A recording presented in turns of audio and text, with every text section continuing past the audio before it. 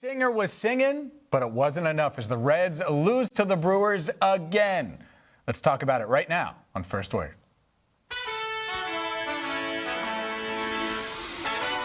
Welcome to First Word, Cincinnati's only morning sports show, breaking down the biggest moments and the stories shaping Cincinnati sports with analysis that cuts through. First Word, setting the agenda in Cincinnati sports.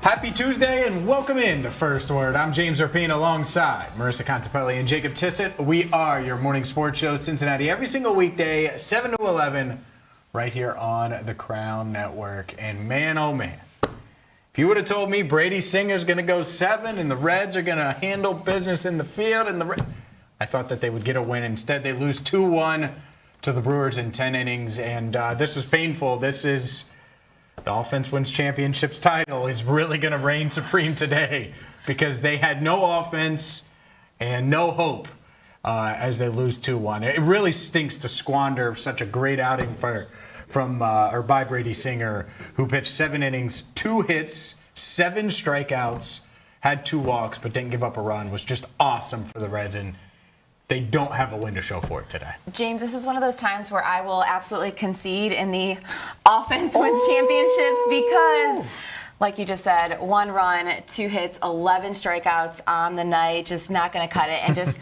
tough thing to watch, especially when you had Singer just was absolutely sensational. Held Milwaukee hitless through 3 innings, had the season high 7 Ks, season high 7 innings pitched and 104 pitches. He was just everything you needed out of him to give you a chance, and it was just such a tough thing to see them not being able to come through. Only the second time this year a Red starter's gotten through 7 innings, and I certainly wouldn't have guessed that it would be Brady Singer add his name to that list, but certainly great to see, and he's been awesome this whole month. An ERA below 2 in the month of June so far, so hopefully a resurgence to those back of the baseball card numbers we kept referencing through the hard months for Brady Singer. But I think the other thing here is Brandon Woodruff just dominating this Reds lineup, and this is something that we've seen from Woodruff really his whole career in Milwaukee. He has 21 games after last night in his career with 10 or more Ks. 6 of those 21 have come against the Cincinnati Reds. He has had their number his whole career, and more of the same last night as he was perfect through 5 innings.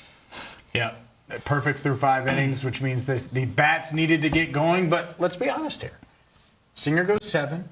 Then Sam Moll comes in, gives you an inning. You get through the 9th inning. You're getting into extras, and things went haywire in the 10th inning with Tony Santillan giving up a couple of runs. The Reds ultimately lose 2-1. Here's Terry Francona on what went wrong in the 10th. You know, if you give up 1, you feel like we got a runner on second. The breaking ball that got away, that changes the game a lot. I would say, though, I thought our guys pitched terrific. When they pitch like that, it's a lot easier to feel like the glass is half full. On the hitting side, Woodruff certainly spotting it, not high velocity. How was he able to get it by your hitters tonight? One, his fastball definitely plays up, and he slowed us down, and then he elevated, and he got it past our barrels pretty consistently, and he throw a little change-up breaking ball, located really, really well. He's a good pitcher. He hadn't been locating in some of his rehab starts, but he certainly did tonight. Singer last few times, particularly tonight. What made him so effective tonight? Well, he looks a lot more like Singer. You can tell his confidence is growing, and he's been working hard. Got some swings like below the zone on the breaking ball. Got some up high on the fastball. Changed their eye levels. Other than the second inning when he just had a string of balls where he had to lead off, but he pitched out of it. He was terrific. How much do you almost feel like you have a weapon in Tyler Stevenson back there with the way he's been able to use ABS? He's really worked hard at it. I know Haas has spent a lot of time with the catchers, and they have been really diligent, and he's become very good. I agree with you. While you're in it, are scoreless pitching duels like that torture or fun? I wish we were up 10-0, but that's kind of a fun game to be a part of. You stuck with Singer against the lefties in the 7th in a pit-off. What went into that decision? Well, 1, I thought he was pitching really well, and 2, we bring in a lefty, they're not gonna leave those lefties in the game. Tony went to yesterday, comes back today. Is that just the type of pitcher that Tony is? And he threw 16 pitches. Yeah. I mean, I grilled him pretty good. He feels good, and when Tony's good, he can pitch, and he wants to pitch. And again, we certainly don't want to hurt anybody, but he has that ability. He's one of the better ones in that regard.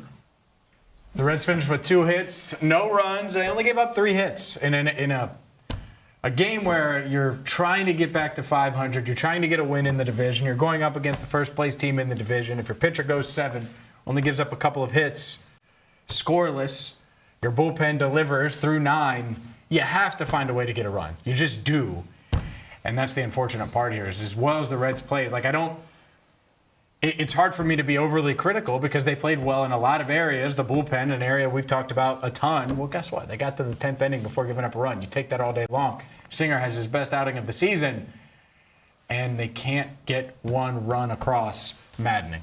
Yeah, no earned runs on the day for the Reds. The only run they scored is the free runner in extra innings, couldn't do anything on their own. And that's the frustrating thing, especially after the Yankee series and focusing on Saturday's game. When you score 10 runs against a really good Yankees team, it seems like this has been a thing for this Reds offense a lot this year. You string together 2 or 3 games of consistent, productive offense. You think some guys are breaking out of their shell, getting their production back up to where a lot of us hoped it would be before the season. And then you turn around and feel like this Brewers game has happened 2 or 3 times this year, where you go out and can't get a hit, can't get anyone across home plate, and you lose a game that you should win because the pitching staff gives you enough. And when you have Brady Singer on the mound and you go to the bullpen and they can give you 3 guys in a row, Mole, Antone, Brock Burke, not allowing a run, moving that ball along, and then how many times can you ask Tony Santillan to come in and not allow a run? It would have been his 8th appearance in a row. You have to give these guys more wiggle room than this. Exactly. It's extremely difficult to be overly critical of Santillan today because he was just, I feel like, put in a tough spot where you had just mentioned he had gone 7 straight appearances,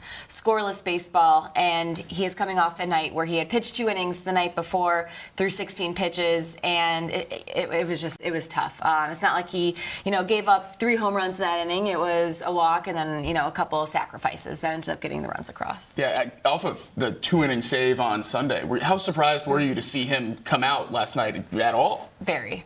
I was too. But that's it. That's the guy they trust. Every game feels so important that you don't have an opportunity. And that's it. There's just so many arms, and Emilio Pagan's working his way back and all of this. But, there's only so many guys you trust. What I think is interesting is I think Brady Singer's moving into that realm. If you do that against the Brewers, yeah. In a big spot like that, we talked about how big this series was, how much we were questioning Brady Singer. Well, as Jacob pointed out, he's been good for most of June, and this is really good to see, really encouraging to see. It's also a reminder of how much they need ELLY De La Cruz, and they need some pop in that lineup as much as they can get. But Brady Singer, 7 innings, no runs, 2 hits, 7 strikeouts. Here's Singer after the game. Rhythm tonight. What got you there along the way? Yeah, first of all, Steve-O was incredible. He's faced these guys a lot, has a really good game plan, and followed him the whole night. Was able to hit the spot that he called, and I think the sinker was working well and was able to spin under him. Felt good with my stuff, but was happy just to sit back and follow Steve-O. Last couple times, how much confidence have you gained now going forward? Yeah, no, I definitely feel better now than I did in the beginning of the year. But just keep going, keep plugging, keep trying to work on stuff, and give us a chance. How important was it for you? You had the 2 walks in the 2nd inning, 3-0 on Mitchell, I think. Recovered there, and they just got on a roll. What did you do to make that course correction, and how did you start rolling like that? Yeah, I just honestly kind of lost feel in the second, just felt a little out of whack, and then just try to stay competitive in the zone. The sinker was moving a lot, so I was, once I kind of saw them taking some inside, I was able to, kind of use that to my advantage. But I just tried to lock back in and not let the inning kind of unravel there. What did it mean to you to run through the finish line in the 7th? Yeah, that was awesome. Obviously really thankful for Tito letting me go past 100 and letting me go into the 7th too. But I was happy to feel like I obviously haven't done that past even the 6th this year. So to get 7 was cool for me.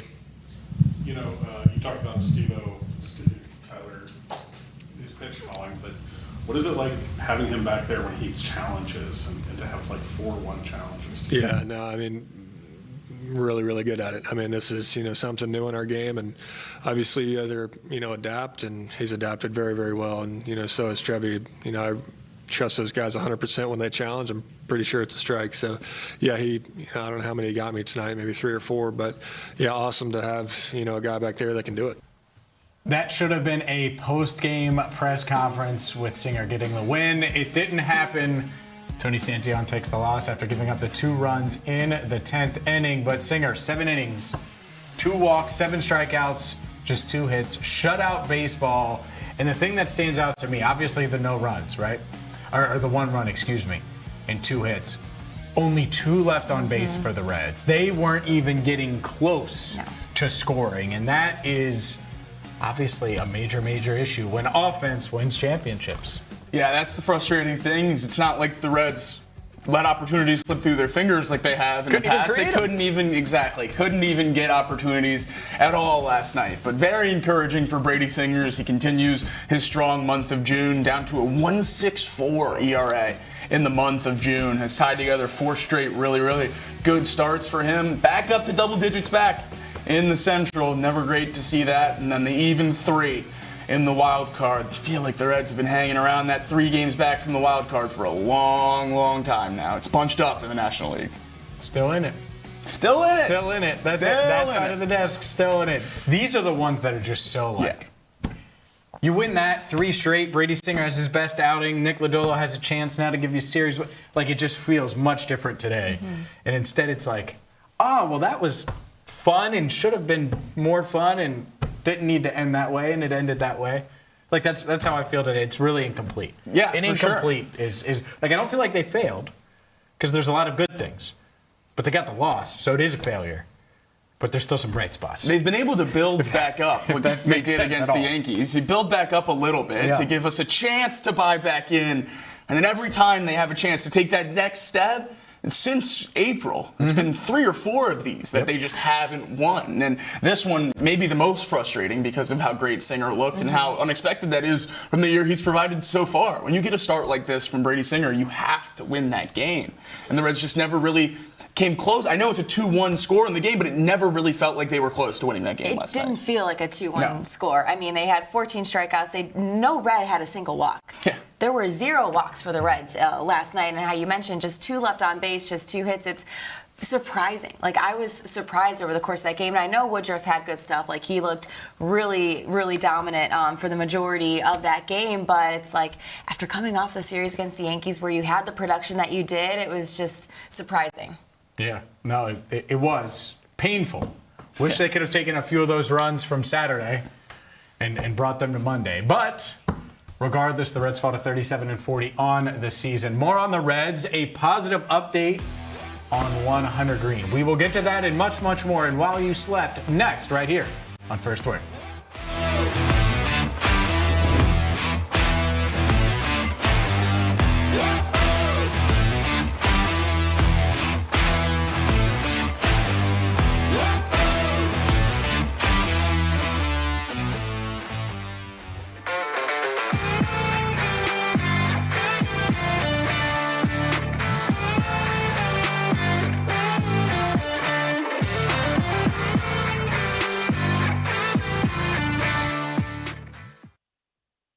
Emotionally, spiritually, like, I love football till the death of me. Like, this is I don't say it's what I feel like it is what I'm called to do. But last year it was hard. It was extremely hard. Like, it was days where, like I said, like, I'm in the building at 6 a.m. drawing up plays, preparing for the Miami Dolphins because they have a really complex offense. I'm just like, dang, I cannot figure this out. Because, like, they do a lot of stuff with their fullbacks. And, like I said, I've never seen a fullback in my life up until last year. So last year was the hardest year of my life. But thinking about, like, where I am right now, it's, like I said, it's night and day. But, like, I'm so confident because of what I went through last year.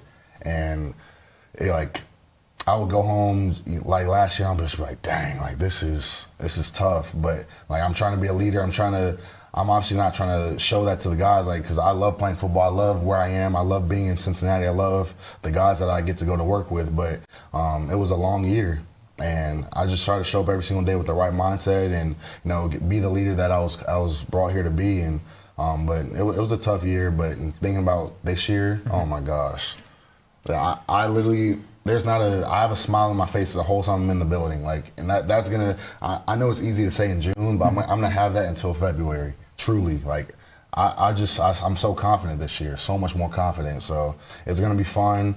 Still have a long way to go, but you know, we're trending in the right direction.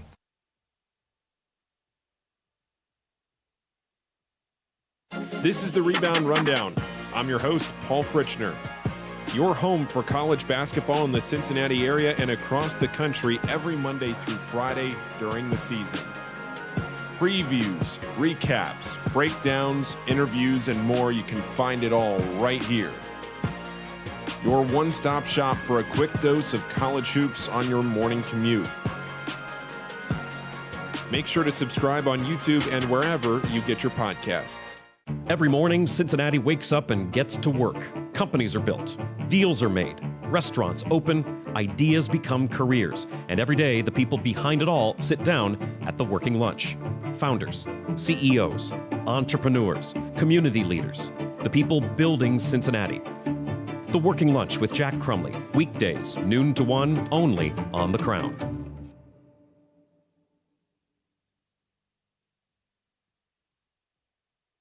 This city deserves its crown. Watch, listen, subscribe.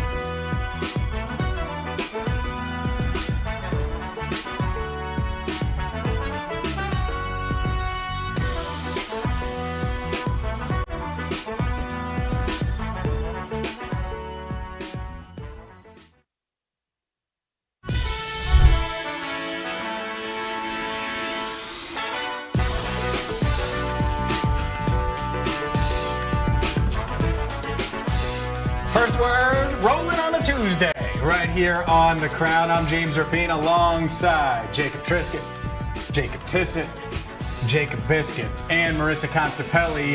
Welcome in. Plenty to dive into, and unfortunately, the Reds, well, they put a big fat donut. I mentioned biscuits and Triscuits. They put a donut on the scoreboard yesterday. Otherwise, had they scored anything, they would have beat the Brewers. In the first 9 innings, they didn't. They go to extras, and they give up 2, only score 1, and the Reds fall to 37-40 on the season, squandering Brady Singer's stellar 7-inning, no-run, 2-hit, 7-strikeout performance. What world are we living in where that happens and the Reds lose? It's not a fun one. No, not at all. This team's margin for error is razor thin. They have to do everything perfectly to win baseball games. The offense needs to string together hits, which obviously they couldn't do last night. You need the starting pitchers to go 6 or 7 innings because there's not enough arms to have confidence in the bullpen, and that showed last night by bringing Tony Santillan out after a 2-inning save on Sunday to close the game or try to win the game on last night. This team just has so much that they need to go right in order to win games that you can't expect it to happen every night, and that's what happens yesterday when the pitching staff does their job and the offense is nowhere to be seen. Well, Brandon Woodruff was awesome for the Brewers. Awesome. The last time he was an All-Star was 2021, which is the same year the Bengals made it to the Super Bowl. So clearly, if you just tie them together, since he pitched like an All-Star yesterday, Super Bowl, Bengals SoFi bout. Yeah, well, we're just going to use that logic to justify it somehow. That's the only way you could get over the hump. Like, there's no way in the year 2026 Woodruff should do that to you, into your lineup. He's a good pitcher. I'm not saying that. And especially that he was making his first start since, I believe it was either April 28th or April 30th, coming off of the right shoulder inflammation. And so he had missed the 2024 season. So it was just... a lot just didn't go right for this Reds team yesterday. And I know he pitched the way he did, but... the bats have to come alive. 14 strikeouts, 2 hits, just not going to cut it. No. 10 of those strikeouts last night from Woodruff. He hadn't had more than 6 since March. Was the last time he had 6 strikeouts. 10 last night against this Reds lineup. Yeah, it was rough. And then you get to the 10th, and it felt like they were on borrowed time.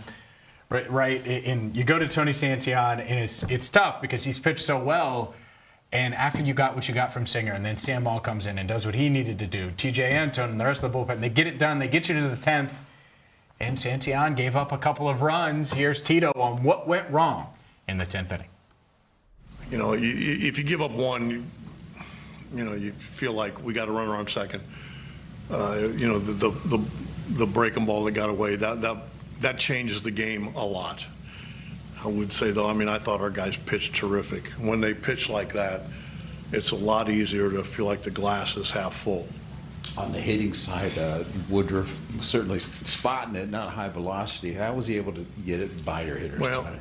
One, his fastball definitely plays up, and he slowed us down, and then he elevated, and he got it past our barrels pretty consistently, and he throw, a little change-up breaking ball. Located really, really well. I mean, he's a good pitcher. He hadn't been locating in some of his rehab starts, but he certainly did tonight. Singer last few times, particularly tonight. What made him so effective tonight? Boy, he looks a lot more like Singer. You can tell his confidence is growing, and he's been working hard. Got some swings like below the zone on the breaking ball. Got some up high on the fastball. Changed their eye levels. Other than, the second inning when he just had a string of balls where he had to lead off, but he pitched out of it. He was terrific. How much do you almost feel like you have a weapon in Tyler Stevenson back there with the way he's been able to use ABS? He's really worked hard at it. I know Haas has spent a lot of time with the catchers, and they have been really diligent, and he's become very good. I agree with you. While you're in it, are scoreless pitching duels like that torture or fun? I mean, I wish we were up 10-0, but that's kind of a fun game to be a part of. You stuck with Singer against the lefties in the 7th in a pit-off. What went into that decision? Well, one, I thought he was pitching really well, and 2, we bring in a lefty. They're not gonna leave those lefties in the game. Tony went to yesterday, comes back today. Is that just the type of pitcher that Tony is? And he threw 16 pitches. Yeah. I mean, I grilled him pretty good. He feels good, and when Tony's good, he can pitch, and he wants to pitch. And again, we certainly don't want to hurt anybody, but he has that ability. He's one of the better ones in that regard. Terry Francona and the Reds fall to 37-40 on the season. You see the one run that they scored in the 10th. Brady Singer, his best outing of the season, best outing in quite some time. Tony Santillan, we gave up the 1 earned run, the 2 runs overall, had the walk. And that's one of the themes. There's one thing you can be picky about. It's the walks, and this Red staff continues to go that route. But let's flip it to the other side. If you're struggling to hit, you see the 2 hits, the 2 left on. Got to find a way to get on base somehow, some way. And this Reds lineup just did not do that yesterday, which is why they're 37-40 on the year. Instead of 8.5 back and 3 straight wins, 10.5 back and 3 back in the wild card. Felt like a chance to pick up a lot of momentum. You win that series in New York. You win game 1 against the Brewers. It was a chance to really get fired up about this team going into a stretch that is probably going to determine which route they take for the season, and they just let it fall through their fingers. And that's the frustrating thing, is it feels like this is the theme of this team, and I don't know how many more times I can be surprised by stuff like this. Yeah, it's tough because, I mean, it's like, what more can we say about the bats just not producing in a game yesterday where you needed to, and especially having the start that Singer did. And again, it was tough to see the 10th inning play out the way it did. I think we were all surprised that Tony Santillan came in after pitching the 2 innings, getting the save the day before through 16 pitches. And yeah, he had the walk. There was a couple sacrifices, and even that wild pitch, very uncharacteristic, and thought Tyler Stevenson probably should have gotten in front of it a little bit more, but it was just a very unfortunate series of events that the way the 10th inning played out. Yep. Reds lose. We will keep you covered. We'll dive into Lodolo Day coming up in a bit right here on First Word. But there is some good news. The injury updates continue. Elly De La Cruz is going to be activated at some point today, expected to play against the Brewers in Game 2. And Hunter Greene also making his way back, his second rehab start tonight against, for the AAA Louisville Bats. So that's good to see. Look at that. What a graphic. They did a phenomenal job. It looks like a movie poster. Like, heck, I want to get out to that game. Now, very excited to see Hunter making his return here slowly but surely. Should be seeing him up here in Cincinnati. Feels like in no time. The fact that he's making a nice start down there in Louisville should be a treat for the fans to see down there. Would expect another one, maybe two after this before Hunter joins the big league club, but certainly just starting to think about that rotation when he's back. Hunter at the 1, Chase Burns at the 2, the way Abbott's pitching right now, June Brady Singer's your 5 arm. It's a pretty scary rotation. Yeah, an outing like yesterday is like, okay, you gonna go get another bat? That's what they should have done this offseason. And you can make that argument for sure at the deadline, like try to find one. It doesn't feel like they have enough right now. And there's more there. There's more to that discussion, but it certainly feels that way. More on the Reds coming up in a bit. Lionel Messi, well, he just continues to break records in the World Cup. GOAT? GOAT? Might be the GOAT. He is the GOAT. Not might be. He is the GOAT. There you go. Messi broke the all-time record for goals in a World Cup. There you go. And, man, look at all of those records that he set. Most FIFA World Cup matches played, most FIFA World Cup finals, goals by a soccer player at 18, most matches won by a player at the World Cup, most minutes. History for Lionel Messi.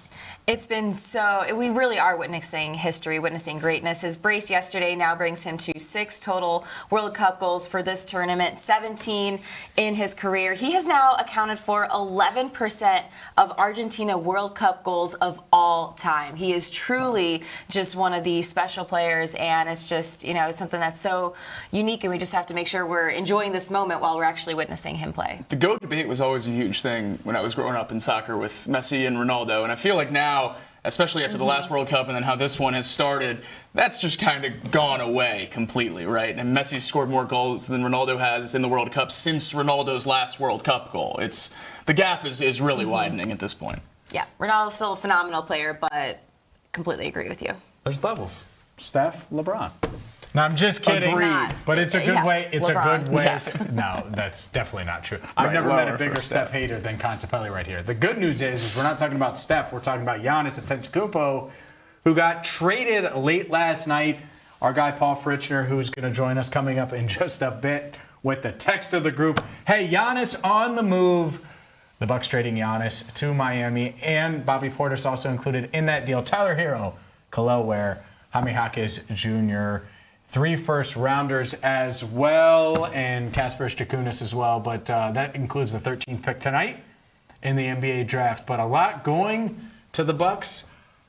Still doesn't feel like it's a ton, though. It's Giannis Antetokounmpo. It doesn't feel like a ton? It doesn't. I had the exact opposite reaction to this. This was way too much. Yeah, I think this is the biggest How many of those guys are good? Jaquez.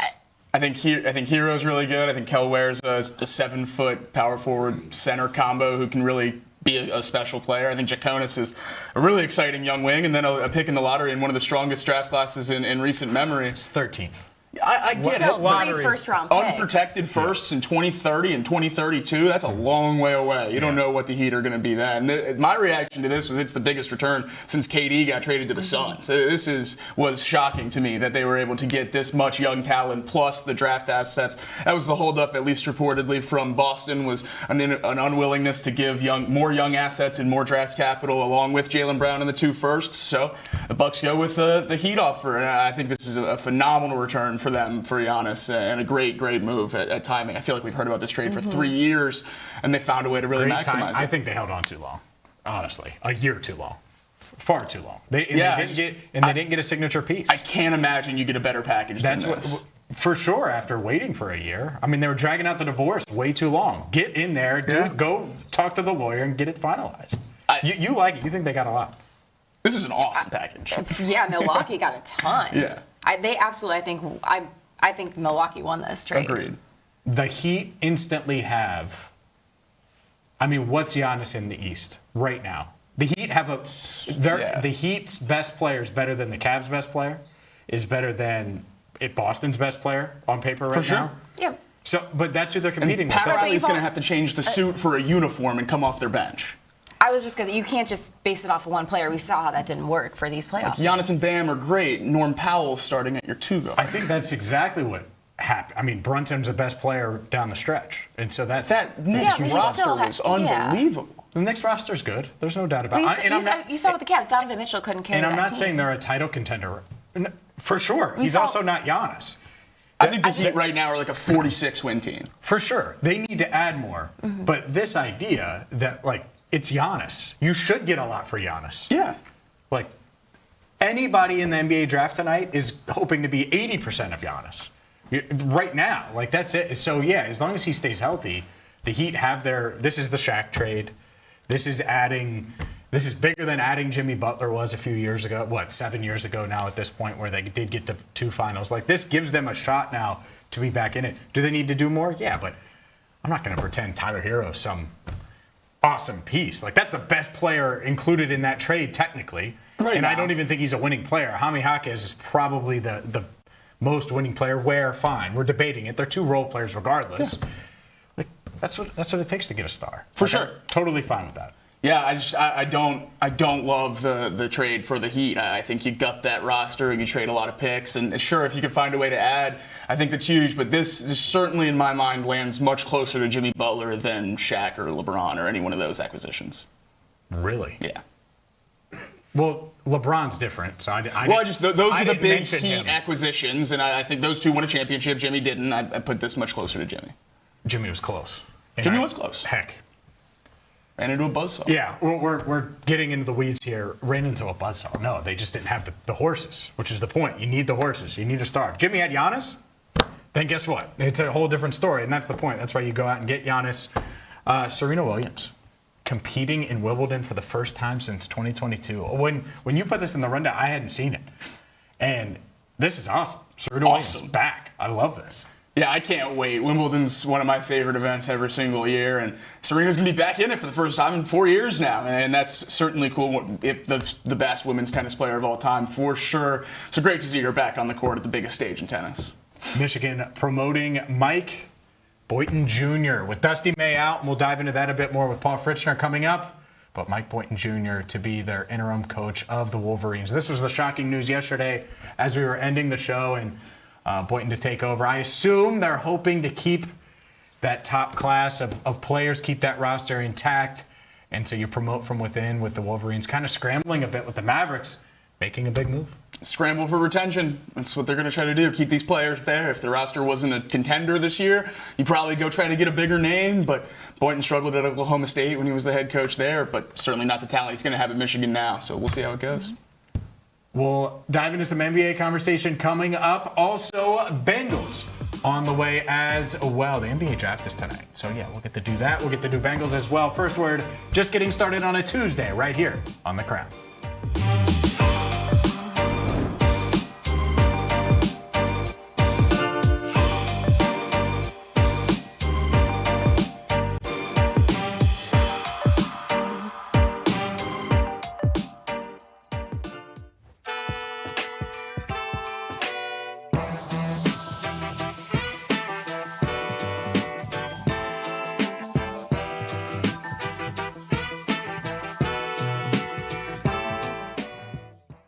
What is The Crown? It's simple, really. Authentic Cincinnati entertainment. Not hot takes from a studio 3 states away. Not national noise pretending to know this city. Rather, bringing a voice to those who call the Queen City home. Where can I watch The Crown shows? Join us live from 7 to 11 a.m. for First Word and 12 to 1 for the Working Lunch on RESN. No live TV? No problem. Stream and interact with all of our content on major podcast, broadcast, and streaming platforms. The Crown is Cincinnati. Loud, passionate, competitive, proud. From early morning sports debates to the business leaders shaping the riverfront, to the fans, stories, moments, and culture that make this place move. Live shows, podcasts, documentaries, digital content built from Cincinnati, for Cincinnati. This is The Crown.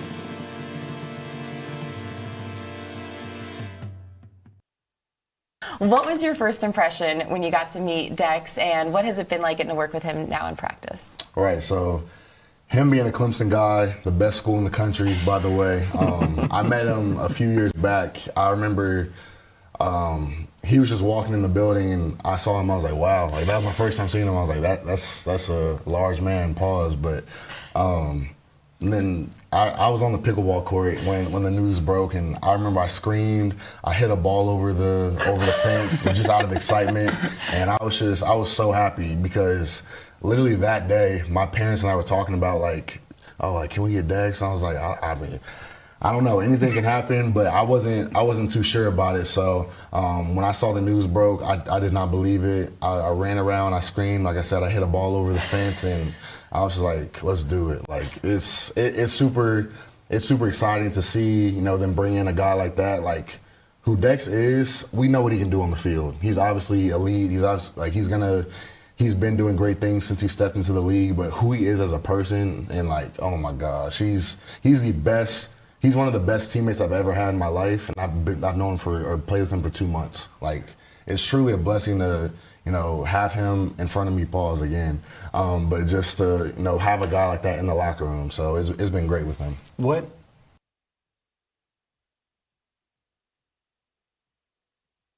This city deserves its crown. Watch, listen, subscribe.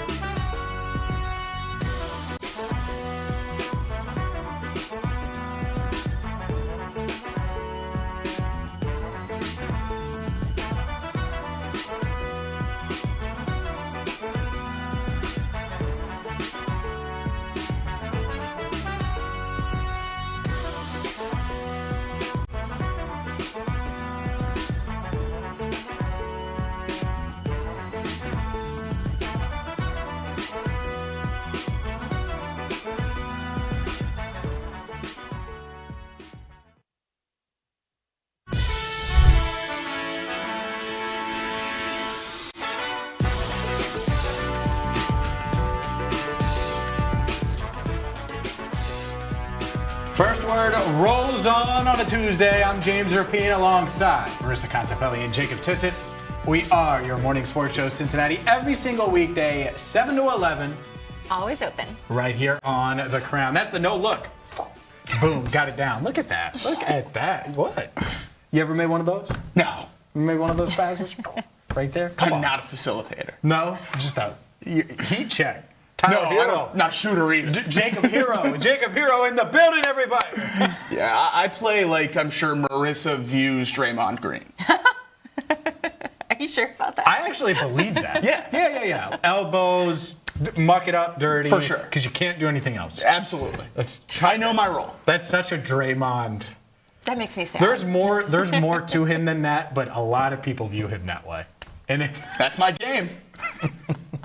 I hope not the intelligence part. No. It's the physicality and like half the rebounding. Half the rebounding. Oh my goodness. Well, guess who I'm not picking in pickup first, second, or third when the First Word crew plays. We'll take Air. We'll take Rod. We'll take Gabe. You want? I heard Gabe can. It's an important role in 5-on-5. It is.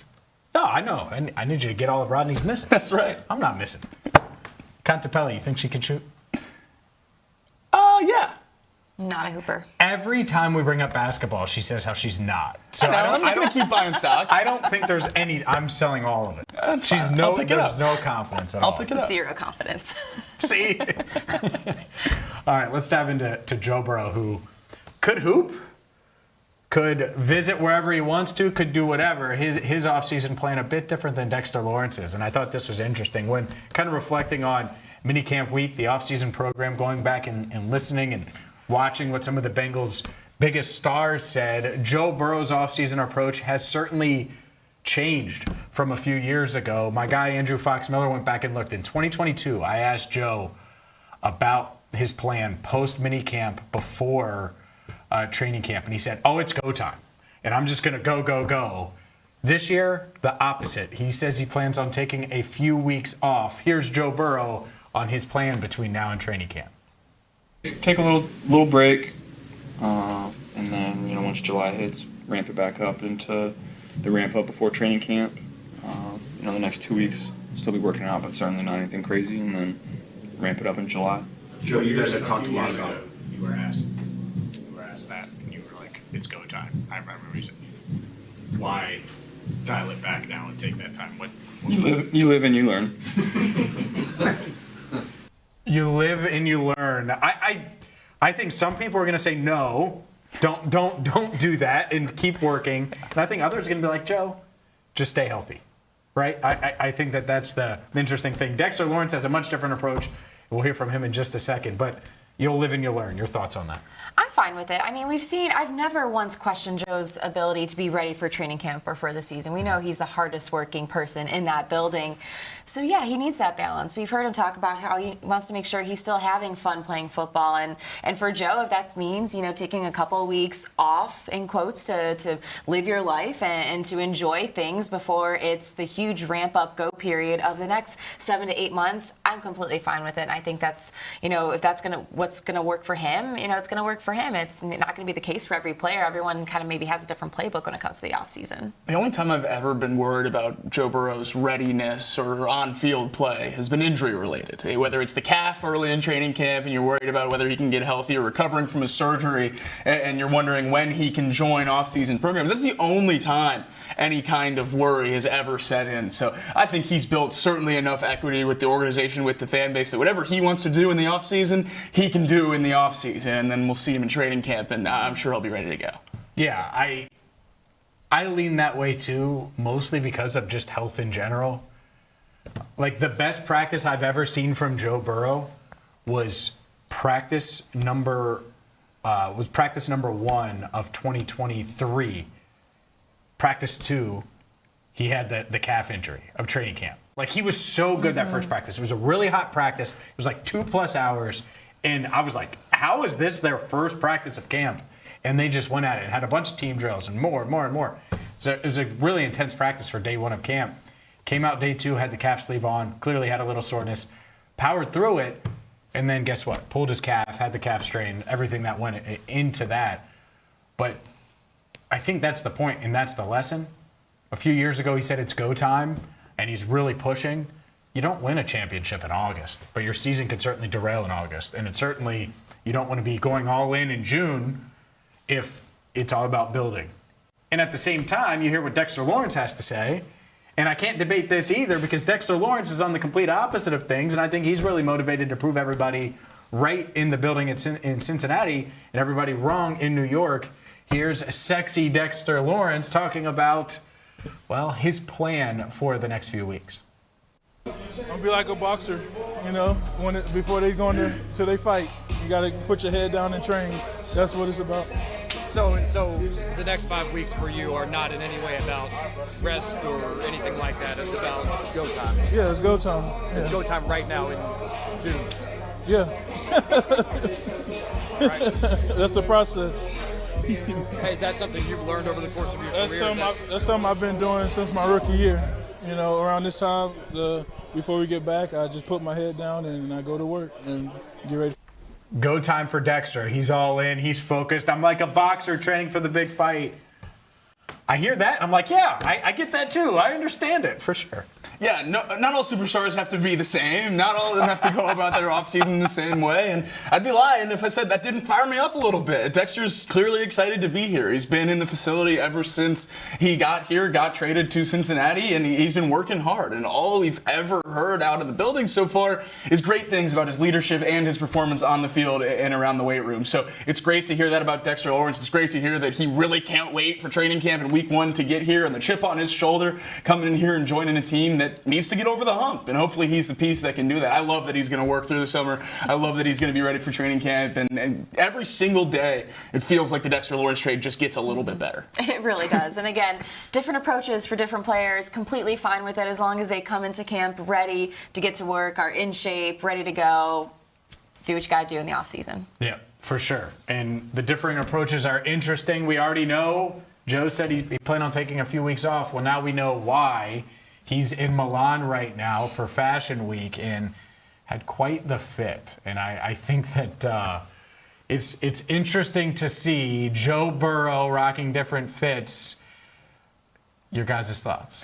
It was June 23rd. I thought we might get through the summer this year without a questionable Joe Burrow fashion fit, but here we go. And it's all right. These fashion weeks, not my cup of tea all the time, but this is not one of his worst outfits. I'll just put it that way. It's also not one of his best. Hey. Joe can be a very fashionable guy. Usually has some great game day fits. This probably ranks near the bottom of fits that I've seen him in recent memory. Leave this up, Gabe, for a second, because this is a fit for the desk. Joe Burrow's trying this because he wants to join the First Word desk. Joe, I understand. You're more than welcome to wear that. And why do I say the desk? Because the top up, that's all we'll see at the desk, and I think that fit would look really good on set. Absolutely. The first thing I thought of was the 2024 Olympics, where Ralph Lauren had all the players in jeans and navy blazers. It's exactly what this one looks like. It's stuff that people own, and that's the biggest thing. This jacket has a back on it. Maybe he's wearing normal shoes. I think all of this is steps in the right direction. Yes. For sure. Yeah. Top half, honestly, like an A for me. Bottom half, a bit questionable. Yeah. Glasses, get with them. Haircut, big thumbs up. Yeah. So there we go. There's your Joe Burrow fashion advice. But by the way, I'm no fashion expert. But that's what you get when Joe Burrow's going to go to Fashion Week in Milan. Do you think Dexter should go to Fashion Week in Milan? Yes. I'd be all in. Yes. All in on that. Here's the other thing I was thinking of when comparing the two, Joe's dialed back rest training. I know he still lifts every day. That's just, he's still working hard. And that's the funny thing. It's I'm going to take some time off. It means he's probably not throwing 400 passes a day. And it's just normal workout schedule for Joe. Yeah, and that's great. I really am just not, of anyone possible on the Bengals roster to talk about their offseason work, he's the one that I'm least worried about, because he'll be ready to go. He'll be ready to throw. His arm obviously works when he's healthy, and he's really, really good when he's on the field. So I think anything to give more miles for those tires throughout the season and maybe not wear him down is great. And if not, it's just him taking a little bit of time to relax before the season, that's great too. So I really just don't feel any type of way about Burrow taking time off, and I was a little bit surprised. Sounded like some people might have. Yeah. Dexter Lawrence, not taking time off, but who knows? It might be a balance where they're both working out around the same. But up next, a controversial take that we asked you about. What's the word? Our poll question of the day. We'll get into the results next right here on First Word.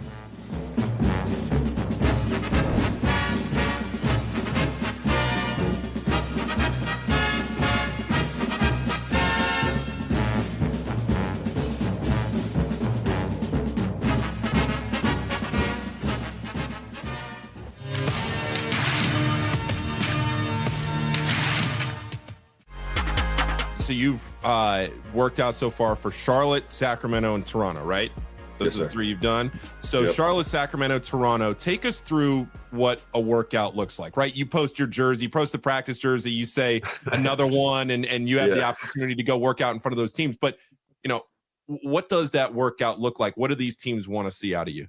So basically a day, just, a day going to a workout, leaving the hotel probably between 7 and 7:45 in the morning, get into the arena, eating breakfast, and then, you get measurements, you get testing, you go through the whole combine testing. And I feel like I was very disrespected not getting any combine invite. I felt like I was the only first team Big East guy to not get a combine invite, which I thought was crazy. Just add more fuel to the fire. Does that, okay, I didn't need a reason, but you just gave me another reason to prove who I am. So I was like, all right, bet. So I have to go through combine testing every workout that I go to because, I didn't have the numbers at the combine. So I had to do it every single time. And I just had to keep my body in peak physical shape to, improve my numbers each workout. So you go through the combine testing and then you go through another warm up. And then each team is a little bit different in how they do their workouts. With Charlotte, you did a lot more drills at the start. and then playing at Toronto, it was mostly just playing. Like you shot, like you're shooting and then you're playing. At the Kings, kind of like Charlotte, but it was less drills and a lot more playing. You're playing out of like concepts. You're playing with dribble limits, 10-second shot clock, 5-second shot clock, it's all these things. So every team is different, but it's mostly just they want to see like who you are as a person. They want to see like, are you really, a dog? Like even if you're not making shots, like they just want to see like the type of person you are, the type of player you are. Like, are you what the film says you are? And they just want to be either proved right or proved wrong.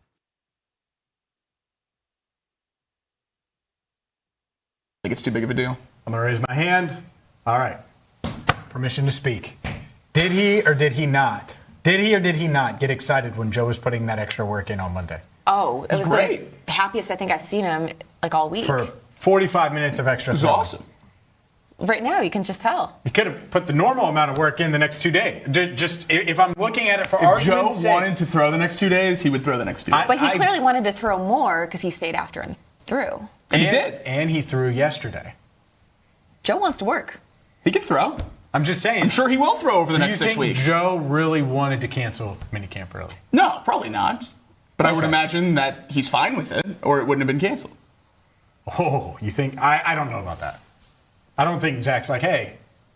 Not just. This is a hard thing to not have a conversation with anyone on the team about, though, right? Sure, like vibes-wise, we got everything we need to get done. That stuff. That's what I mean.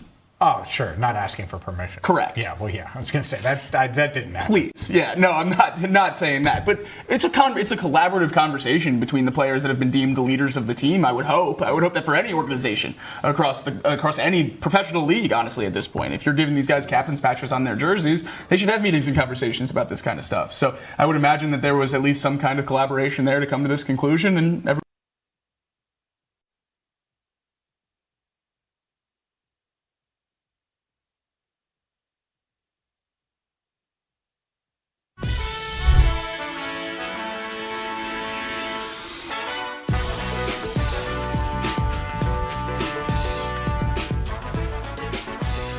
Should the Bengals be interested in Brendan Sorsby? Welcome back to First Word. I'm James Rapine alongside Marissa Contepelli and Jacob Tissett. We are your morning sports show, Cincinnati. Brendan Sorsby working out for teams, talking with teams, going to have a pro day coming up next month, hoping to get selected in the NFL supplemental draft. And this is a topic that we hit on yesterday, a little buy or sell. I was the one at the desk that bought the idea that the Bengals should be willing to use a draft pick in the supplemental draft on Brendan Sorsby. I threw out specifically a 5th-round pick. The rest of the desk disagreed. We wanted to hear from you, and that's why it's our What's the Word poll question of the day. And 78.9% of you agree with Marissa and Jacob. Sell the idea that the Bengals should use a pick on Sorsby in the supplemental draft. 19.7% of you say buy a day 3 pick. 1.4% say buy day 2 pick. Obviously, no one's going to say use a first rounder on Brendan Sorsby, but those are the 3 options. I, for one, am not shocked that the majority are selling this. No, it's reassuring that the majority of our viewers and fans agree with the right side of the desk over here. Dramatic. Can we just box up that 19.7% for a second and discuss the 1.4? Okay, if you want to talk about the 1.4. What are we talking about here? A day 2 pick? Jermaine Burton was a day 2 pick. And I think I'd rather still have Jermaine Burton than use a day 2 pick on Brendan Sorsby. That's not true. He would be the QB4 of this team. Jermaine Burton was a far bigger distraction. Wash as a distraction. At best, a wash. For Which sure. shows you, it says a lot about Burton. Yeah, absolutely. But that's the what I point mean. is, Like, you don't need to use that kind of pick on whatever you take in the day 2, I would rather roll the dice there than on Brendan Sorsby.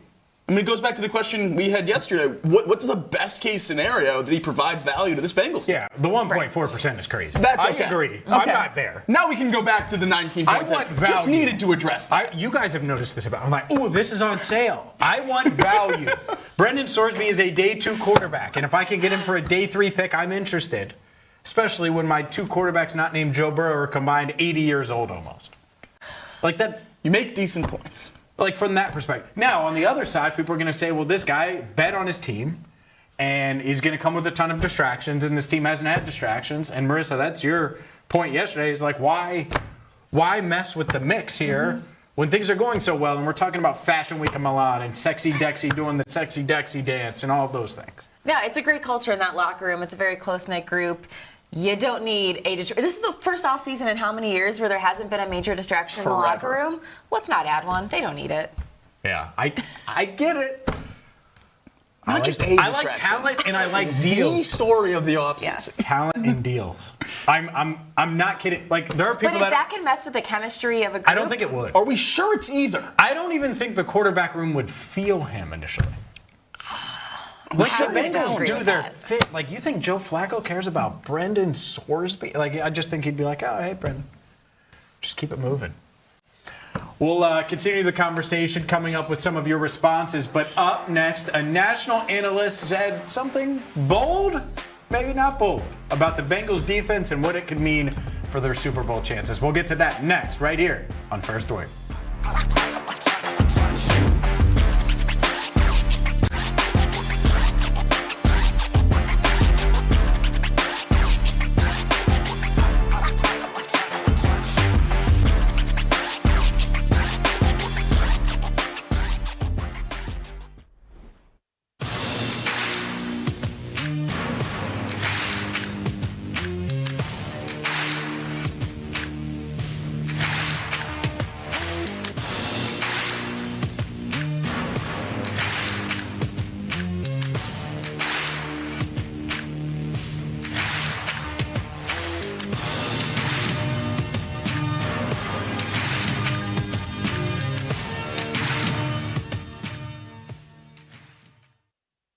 About us, and then First Word talked about him, and every national show that you can think of yesterday talked about Joe Burrow, and we're going to hear from all of them coming up in a second. But the power of Joe on full display this week. Yeah, absolutely. And this is the goal. And this is what changes when you have a quarterback like this and a team like the Bengals. You get talked about differently. And that's what the frustration's been over the last 3 years, is that the Bengals should have been better and should have been striving for higher goals than they were in the last couple of years. And now there's a roster that matches that. And that's where a lot of the excitement comes from Joe and the rest of the locker room as well, is I finally feel like, especially from the offensive side of the ball, they have a defense to match now. And they can go compete for a championship. And you can really feel the excitement. And it's not just Joe, even though his quotes are what we hold on to the most, probably. Everyone continually says how excited they are about this team, and I think we should all feel the same way. We should. And when Joe Burrow speaks, everyone is listening. And I love how Joe said in his presser that he wants the Bengals to be in the conversation. He wants everyone talking about this team nationally. Much different kind of tone and feel that we heard out of Burrow this week. Yeah, no doubt about it. And I think when he says something that is a bit different, because you're right, he's a star quarterback. I don't think many star quarterbacks, even if they said what Joe said, make the news, the headlines that were made. The Bengals were the talk of the country yesterday, and it started with Pat McAfee on the Pat McAfee Show talking.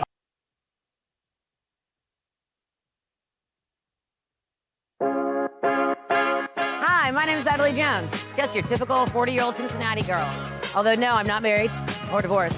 I don't have any kids, and I don't live in the neighborhood I grew up in, which is the West Side, by the way. But what I do have is a lot of freaking time, and I've been using it well. So come along with me on this grand adventure, because I've been trying all the new around town that you need to know about. This is Nat Tries That.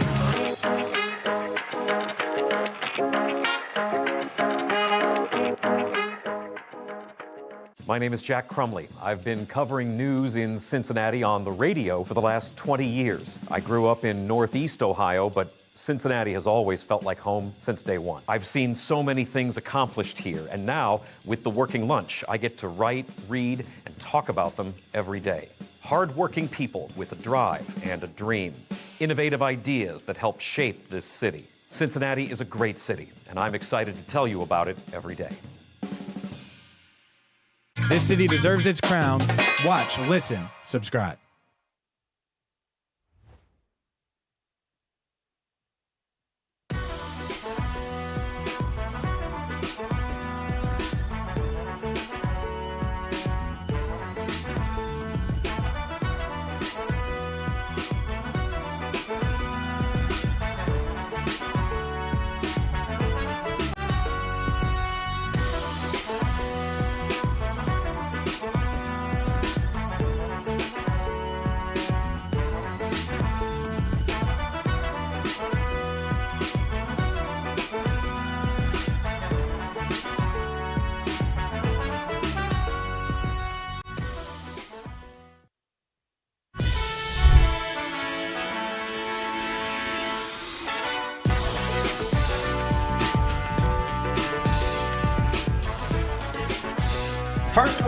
rolls on. Welcome in. I'm James Rapine alongside Jacob Tissett, Marissa Contepelli. I was cooked during the break. Cooked.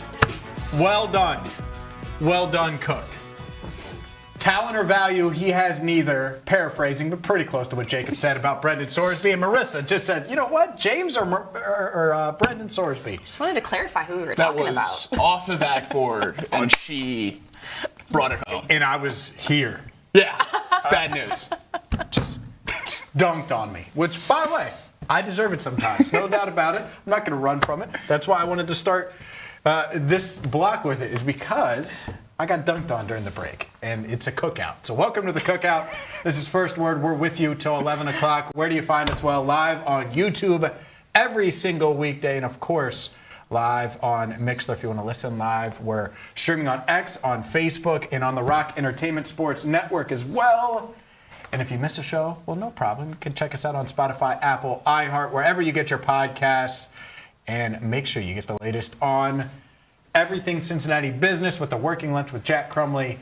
Check out Nat Tries That, The Nat Jones Show, and the Rebound Rundown with Paul Fritschner. Speaking of PDF, he's going to join us in 34 minutes on the dot right here to talk about the NBA draft. How about that? Big time.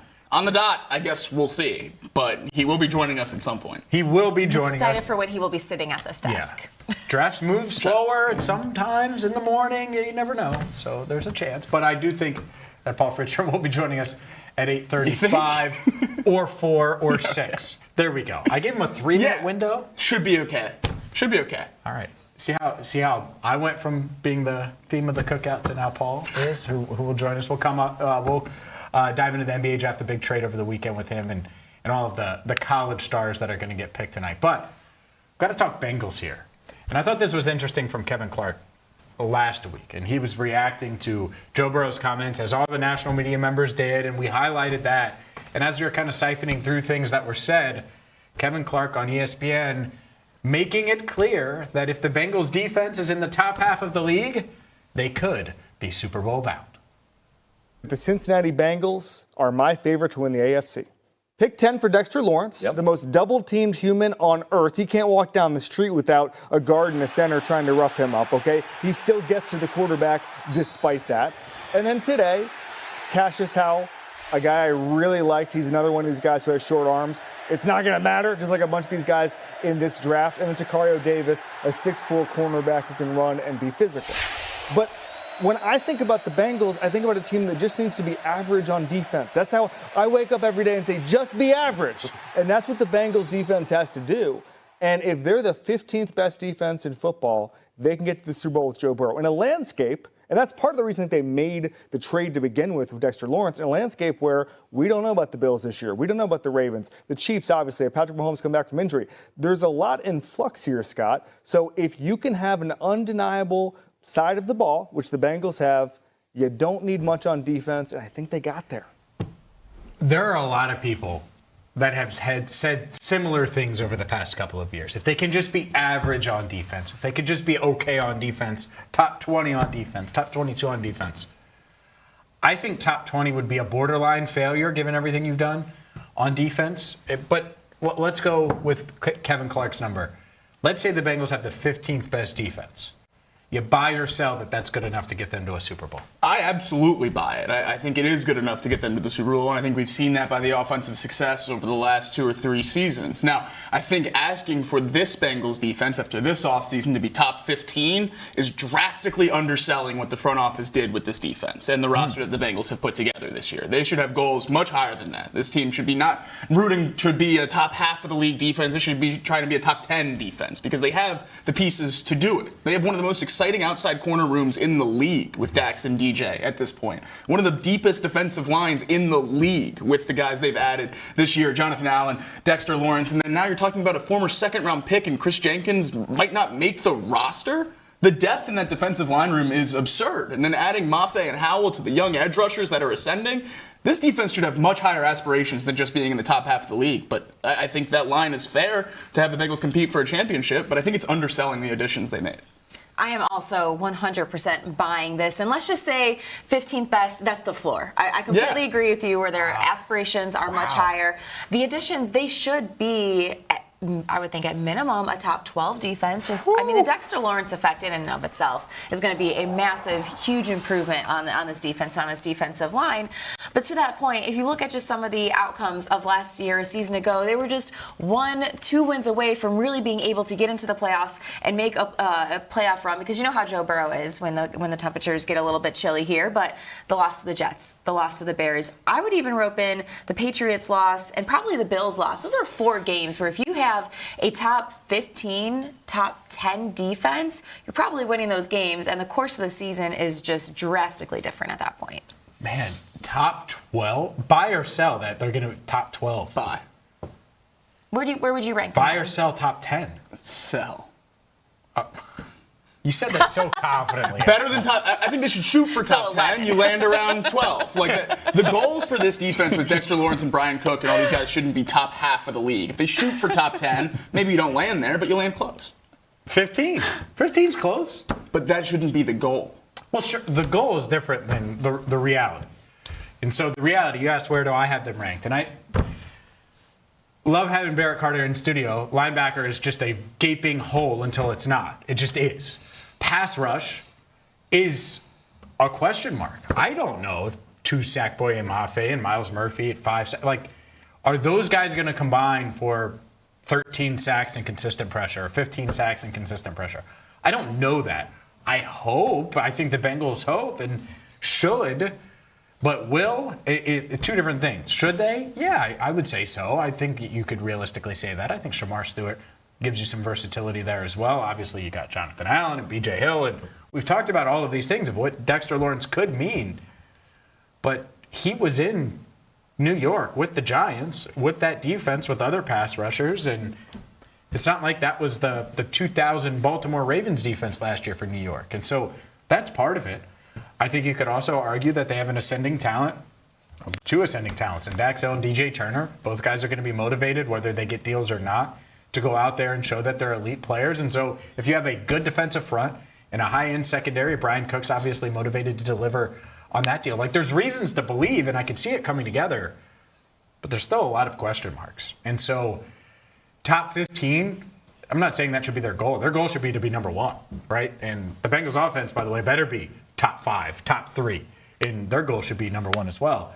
But if the Bengals defense is 15th in the league, I think they're going to be really darn good. And part of it is making sure you can close out games. That's part of it with 15th. If you're 15th in the NFL, but you're giving up a bunch of points in the final 8 minutes of the game, and you're not up by 3 scores, well, that's painful.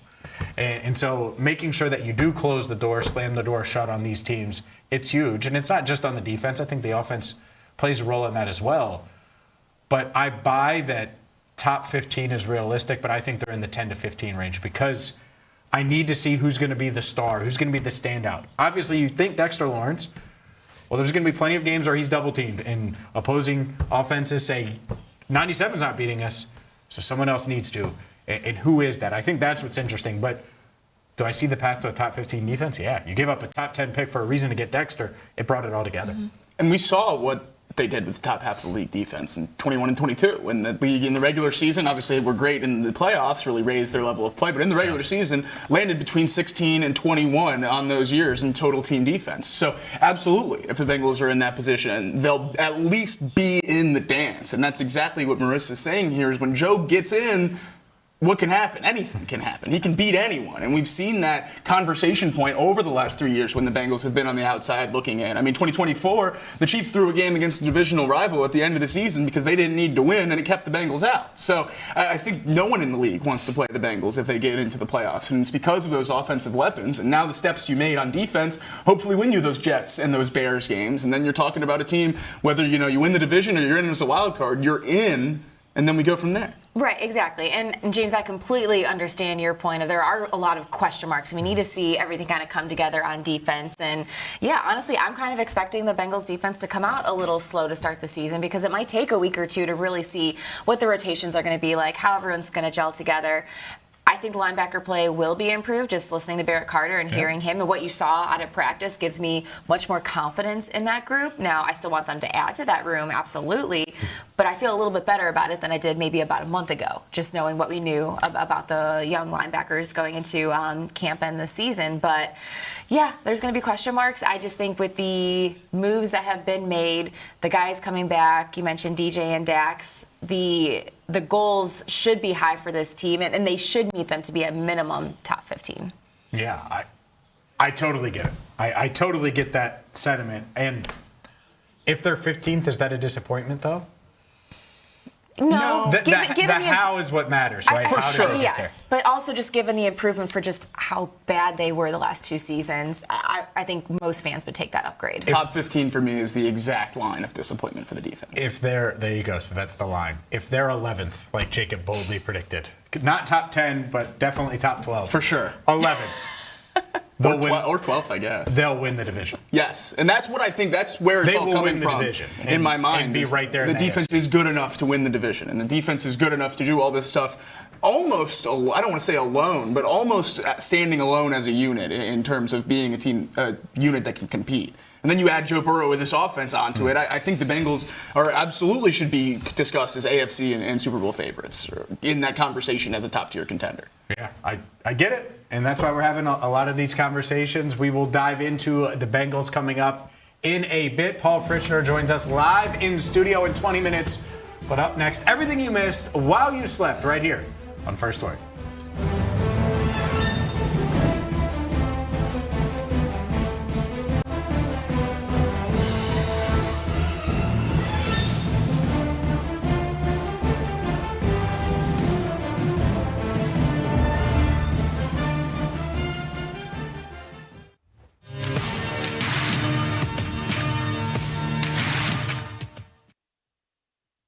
Cincinnati fans that are watching this, Jared Calhoun takes over the program for the Bearcats. A dynamic hire, somebody that has ties to the program. What are your thoughts on Cincinnati going back to the well, getting a Cincinnati guy, and how much he can change that program? Well, I think he's changing it already. I expect Cincinnati basketball to be back on the map. I expect them to be an NCAA tournament program again. And you just look at what he's done in the transfer portal, going all over, bringing a couple of guys with him from Utah State that'll certainly be helpful. Going and getting Tyler Tejada from Towson. That guy is ready for the high major level. He's a 6'9" wing who can do it all, scored a number of levels. You go and you get Miles Colvin, who's a 6'5" guy who's been around the block, a couple of high major schools, but I think is a player and can really play. You look at their roster, and they did a nice job of identifying different guards who provide length and versatility. And when you hire Jared Calhoun, it instantly, I think, just changes the complexion of your program because you get one of your guys, he gets the program, he understands the area, and he understands he's a grinder, man. You know, he really is. You do it at Youngstown State, Utah State, you've got something cooking. And I think when you look at what they did with their roster, they did a really nice job. But I can't, to me, the Crosstown Shootout is about to have new life in Cincinnati.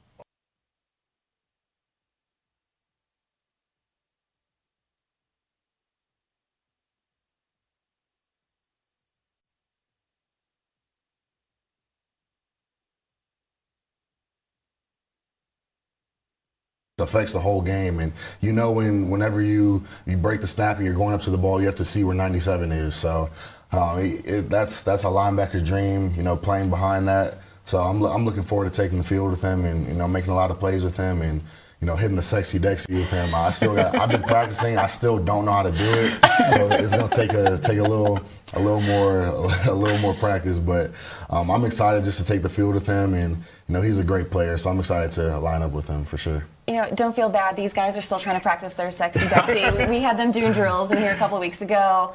A lot of work needs to be done. You weren't too far off. We're getting there. We're getting there, you know. Pressure's on you, though. Yeah. You got plenty of eyeballs on you. I tried in the mirror, and it just, I do it so uncoordinated, and yeah, I got to work on it, but it'll come.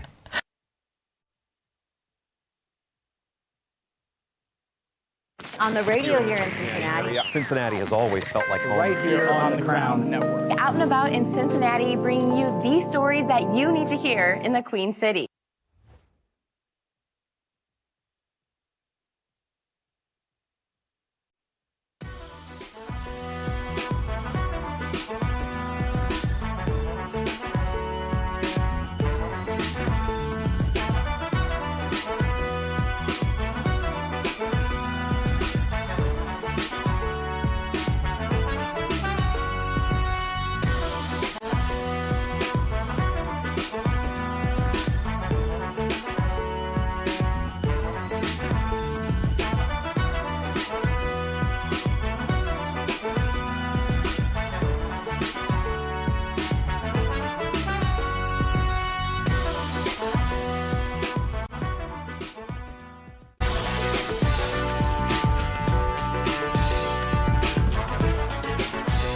First word, rolling on a Tuesday, right here on The Crown. I'm James Rapine alongside Jacob Trisket, Jacob Tissett, Jacob Biscuit, and Marissa Contepelli.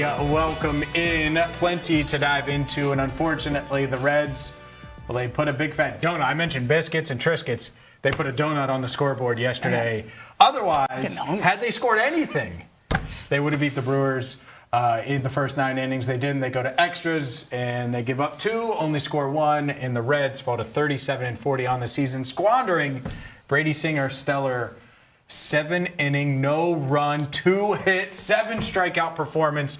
What world are we living in where that happens and the Reds lose? It's not a fun one. No, not at all. This team's margin for error is razor thin. They have to do everything perfectly to win baseball games. The offense needs to string together hits, which obviously they couldn't do last night. You need the starting pitchers to go 6 or 7 innings because there's not enough arms to have confidence in the bullpen, and that showed last night by bringing Tony Santillan out after a 2-inning save on Sunday to close the game or try to win the game on the last night. This team just has so much that they need to go right in order to win games that you can't expect it to happen every night, and that's what happens yesterday when the pitching staff does their job and the offense is nowhere to be seen. Well, Brandon Woodruff was awesome for the Brewers. Awesome. The last time he was an All-Star was 2021, which is the same year the Bengals made it to the Super Bowl. So clearly, if you just tie them together, since he pitched like an All-Star yesterday, Super Bowl, Bengals SoFi bout. Yeah, well, we're just going to use that logic to justify it somehow. That's the only way you could get over the hump. Like, there's no way in the year 2026 Woodruff should do that to you into your lineup. He's a good pitcher. I'm not saying that. And especially that he was making his first start since, I believe it was either April 28th or April 30th, coming off of the right shoulder inflammation. And so he had missed the 2024 season. So it was just, a lot just didn't go right for this Reds team yesterday. And I know he pitched the way he did, but the bats have to come alive. 14 strikeouts, 2 hits, just not going to cut it. No. 10 of those strikeouts last night from Woodruff. He hadn't had more than 6 since March was the last time he had 6 strikeouts. 10 last night against this Reds lineup. Yeah, it was rough. And then you get to the 10th, and it felt like they were on borrowed time. Right? And you go to Tony Santillan, and it's tough because he's pitched so well. And after you got what you got from Singer, and then Sam Ball comes in and does what he needed to do, TJ Antone and the rest of the bullpen, they get it done. They get you to the 10th, and Santillan gave up a couple of runs. Here's Tito on what went wrong in the 10th inning. You know, if you give up one, you feel like we got a runner on second. The breaking ball that got away, that changes the game a lot. I would say, though, I thought our guys pitched terrific. When they pitch like that, it's a lot easier to feel like the glass is half full. On the hitting side, Woodruff certainly spotting it, not high velocity. How was he able to get it by your hitters? Well, one, his fastball definitely plays up, and he slowed us down, and then he elevated, and he got it past our barrels pretty consistently, and he throw a little change-up breaking ball. Located really, really well. He's a good pitcher. He hadn't been locating in some of his rehab starts, but he certainly did tonight. Singer last few times, particularly tonight. What made him so effective tonight? Boy, he looks a lot more like Singer. You can tell his confidence is growing, and he's been working hard. Got some swings like below the zone on the breaking ball. Got some up high on the fastball. Changed their eye levels. other than was this thing the second inning when he just had a string of balls where he had to lead off, but he pitched out of it. He was terrific. How much do you almost feel like you have a weapon in Tyler Stevenson back there with the way he's been able to use ABS? He's really worked hard at it. I know Haas has spent a lot of time with the catchers, and they have been really diligent, and he's become very good. I agree with you. While you're in it, are scoreless pitching duels like that torture or fun? I mean, I wish we were up 10-0, but that's kind of a fun game to be a part of. You stuck with Singer against the lefties in the seventh in a pit-off. What went into that decision? Well, one, I thought he was pitching really well, and two, we bring in a lefty. They're not gonna leave those lefties in the game. Tony went to yesterday, comes back today. Is that just the type of pitcher that Tony is? And he threw 16 pitches. Yeah. I mean, I grilled him pretty good. He feels good, and when Tony's good, he can pitch, and he wants to pitch. And again, we certainly don't want to hurt anybody, but he has that ability. He's one of the better ones in that regard. Terry Francona and the Reds fall to 37-40 on the season. You see the one run that they scored in the 10th. Brady Singer, his best outing of the season, best outing in quite some time. Tony Santillan, we gave up the one earned run, the 2 runs overall, had the walk. And that's one of the themes. There's one thing you can be picky about. It's the walks, and this Red staff continues to go that route. But let's flip it to the other side. If you're struggling to hit, you see the 2 hits, the 2 left on. Got to find a way to get on base somehow, some way. And this Reds lineup just did not do that yesterday, which is why they're 37-40 on the year. Instead of 8.5 back and 3 straight wins, 10.5 back and 3 back in the wild card. Felt like a chance to pick up a lot of momentum. You win that series It would in have for New me. York. You win game 1 against the Brewers. It was a chance to really get fired up about this team going into a stretch that is probably going to determine which route they take for the season, and they just let it fall through their fingers. And that's the frustrating thing, is it feels like this is the theme of this team, and I don't know how many more times I can be surprised by stuff like this.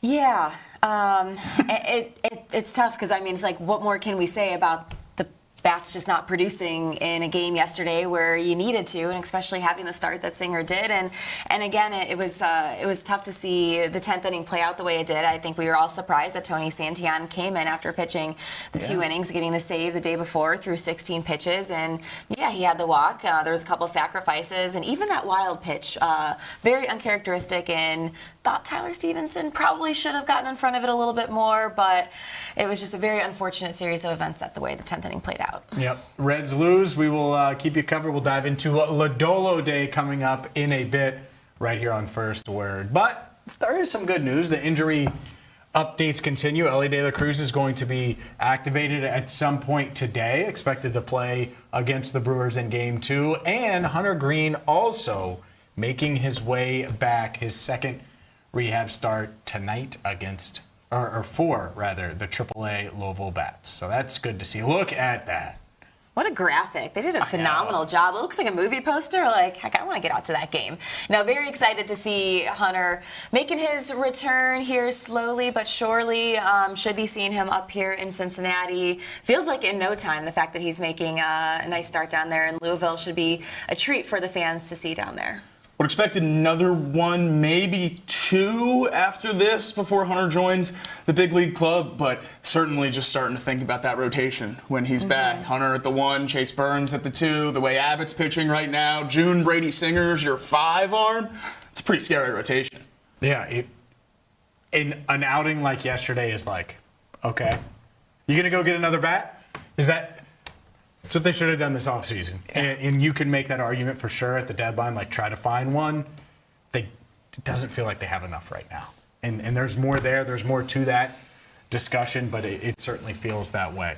More on the Reds coming up in a bit. Lionel Messi, well, he just continues to break records in the World Cup. GOAT? GOAT? Might be the GOAT. He is the GOAT. Not might be. He is the GOAT. There you go. Messi broke the all-time record for goals in a World Cup. There you go. And, man, look at all of those records that he set. Most FIFA World Cup matches played, most FIFA World Cup finals, goals by a soccer player at 18, most matches won by a player at the World Cup, most minutes. History for Lionel Messi.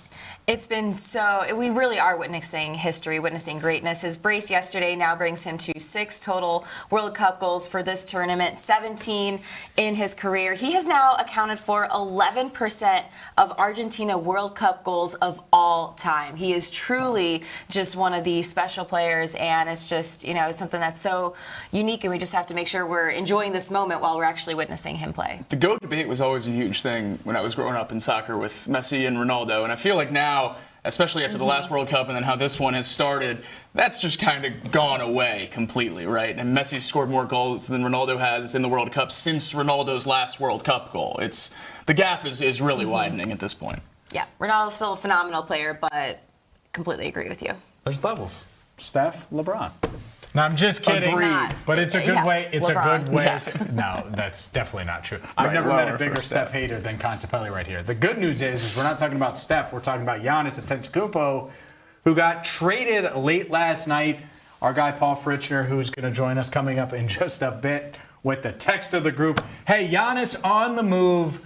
The Bucks trading Giannis to Miami, and Bobby Portis also included in that deal. Tyler Hero, Khalil Ware, Jaime Jaquez Jr., 3 first-rounders as well, and Kasperish Jakunis as well. But that includes the 13th pick tonight in the NBA draft. But a lot going to the Bucks. Still doesn't feel like it's a ton, though. It's Giannis Antetokounmpo. It doesn't feel like a ton? It doesn't. I had the exact opposite reaction to this. This was way too much. Yeah, I don't think this is the biggest How many of those guys are good? Jaquez. I think Hero's really good. I think Kel Ware's a 7-foot power forward center combo who can really be a special player. I think Jakonis is a really exciting young wing, and then a pick in the lottery in one of the strongest draft classes in recent memory. It's 13th. I get it. 3 first-round picks. Unprotected firsts in 2030 and 2032, that's a long way away. You don't know what the Heat are going to be then. My reaction to this was it's the biggest return since KD got traded to the Suns. This was shocking to me that they were able to get this much young talent plus the draft assets. That was the holdup, at least reportedly, from Boston, was an unwillingness to give more young assets and more draft capital along with Jaylen Brown in the 2 firsts. So the Bucks go with the Heat offer, and I think this is a phenomenal return for them, for Giannis, and a great move at timing. I feel like we've heard about this trade for 3 years, and they found a way to really maximize it. I think they held on too long, honestly. A year too long. Far too long. They didn't get a signature piece. I can't imagine you get a better package than this. For sure, after waiting for a year. I mean, they were dragging out the divorce way too long. Get in there, go talk to the lawyer, and get it finalized. You like it. You think they got a lot. This is an awesome package. Yeah, Milwaukee got a ton. Yeah. They absolutely, I think Milwaukee won this trade. Agreed. The Heat instantly have, what's Giannis in the East right now? The Heat have the Heat's best player is better than the Cavs' best player, is better than Boston's best player on paper right now. Yeah. So, but that's who they're competing with. Pat Riley's going to have to change the suit for a uniform and come off their bench. I was just because you can't just base it off of one player. We saw how that didn't work for these playoffs. Giannis and Bam are great. Norm Powell starting at your 2 guard. I think that's exactly what happened. Brunson's the best player down the stretch, and so that Knicks roster was unbelievable. The Knicks roster's good. There's no doubt about it. You saw with the Cavs, Donovan Mitchell couldn't carry that team. And I'm not saying they're a title contender. For sure. He's also not Giannis. I think the Heat right now are like a 46-win team. For sure. They need to add more. Mm-hmm. But this idea that, it's Giannis. You should get a lot for Giannis. Yeah. Anybody in the NBA draft tonight is hoping to be 80% of Giannis. Right now. That's it. So, yeah, as long as he stays healthy, the Heat have this is the Shaq trade. This is bigger than adding Jimmy Butler was a few years ago. 7 years ago now at this point where they did get to 2 finals. This gives them a shot now to be back in it. Do they need to do more? Yeah, but I'm not going to pretend Tyler Hero's some awesome piece. That's the best player included in that trade technically. Right and now. I don't even think he's a winning player. Jaime Jaquez is probably the most winning player. Where fine, we're debating it. They're 2 role players regardless. Yeah. That's what it takes to get a star. For sure. I'm totally fine with that. Yeah, I don't love the trade for the Heat. I think you gut that roster and you trade a lot of picks. And sure, if you could find a way to add, I think that's huge. But this certainly, in my mind, lands much closer to Jimmy Butler than Shaq or LeBron or any one of those acquisitions. Really? Yeah. Well, LeBron's different, so those are the big key acquisitions, and I think those two won a championship. Jimmy didn't. I put this much closer to Jimmy. Jimmy was close. Jimmy was close. Heck. Ran into a buzzsaw. Yeah, we're getting into the weeds here. Ran into a buzzsaw. No, they just didn't have the horses, which is the point. You need the horses. You need a star. If Jimmy had Giannis, then guess what? It's a whole different story, and that's the point. That's why you go out and get Giannis. Serena Williams competing in Wimbledon for the first time since 2022. When you put this in the rundown, I hadn't seen it. And this is awesome. Serena Williams is back. I love this. Yeah, I can't wait. Wimbledon's one of my favorite events every single year, and Serena's going to be back in it for the first time in 4 years now, and that's certainly cool. The best women's tennis player of all time, for sure. So great to see her back on the court at the biggest stage in tennis.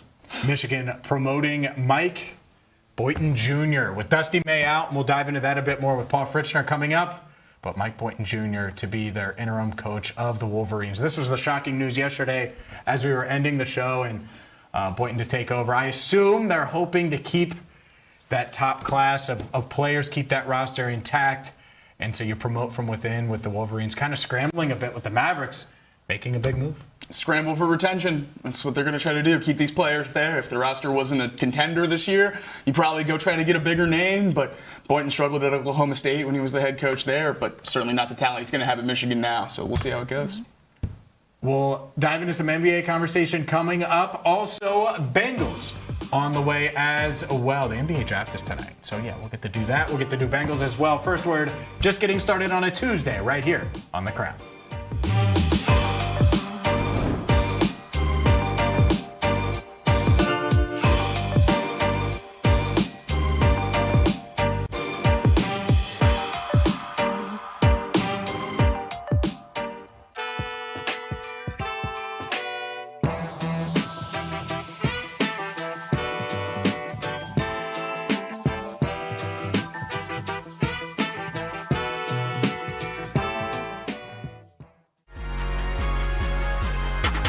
Let me ask you this, Trey. What kind of a coach, from your perspective, is Richard Pitino for this program going forward? What did you enjoy about playing for him the most? I think the most important thing, this is very important if you want to play for a coach that's serious. I think he's going to keep it real 100% of the time. It doesn't matter who's the highest paid guy. It doesn't matter who averages the most. If you're not doing what you need to do, you will not see the court. And he keeps it as real as that. He will cuss you out. He'll tell you you're being lazy. He'll call you a bunch of things that I can't say on here. Like he's not afraid to, belittle you, but then bring you back up. Like he'll belittle you and then he'll bring you right back up. Like he'll be like, you need to stop. I remember this play. Like it was yesterday. I messed up a coverage with Jovan. He was hedging and I said switch, which wasn't the right thing. And he chewed me out. He's like, "Are you confused? What are you doing? Are you confused? Like, what are we doing?" That's the PG version, by the way. Because he called a timeout right after he hit a three. And then so this was in a game, not in practice. Oh, this was in a game. And then he's looking at me on the bench. He's looking at me. He's like, "All right, where do you want on the block so you can go score and show him who's boss?" I was like, "Oh, well, just put it right here, coach. I'll go score on him." And very next play, I scored on him. So, but he's a coach that, he wants what's best for you. He also wants what's best for the team. He's going to put you in situations where you're going to shine the best, but it's his team. You need to know it's his team. And he has a family and he has a job that he needs to, he needs to win. And obviously this first year, you're not going to be like, it's the first year. I promise you, he's the type of coach, he's never going to have a losing season ever again at Xavier. I know I sound bold for saying that, but he's never going to lose again at Xavier. I'm not going to be surprised if they finish top 3 this year because of how his mind works. Because he loses sleep over losing. He loses sleep when we don't beat a team by 20 that we should have beat by 30. You can ask him. He loses sleep about this kind of stuff. Cincinnati, home to more than a dozen Fortune 500 companies. A city where you know someone who knows someone, and you're in business. Every weekday at noon, The Working Lunch brings you headlines from local businesses, along with exclusive interviews with owners and local leaders. East Side, West Side, northern suburbs, downtown over the Rhine, and northern Kentucky. Real conversations, real Cincinnati. The Working Lunch with Jack Crumley, weekdays at noon, only on The Crown. This city deserves its crown. Watch, listen, subscribe.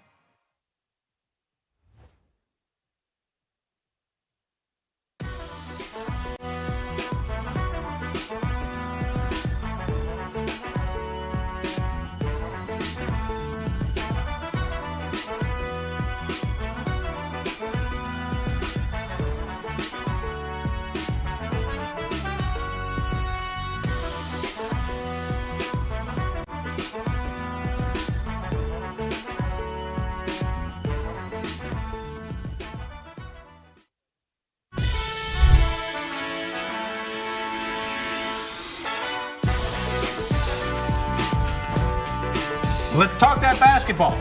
Welcome back to First Word. I'm James Rapine alongside Jacob Triscutt and Marissa Contepelli. We are your morning sports show, Cincinnati, every single weekday, 7 to 11. Always open. Right here on The Crown. That hezzy is the perfect setup for Paul Fritschner in the building. Back-to-back days, Paul. I know, this is crazy. I've never seen you get bumped. I've never seen him so short. Shams Fritschner. Look at this. Broke the Giannis trade in our chat last night. He did. Somebody had to. You were just leaning. We were all sleeping. At least somebody was awake. Yeah. At least somebody was keeping the lights on around here. 3:12 a.m. to a Paul Fritschner text. Giannis to the Miami Heat.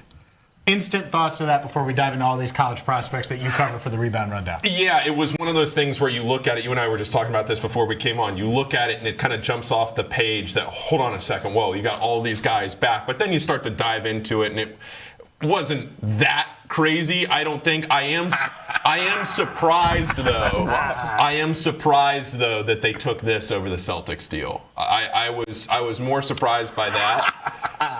I'm a little. Look at Paul. I'm so on the other side of both of those. Oh, really? Yeah, I think it's a massive return for the Bucks. This is the good desk. Great young core, multiple lottery picks, reason. and then I take this package over the Celtics package, no question. Let's get him. He just squared up towards us. I'm not as big on the, like, if you're going to get the player, I'd rather get the player than the picks. Okay. Yeah. I'd rather get the player I than would the not picks be in the interested NBA. in building around Jaylen Brown. No, not.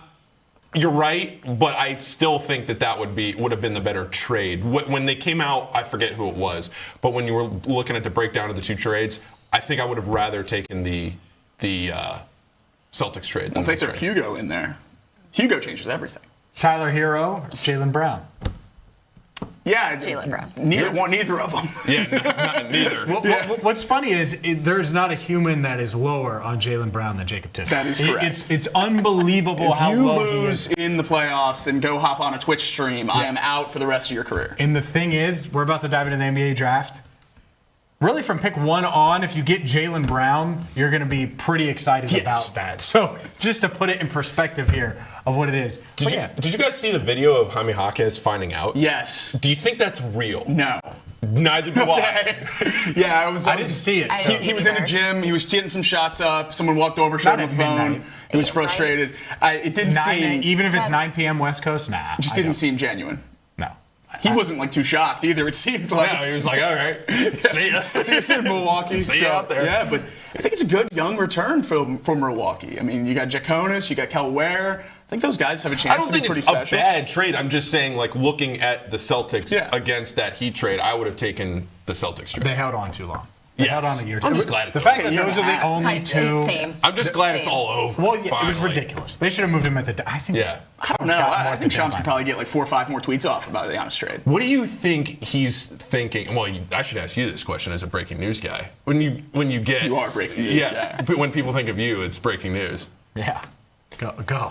When you get something for me. When you got Call me something, James Schefter. When you got something like that and you're sitting on it, he's got to ask the guy for the Photoshop too of the jersey. Yep. So he's got it for like a minute, unless he knows he's just wants one of both. Says I would have asked get for me both. I would have said, get me the Heat one, get me the Celtics one, and I'll just be ready for both. And then you're just sitting on it. I don't know. There's got to be an exhilarating feeling. Being there. the breaking news guy that I am, when I had the Jamar and Tier done. Yeah. I had to get the Bengals Photoshop jerseys because they didn't exist. Of course, so we had to naturally. Get that. So you do want to get ahead of For that. sure. For sure. That's so preparation. That's why you're sitting here. Naturally, yeah, that's it. It's known for my breaking news. the 4 stories I've broken ever. Don't want to be in that world. He celebrates lunchtime and his phone goes on. He's on his phone more than I am. So that's a rough. The Fritsch? Oh yeah, you are. Did you just? The Fritsch? Was that third person? Fritches?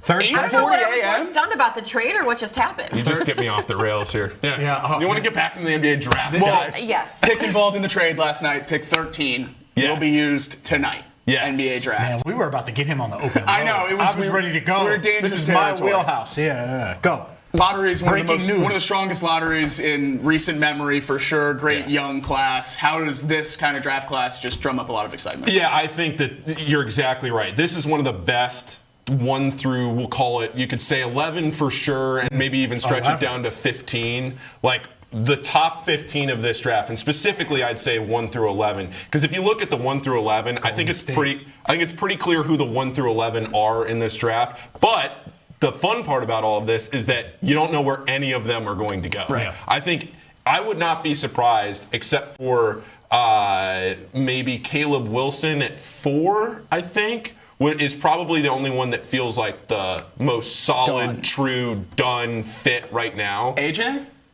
I don't know. You're not all the way in on AJ? I'm not. Well, At 1-1. At 1-1. At 1-1.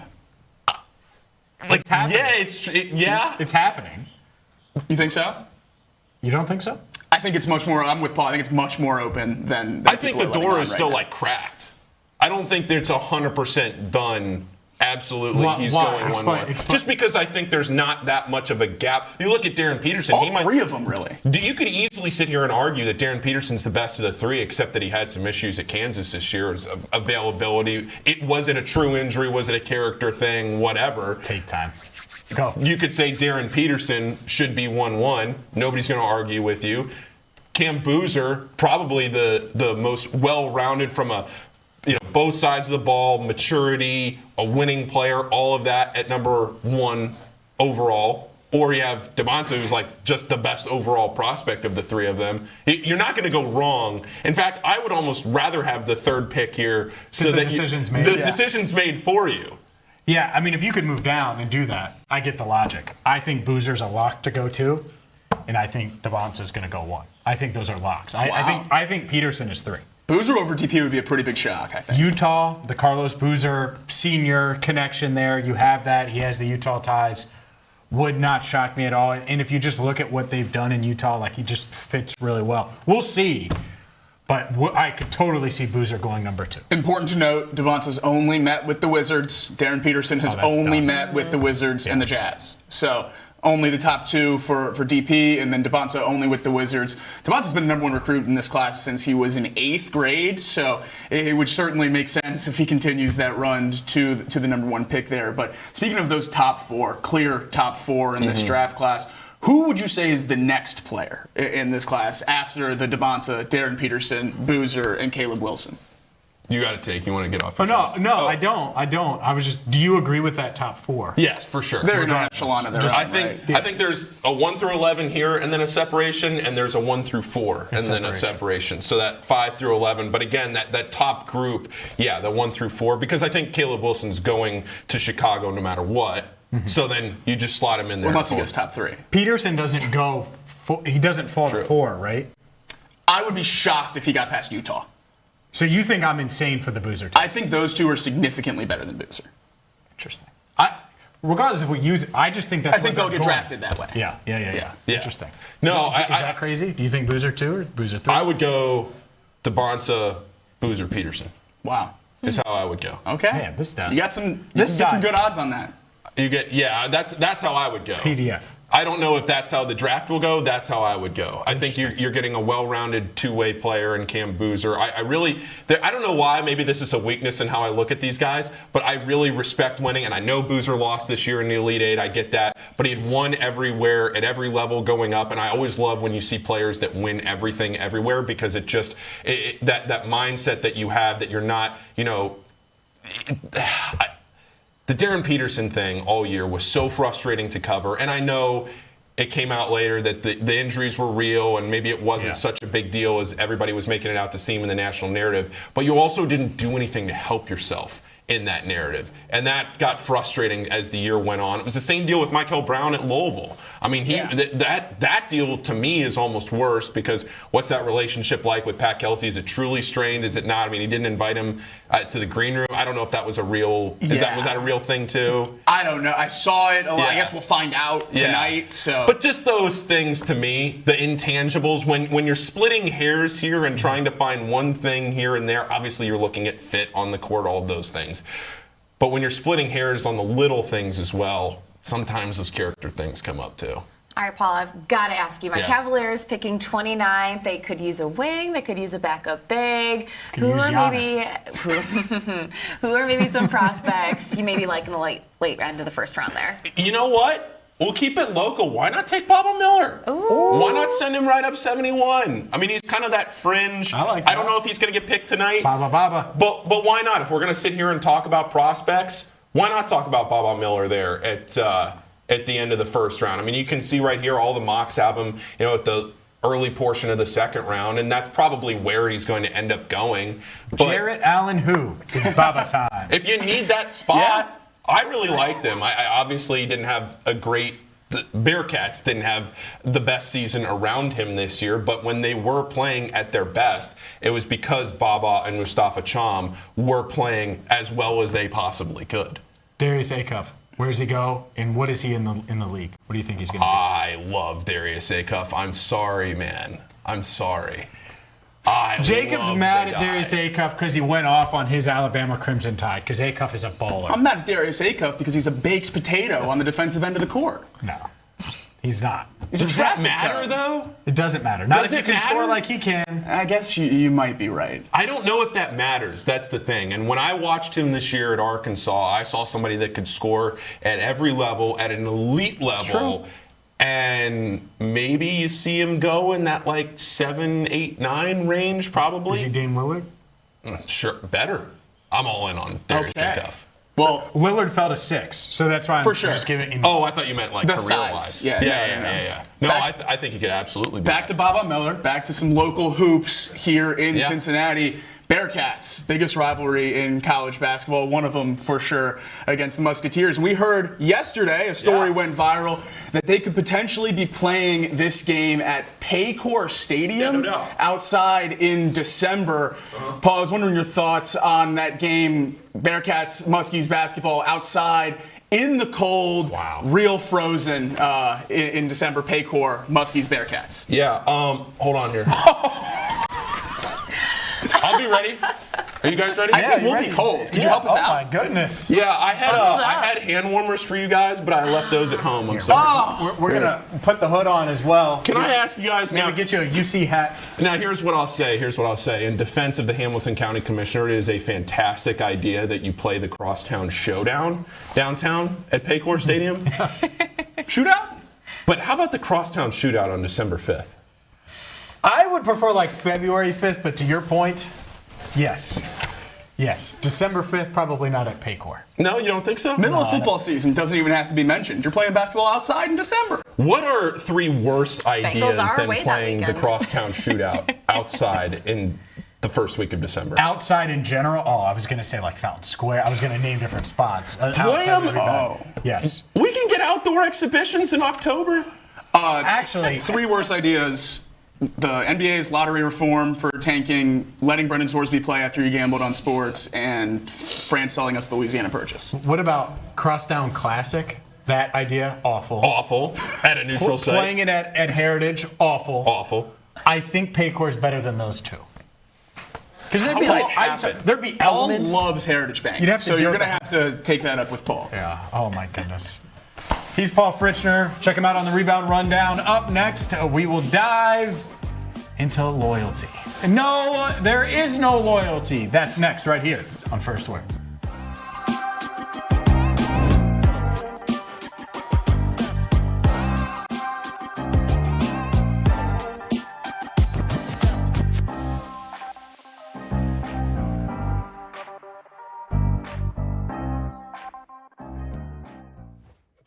This city has always had something to prove.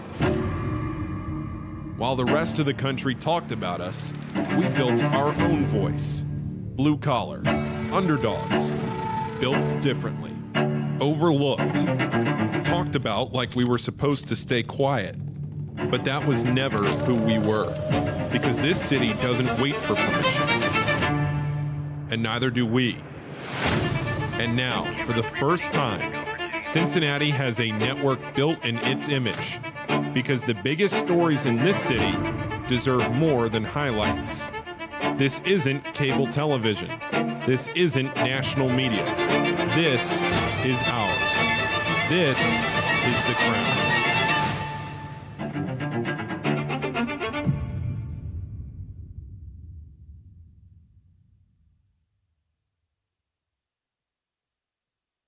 Hi, my name is Natalie Jones, a Cincinnati native, and I have been in media for about 10 years now. Formerly on the radio here in Cincinnati, I grew my love and obsession with finding all things fun in Cincinnati and have now made it my life. I'm originally from the West Side here, and then I've pretty much been a downtown girl ever since college. But I did leave for 7 years, and during that time, I really grew and harnessed and cut my teeth doing stand-up comedy in Los Angeles, learning how to ski in Colorado, and now I'm back here in Cincinnati, driven by curiosity and grounded by family. First one's going to be a yes or no. So is the biggest need for the Reds right now bullpen? Yes. It is. Over lineup. Over lineup? Yes. Absolutely. Okay. No doubt. All right. There you go. There's one. Two, should they be buyers at the deadline? They're 15 and 27 since May 1. They're 35 and 38 on the year. As I like to do, James, I'm going to answer this conditionally. Conditionally? If they're going to be serious and be buyers to be buyers and go all in, yeah, they should be buyers. Go all in. Well, James, you've got 3 wild card spots. We saw what happened last year. They remind me every day. They're only 3 games out. Them and everybody else in that out. But that's the way they are. They're not going to catch the Milwaukee Brewers. Realistically, they're 11 out. They are. But there have been Reds teams in the past that have made a run. I mean, we go back to the 70s. 79 Reds were 10 games. I know I love to go back to the 70s. The 70s? You know, yeah, with your music and your takes. Let's go. But anyway, the Reds have the ability to make up a lot of ground if there weren't 4 teams in front of them. But they're not going to. We're talking mid to late June, they're not going to be able to leapfrog 4 teams, I don't think, and get to the top of the division. That's just not realistic at this point in time. So if they are still within shouting distance of that number 3 wild card, go for it and then get in and then hope Hunter Greene finds that magic, becomes that dominant ace. Hunter Greene and Chase Burns at the top of your rotation with Andrew Abbott after that. If they were ever able to get to the postseason, I love that.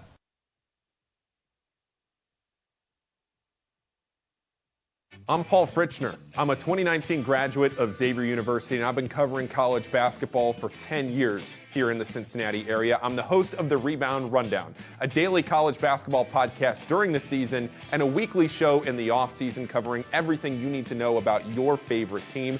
And if you're not a fan of a team here in Cincinnati, I have you covered from the national perspective as well. Follow it on YouTube and wherever you get your podcasts.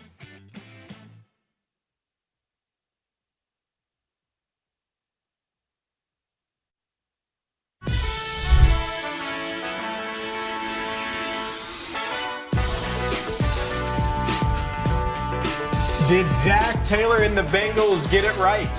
That coming up at 9:15. Welcome back to First Word. I'm James Rapine alongside Marissa Contepelli and Jacob Tissett. We are your morning sports show with you till 11 o'clock. And man, oh man, loyalty? Well, there is no loyalty. There is no loyalty. Dusty May, well, he left Michigan on June 22nd in broad daylight. Still a shocker. Absolutely. Yeah. Shocker that it happened. Man of Michigan, right? They just stick with that program and that brand no matter what. Don't make it about Michigan. It's about Michigan. It's a college thing. And this is a reminder to all of the college athletes out there that there is no loyalty. Here's Dusty May on his loyalty to Michigan just earlier this year following their national championship. Michigan fans, they have nothing to worry about. Eli's a sophomore in college right now, and I can't see any scenario where I would take my son away from graduating from the University of Michigan and sharing this experience. We moved around a lot when we were young, Rich, and to find a place we've settled in and that feels like home, and we're very honored to be a part of this place. And if there's ever a time when we don't feel like we can get it done here, that's when it's time to go. Otherwise, I think we can be consistent national championship contenders, and I love it at Michigan, and very, very proud to represent all of you. So apparently Dusty May is going to move to Dallas by himself and keep his family at Michigan. I mean, he'd move around a lot, not going to move, going to be loyal. All those things changed quickly. Just the coldest of takes. Why would you say something like that? Like, come on. This was right after the national championship. This was months ago, not years ago, not when he got to Michigan. He was only at Michigan for 2 years, so he wasn't there for long. It's just wild that he takes this leap right now after so many quotes throughout the offseason that he was going nowhere. And that is why, if you're asked about your future coaches, leave it open-ended enough. You know who did a good job about this? Harbaugh? No. He just stayed. But Travis Steele did a really good job with this. When all this stuff was going on with Miami and they were winning and stuff, he was like, everything he said, like, if you really read it, he didn't paint himself into that corner where we would never do. You just never know what's going to happen. That's the only thing. So, hey, college athletes, you don't need to be loyal because your coaches aren't. Up next, let's switch gears. The Reds are getting a big bat back, and it couldn't matter against the Brewers. We'll dive into that and much, much more next right here on First Word.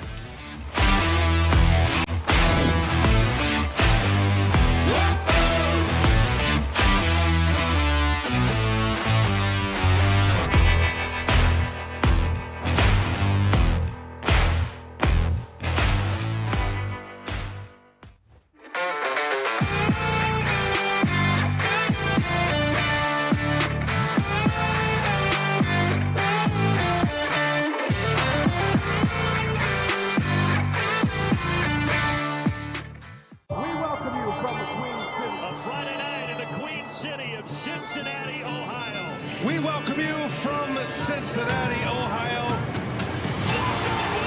Nick Hadley, the fan favorite, to put it away. Touchdown, Cincinnati. Oh, what a catch. Cincinnati can't score.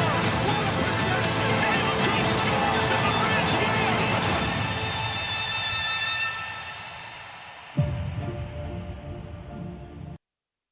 You were there. We were sitting next to each other like we are now yesterday. Joe Burrow was talking for 25 minutes. Your biggest takeaway was? Urgency. I think Joe Burrow realizes that he's got to be a meaner Joe. 1970s? Meaner Joe. Mean Joe Burrow. I love the way that lines up for everybody who appreciates the 1970s and Mean Joe Green. But anyway, all seriousness, I think Joe Burrow has communicated to everybody inside the locker room and now outside that what happened the last couple of years is not going to be acceptable. And I think he is ready to take on the responsibility that comes with holding everybody accountable every single day. I think he has been certainly the leader in that locker room. I'm not here to insinuate that he hasn't done a good job being a leader up until this point, but I think he's going to try to be a different type of leader. Dan Pitcher talked about this as we were heading out the door and met with him, a couple of the beat writers, and Dan Pitcher was saying maybe he wasn't comfortable being that kind of leader the last couple of years, and maybe this is his growth in leadership, the next step he thinks he needs to take to deliver that message of urgency, and I think it's been really well received.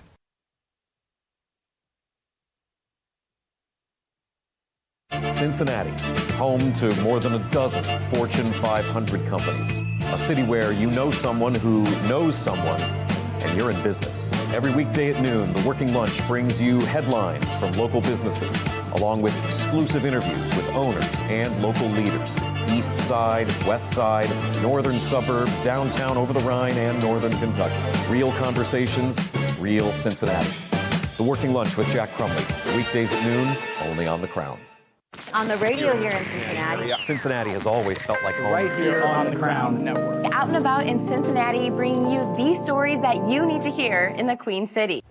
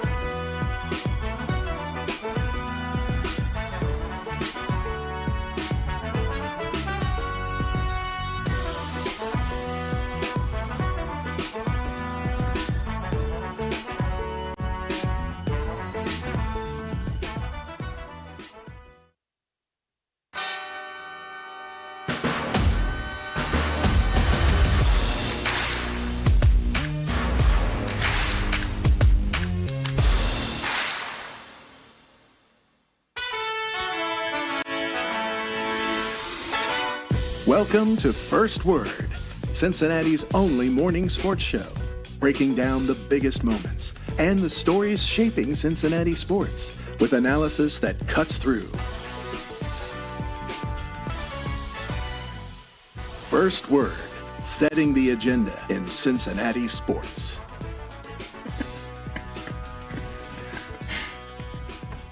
Welcome in to First Word. I'm James Rapine alongside Jacob Tissett, Marissa Contepelli. We are your morning sports show, Cincinnati, even if one of us takes a vacation. And make sure you catch us live every single weekday on YouTube. You can watch us on X right now. Over 3,000 of you have already watched us on X this morning, so make sure you do that at First Word Cincy.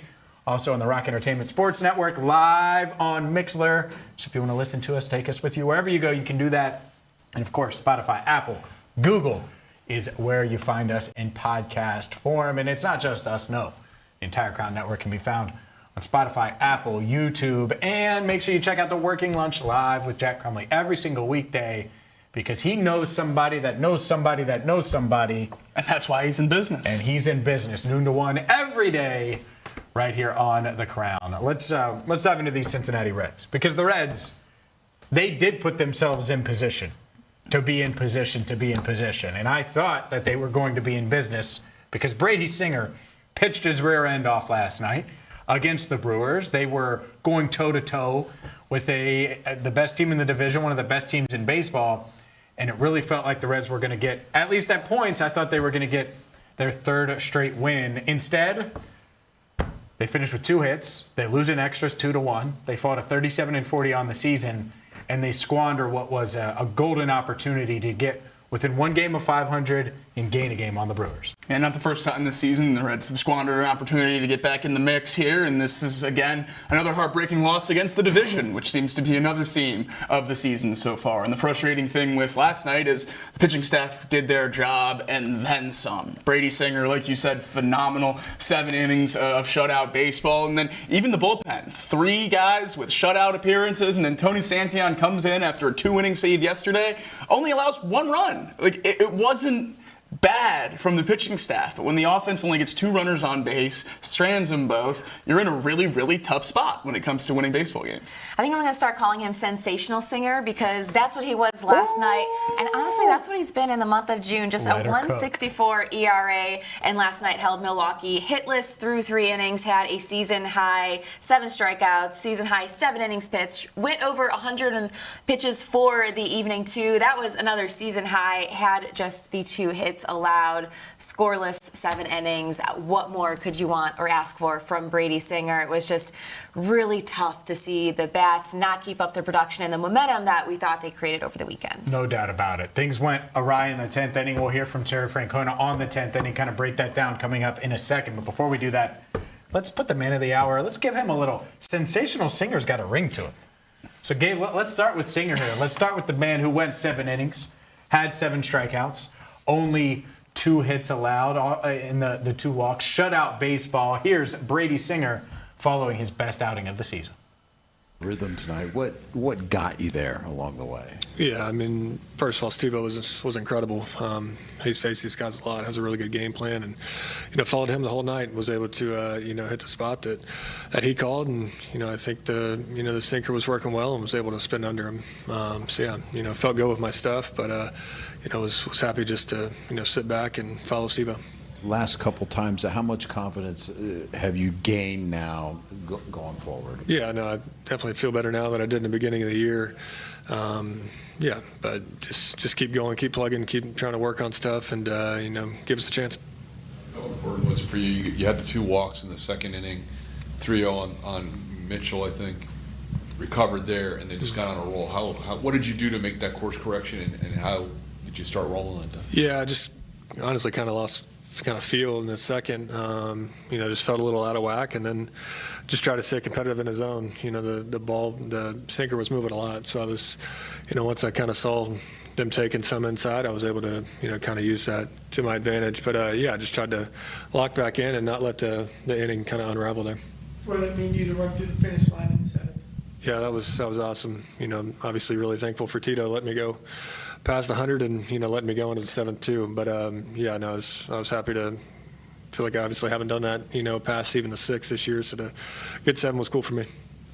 You talked about Tyler, his pitch calling, but what is it like having him back there when he challenges and to have like 4-1 challenges? Yeah, no, I mean, really, really good at it. I mean, this is, something new in our game, and obviously you either, adapt, and he's adapted very, very well, and, so has Trevi. I trust those guys 100% when they challenge. I'm pretty sure it's a strike. So, yeah, I don't know how many he got me tonight, maybe 3 or 4, but, yeah, awesome to have, a guy back there that can do it.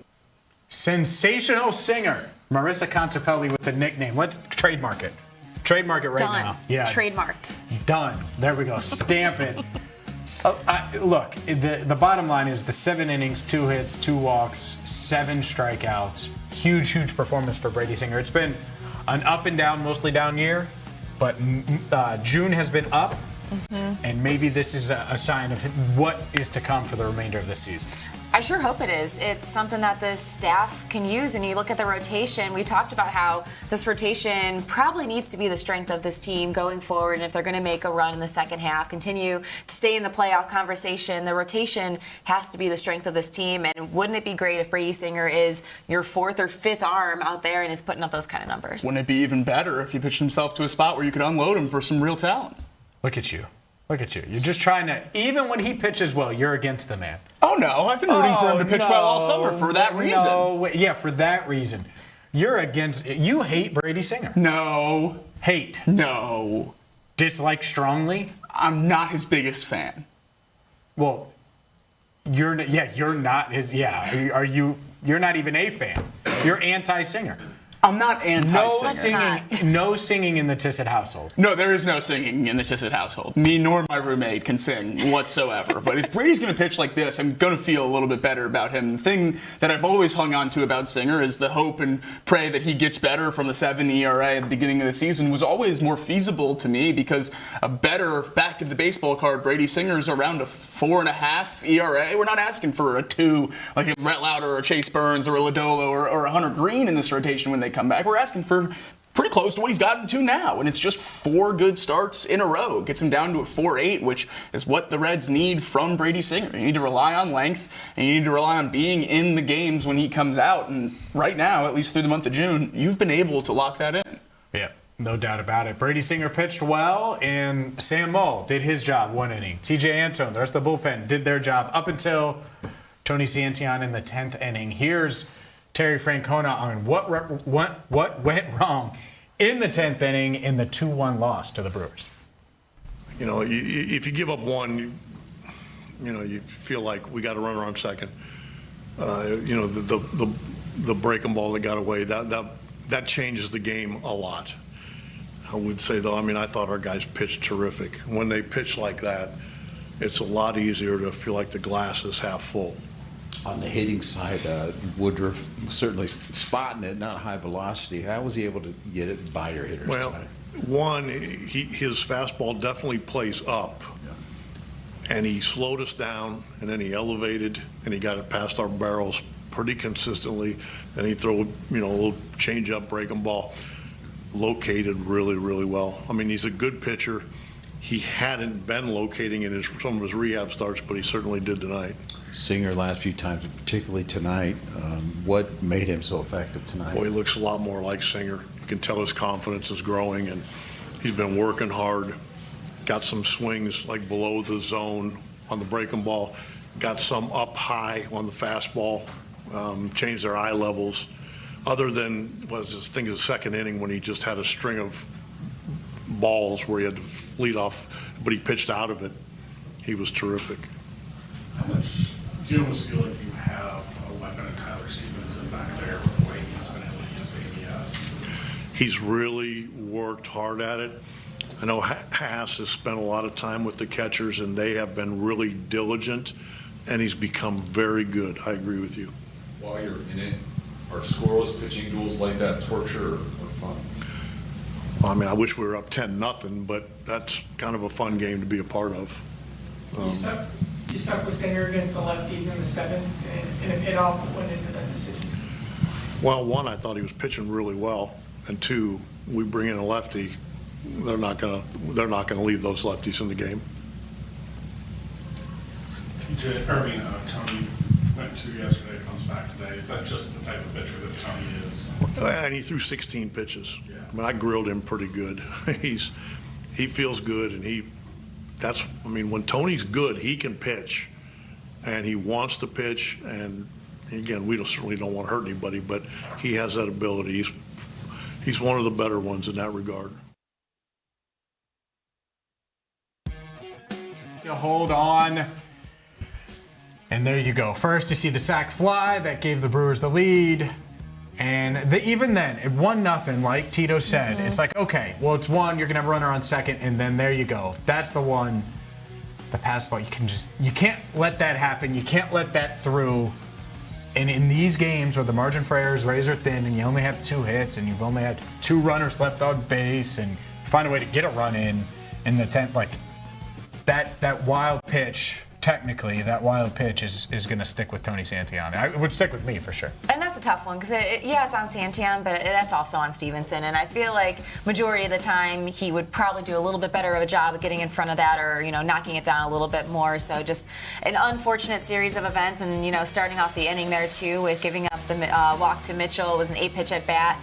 Forced the walk there to get things rolling for the Brewers in the 10th. And, Reds were able to get 1 across in the bottom half, but just tough to see. And with Santillan, wonder if there was a little bit of fatigue in there, given that he had pitched 2 innings the day before and threw 16 pitches in that save. Yeah, certainly allowed to run last night. 1 earned run, 2 runs allowed to lose the game, and it's the first time he's allowed to run in 7 starts. But walked the first batter he faced last night. First walk he's allowed in 7 appearances as well. Certainly think fatigue's coming into play. I think that was coming into play early in the season as well when he was struggling after the first month. Santillan pitched a career-high innings last year by a wide margin. And the fact that he's being used so much again this year leads me to believe there's going to be even more problems as the season progresses. The only other guy that had a career-high in innings last year for the Reds was Pagan, who has already had those injuries pop up for him this season. So certainly something to keep an eye on with Tony as we work through the rest of this summer. One of, if not the only reliable arm in that bullpen, at least right now. And as the Reds continue to work to get healthy, hopefully they can take some off of his plate. But I don't know how many guys you're more confident in than him right now, even after last night. Yeah, that's the tough part. It's not like you're like, all right, well, what? He's still your guy. Yeah, no doubt. And that you got to roll with him. And it's tough because right now it should be 3 straight wins. Like the way Singer put you in position, the way the bullpen up until the 10th handled things, it would be 3 straight wins. It would be ELLY De La Cruz back in the lineup, and that's where we'll end things. Because it's a somber way of doing it because now they're 3 games back and 3 games back in the wild card, 3 games behind that 500 mark at 37-40 on the season. But it is time for the first time ever to unveil the ELLY De La Cruz bobblehead on the first words. ELLY's back! He's back! He's back. It's huge. You guys don't sound as excited as I do. Look. There we go. There we go. Should be excited because guess what? I don't think that they have 0 runs going into the 10th yesterday if ELLY's on the field. I think he matters that much. He finds that you can manufacture a run much easier with ELLY De La Cruz around in the lineup. Whether it's the chaos he causes on the base paths, whether it's him finding a way to get a key hit with a runner up, like whatever, I think ELLY would have found it. Probably makes a difference yesterday. I agree, and I think it lets everyone else relax a little bit when there's someone else in the lineup that can get a big-time hit. I mean, J.J. Bleday struck out 3 times yesterday. I'm sure he's pressing right now without ELLY in the lineup to be that guy that gets those hits, because he was for a month, and now he's certainly fallen off a little bit since ELLY's gotten hurt. So I think just getting back, we talk about it with the pitching staff a lot, same applies to the lineup. Getting back to what you were supposed to have, what the front office planned on having before this season, just gives the team a much, much better chance to have guys in the roles they're supposed to play and a better chance to win. Yeah, Bleday really has been struggling in June, batting just 167 for the month, and you look over the last week, just has 1 hit. Yeah. So he's definitely someone that I think could benefit from ELLY coming back into that 2 spot, bump him back down in the lineup. Hopefully that alleviates a little bit of pressure there. Yeah, they need to generate runs because offense wins championships, Contepelli. Look at that.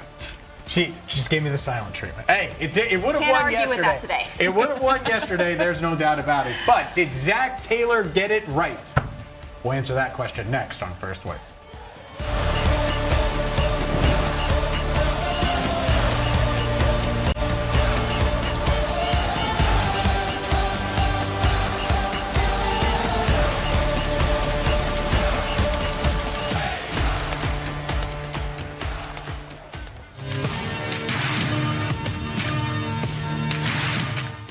The Crown has you covered. Start your day with the first word. Cincinnati's only morning sports show. Power through midday with the working lunch. Cincinnati business talk that keeps you in the know. Nat tries that for lifestyle around the city. And the Rebound Rundown covers every corner of the college basketball scene in the tri-state and beyond. This is The Crown. Built for Cincinnati. First word for your morning sports. The working lunch for business that hits home. Nat tries that for lifestyle around the city. And Rebound Rundown for college hoops. This city deserves its crown. Watch, listen, subscribe. Headline news that I mentioned out of Lexington is that Milan Momcilovic, the best shooter in the sport, he pulled his name out of the NBA draft and he is going to Kentucky. The NIL rumor mill was that he got around $6.5 million. He chose Kentucky over Louisville and Arizona. St. John's had been in the mix for a little bit, but when they got Tunde Yesufu, he was not going to, Momcilovic was not going to go to St. John. So a huge recruiting win for Mark Pope. For all the flack that Mark Pope has caught this offseason, he has ended up putting together what I believe will be a top 20 team this upcoming season. He posted a picture after Momcilovic committed to Kentucky. Mark Pope posted a picture. He's sitting on the beach on vacation, and he's got 2 playing cards in his hand, and Many Men is playing as the song in the background on Instagram. If you back up this season with a successful season, if you back that picture up with a successful season, that'll be a fun picture to look back on, back when Milan Momcilovic commits to Kentucky. The highest sought after recruit in the portal, pretty much widely regarded as the best shooter in the sport.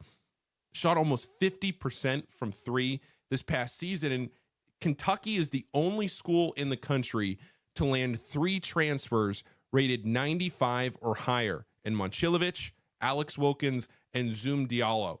Kyle Tucker of 24/7 Sports, he pointed out that Kentucky landed the number 1 power forward in Momcilovic, the number 7 point guard in Zoom Diallo, the number 7 combo guard in Alex Wilkins, and the number 19 center in Frank Kepnong.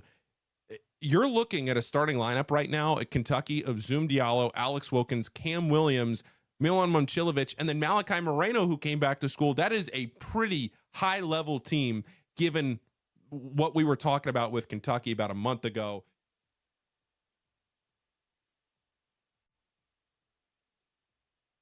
Hey, I'm Marissa Contapelli, one of the co-hosts on First Word and a features producer here on The Crown, where I will be out and about in Cincinnati bringing you the stories that you need to hear in the Queen City. Now, I know I'm from Cleveland, but I love my Cincy sports. I've been in Cincinnati for almost a decade now, spending the last 8 seasons with the Bengals as a team reporter and senior producer. I am so excited to be a part of the team here at The Crown, and I can't wait to bring you the latest from around the city. This city deserves its crown. Watch, listen, subscribe.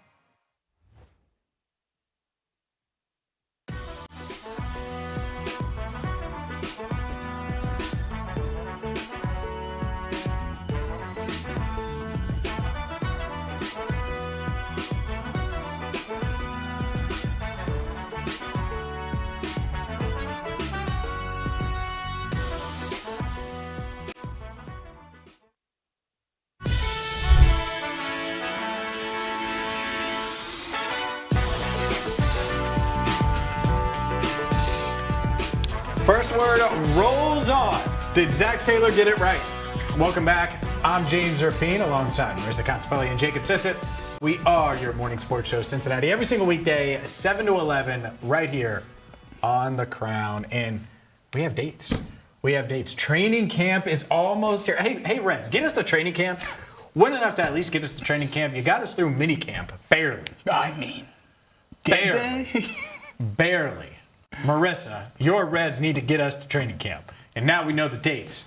First, training camp practice open to the public July 29th, which means Mock Turtle Soup Day is July 27th on that Monday. And they have back-to-back practices open to the public July 29th, July 30th. And then after that, well, then it would be the countdown to preseason game number 1, August 13th against Detroit. Yeah, excited to get things kind of rolling and off to hopefully a strong start. Would love to see the Bengals come out a little bit faster in preseason games and maybe get a couple wins with some of those. But yeah, a lot of excitement, a lot of anticipation getting to July 29th. Yeah, and so July 29th, start of camp. That'll be exciting. Obviously, first preseason game. That'll be exciting. We'll talk. Hey, should Joe play in the preseason? How much should he play in the preseason? Well, we do know on August 20th, ahead of that August 22nd matchup against the Chicago Bears. Well, it's going to be Bears-Bengals joint practice August 20th right here in Cincinnati. And that's where we go now. Is a year ago, it was fast start fast, find a way to start fast. Joe needs to play in the preseason. They need to do all of these things to make sure they start fast. This year, it's a bit different. Joe got hurt week 2. He played well in the preseason and wasn't great week 1. And they didn't have a joint practice. Well, now they do have a joint practice against the Chicago Bears. They did it up there in Chicago a few years ago. This year, it will be in Cincinnati. Did Zach Taylor get it right holding a joint practice with the Bears this year? I am anti-joint practice, so I'm going with no. Just overall anti-joint practice. Why? The memories in my mind are all fights or horrible practices. And you just pointed out the Chicago one from a few years ago. I remember watching the press conferences after that practice, and they were all sopping wet coming out of the rain, and nobody seemed to get much out of that one. And then a couple years before that, it was Aaron Donald swinging his helmet at Bengals players on the field back here in downtown Cincinnati. So I'm out on joint practices. I don't know what you necessarily get out of them. If you want to face another team that bad, you got 3 preseason games for it. He just mentioned everything I was going to talk about too, because because we're always aligned on this side of the desk. No, those. You're out too? Oh, I am very out. There we go. Not necessarily for other teams, but for the Bengals, I am out. And maybe it's just because I don't have great experiences with joint practices. No, 2022, I was feet away from Aaron Donald grabbing the helmet and swinging it around, and I was like, okay, this is like the last.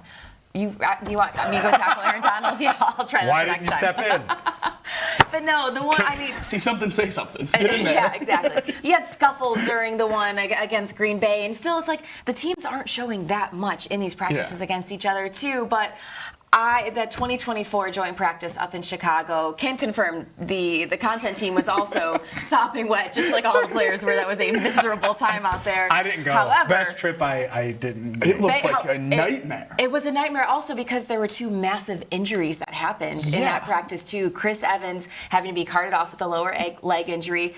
But Deontay Smith, I was on the sideline right next to where the offensive line when we're practicing during those 7-on-7 and team drills. That was the worst scream I've ever heard by a player suffer an injury like Deontay did. I still can hear it in the back of my mind sometimes. We don't need. I know injuries can happen whenever. We don't need that. We keep everyone healthy. I just have bad vibes around joint practices. I have a feeling James has a different opinion. Of course he has a different opinion. I don't know if I can after she just said it was the worst injury she's ever seen. And it hurt. Like the screams that I was hearing from Deontay. Both injuries I think ended their career. Like I don't think Evans ever made it on another roster. I know he worked out for the Texans. I think Smith worked out for a few teams. I'm not sure either one made it on 90-man rosters.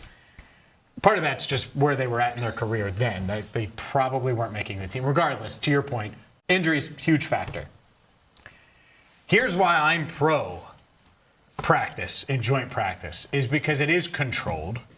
And I think it's far safer to put Joe out there in this situation where he can't get hit than it is to put him out there in the preseason like they did last year over and over and over again. We're just throwing to backups.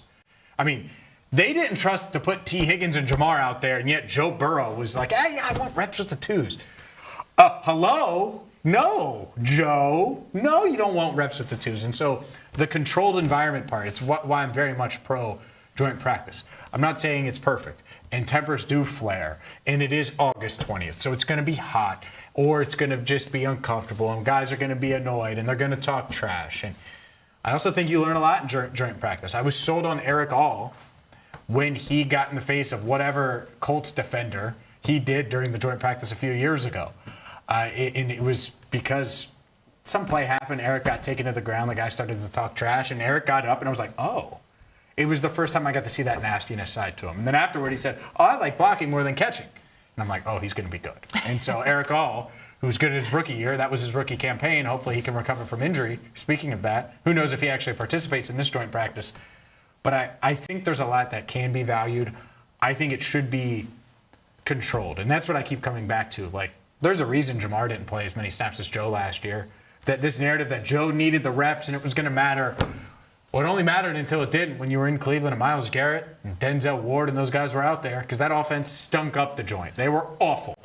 Makes me mad just thinking about how bad they were going up against Cleveland in that Week 1 game where Joe Flacco, if they could catch in Cleveland, then the Browns probably beat the Bengals in that one. Joe Flacco had an interception that should have just been caught. So when I think of it that way, give me the controlled environment over the not. But there is risk, and that's the downside of it. But for me, like if it's play Joe week 2 of the preseason or joint practice, I would go with joint practice because I don't think there's one is a much better than the other. I don't think preseason's much better than joint practice. You get more reps in the joint practice, and one's controlled and one isn't. And neither one matters a ton for week 1 overall success. I agree with that. It's just about getting ready. We'll get ready in a controlled environment. Yeah, I certainly don't hate the point, but exactly what you said there at the end is where I'm coming from. I don't think there's much difference between a joint practice and a preseason game, and the preseason games are already scheduled. So just use those for the reps that you think you need to get. I also think the conversation of Burrow playing last year and then the team not starting slow strictly because they won 2 games is a little bit twisted because exactly what you're saying there. The offense was not humming in Cleveland. It certainly wasn't humming against Jacksonville before he got hurt. So it's not like those reps immediately resulted in him being great out of the gate in week 1 and week 2. Obviously the wins are a great change from the years prior to that, but it's not like it got him playing November Joe Burrow football in the beginning of the year. So I don't know why it necessarily has to be one or the other. If the worry is injuries and the worry is having him out there with the twos when it's not necessary, let's not play him in the preseason or in joint practices. Let's just do neither. A completely fair take, too. Also, given that there's a limited number of training camp practices now, it almost feels like you're giving one up because you're not going to work on, you're not going to work on certain things in front of another team and their personnel around. So from that viewpoint, are you kind of like giving up a practice in that sense where you could be using that time for, other valuable ways? Yeah, I mean, I think you're getting 60 reps of team situations going up against another team for Joe and Jamar and T, and your offensive line and your defensive front with Dexter. Do you want Dexter playing in a preseason game? I don't think there's any difference in my mind from that. Yeah, he could do a drive. I'd be fine with that. Yeah, sure. Well, he probably still is. And it's less because of the joint practice because of all of those reps. I would imagine. Now, we'll have time to dive into should they play in the preseason, should they not, whatever. But the joint practice reps are going to take some of that out, some of that chunk out. If it's 1 drive instead of 4 drives, well, there you go. And I don't even know if I would play Dexter 4 drives, to be honest with you. Yeah. All preseason. Especially with the joint practice now. Yeah, that's definitely a huge thing. I think it removes anyone, or maybe not anyone, it removes a lot of those guys that are potentially on the fence of playing in the preseason. You get those reps in the joint practice. You don't have to play them in the preseason. So I get it from that sense. I just don't think the risk changes much from a preseason game to a joint practice. And maybe I'm wrong on that, but I feel like there's just as big of a risk that these guys suffer an injury in a joint practice as they do in a preseason game. Or honestly, just in a practice. It's just sometimes injuries just happen. Not the quarterback, but no, Joe would be the exception. They're not nearly as live. Even so, it's not as live as it is in preseason. The whistle comes much faster in joint. It's still football. It can happen any time. I just feel like you're setting. It's a level above a regular practice. Sure, maybe a smidge below a preseason game, but it's much higher. Like it is level-wise, it feels much bigger than it does a normal average practice. There's like hype and you go there's way more people around. It just feels that way, and they feel it. Like they feel that. You felt it. Oh yeah. Like Joe Burrow. I'll never forget because I was like, man, Anthony Richardson is a unit. Joe and Anthony Richardson dap up as Anthony's walking onto the field warming up. Well after Joe had already started his warm up, which is probably why Richardson hasn't caught on yet. But you get my point. And I was like, oh. You really are Cam Newton. Like, he was huge. I still got stock in that. I know you do. That's why I mentioned it. But, that's different than a normal For practice. sure. No, I get that. What does it do that a preseason game doesn't? In terms of giving you reps against another team. Controlled environment, like I said. Whistles, stops. Yeah. Much easier. Here, this is what we're going to do. The coaches agree to certain things. Preseason, you're right. It's preseason. It's probably 5 in one hand and a half dozen in the other, right? Not 6 in that, but pretty close to it. But Zach Taylor clearly experimenting. Last year experimented in the preseason. Probably was like, hey, let's dial that back a little bit. And so hopefully we see Joe. I'm team 0 preseason, by the way. I'll spoil it. I'm team 0 preseason when it comes to Joe Burrow. But we will certainly see what the plan is there. So they say Zach got it wrong when it comes to the joint practice. I like it. I think it makes sense. So more on that coming up. But up next, I don't think we're going to be talking about joint practices. It's Contepelli's Countdown right here on First Word.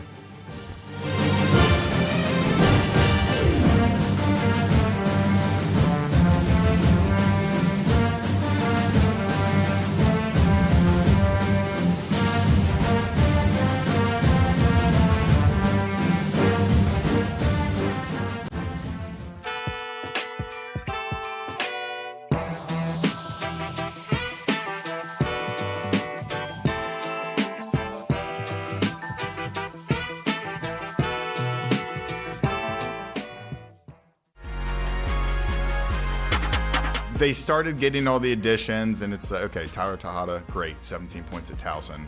He should come in and give you 13 or 14 as a wing who can shoot the three. But the piece was missing of who's going to run the offense, like who's going to be the lead guard. So when it came down to Tylen Riley, when you're looking at that, okay, he's committing this day, who else is left in the portal if you don't get him? So they kind of threw all their chips in, and they're able to get a guy who gets to the line a ton.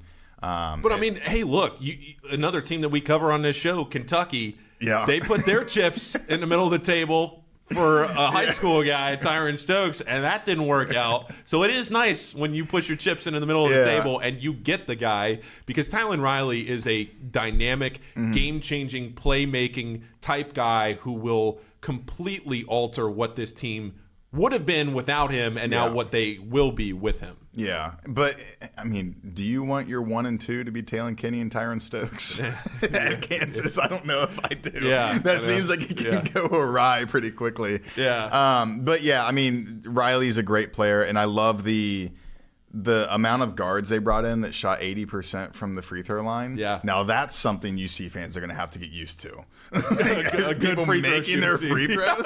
Are you kidding me? You have Sean Abayev come in and he's shooting like 50% from the line through 15 games. And it's like, what? I think they're actually cursed. But that is going to be a big part of their offense. And that's one of my biggest gripes with Wes Miller last year is he had Day Thomas who made 90% of his free throws, and he averaged like 1.5 free throws a game. Yeah. It's like, get downhill, get to the line, and make that be a part of your offense. That just wasn't something that I thought Wes ever wanted to be a part of his offense. Hi, my name is Natalie Jones. Just your typical 40-year-old Cincinnati girl. Although, no, I'm not married or divorced. I don't have any kids, and I don't live in the neighborhood I grew up in, which is the West Side, by the way. But what I do have is a lot of freaking time, and I've been using it well. So come along with me on this grand adventure, because I've been trying all the new around town that you need to know about. This is Nat Tries That.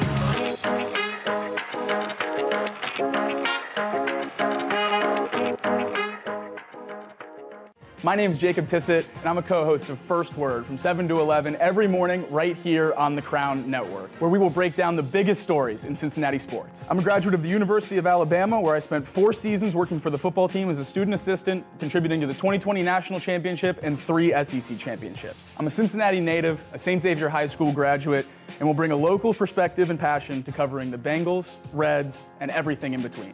I'm excited to have you join us on First Word. This city deserves its crown. Watch, listen, subscribe.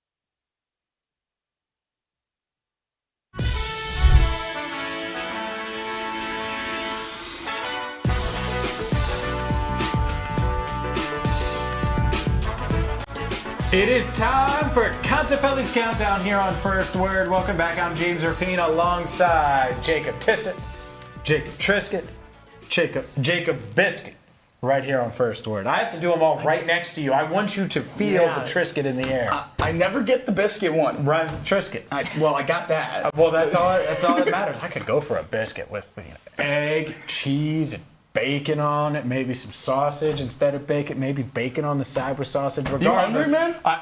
No, not at all. It is time for Contepelli's Countdown with Marissa Contepelli right here on the Crack. Well, it sounds like the desk is getting a little hungry over there, but are you guys thirsty at all? Yeah. Taking it back to maybe the college days here, the Bengals before they broke, before the off-season, before camp starts, had a little bit of fun with some team pong. Are you Team T or Team BJ? And after Jacob discovered that this was going to be in Countdown, he was like, well, what about Team Jacob? Am I right? That's true. Everyone should be Team Jacob if we were playing. What is this, Twilight here? But wild reference there. But Joe Burrow getting in on the fun. Love to see that early in the offseason. Couldn't remember the last time I saw him in one of these fun videos. So great to see him in the mix.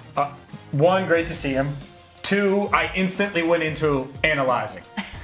Who's playing, who's what. One, not shocked at all that Burrow's precision there and his team handling business. So Marissa, I'm going to kick it back to you. Yeah. You and a partner of your choice, whoever it is, on the planet, versus Joe and whoever he wants to pick on the Bengals. Who wins in Pong? Joe. He's literally, that's like not even, you look so upset I didn't just choose you. I think we would beat them. We would. Yeah, for sure. And we haven't played together, No. but this is official. We'll call it out right against Joe now. in anything that requires precision and accuracy. James and Jacob would whoop Joe and insert whoever else Bengal Way too much player-wise. confidence on the desk right now. question. Way Look, too much confidence. Usually I'm on Marissa's team, getting on James for the confidence. No, it's this one I'm confident in. yes, absolutely. I'm with No, you. not going against QB1 here. No shot. It's not throwing it's Pong. It's precision, it's accuracy. You get ping pong balls and solo cups, I'm QB1.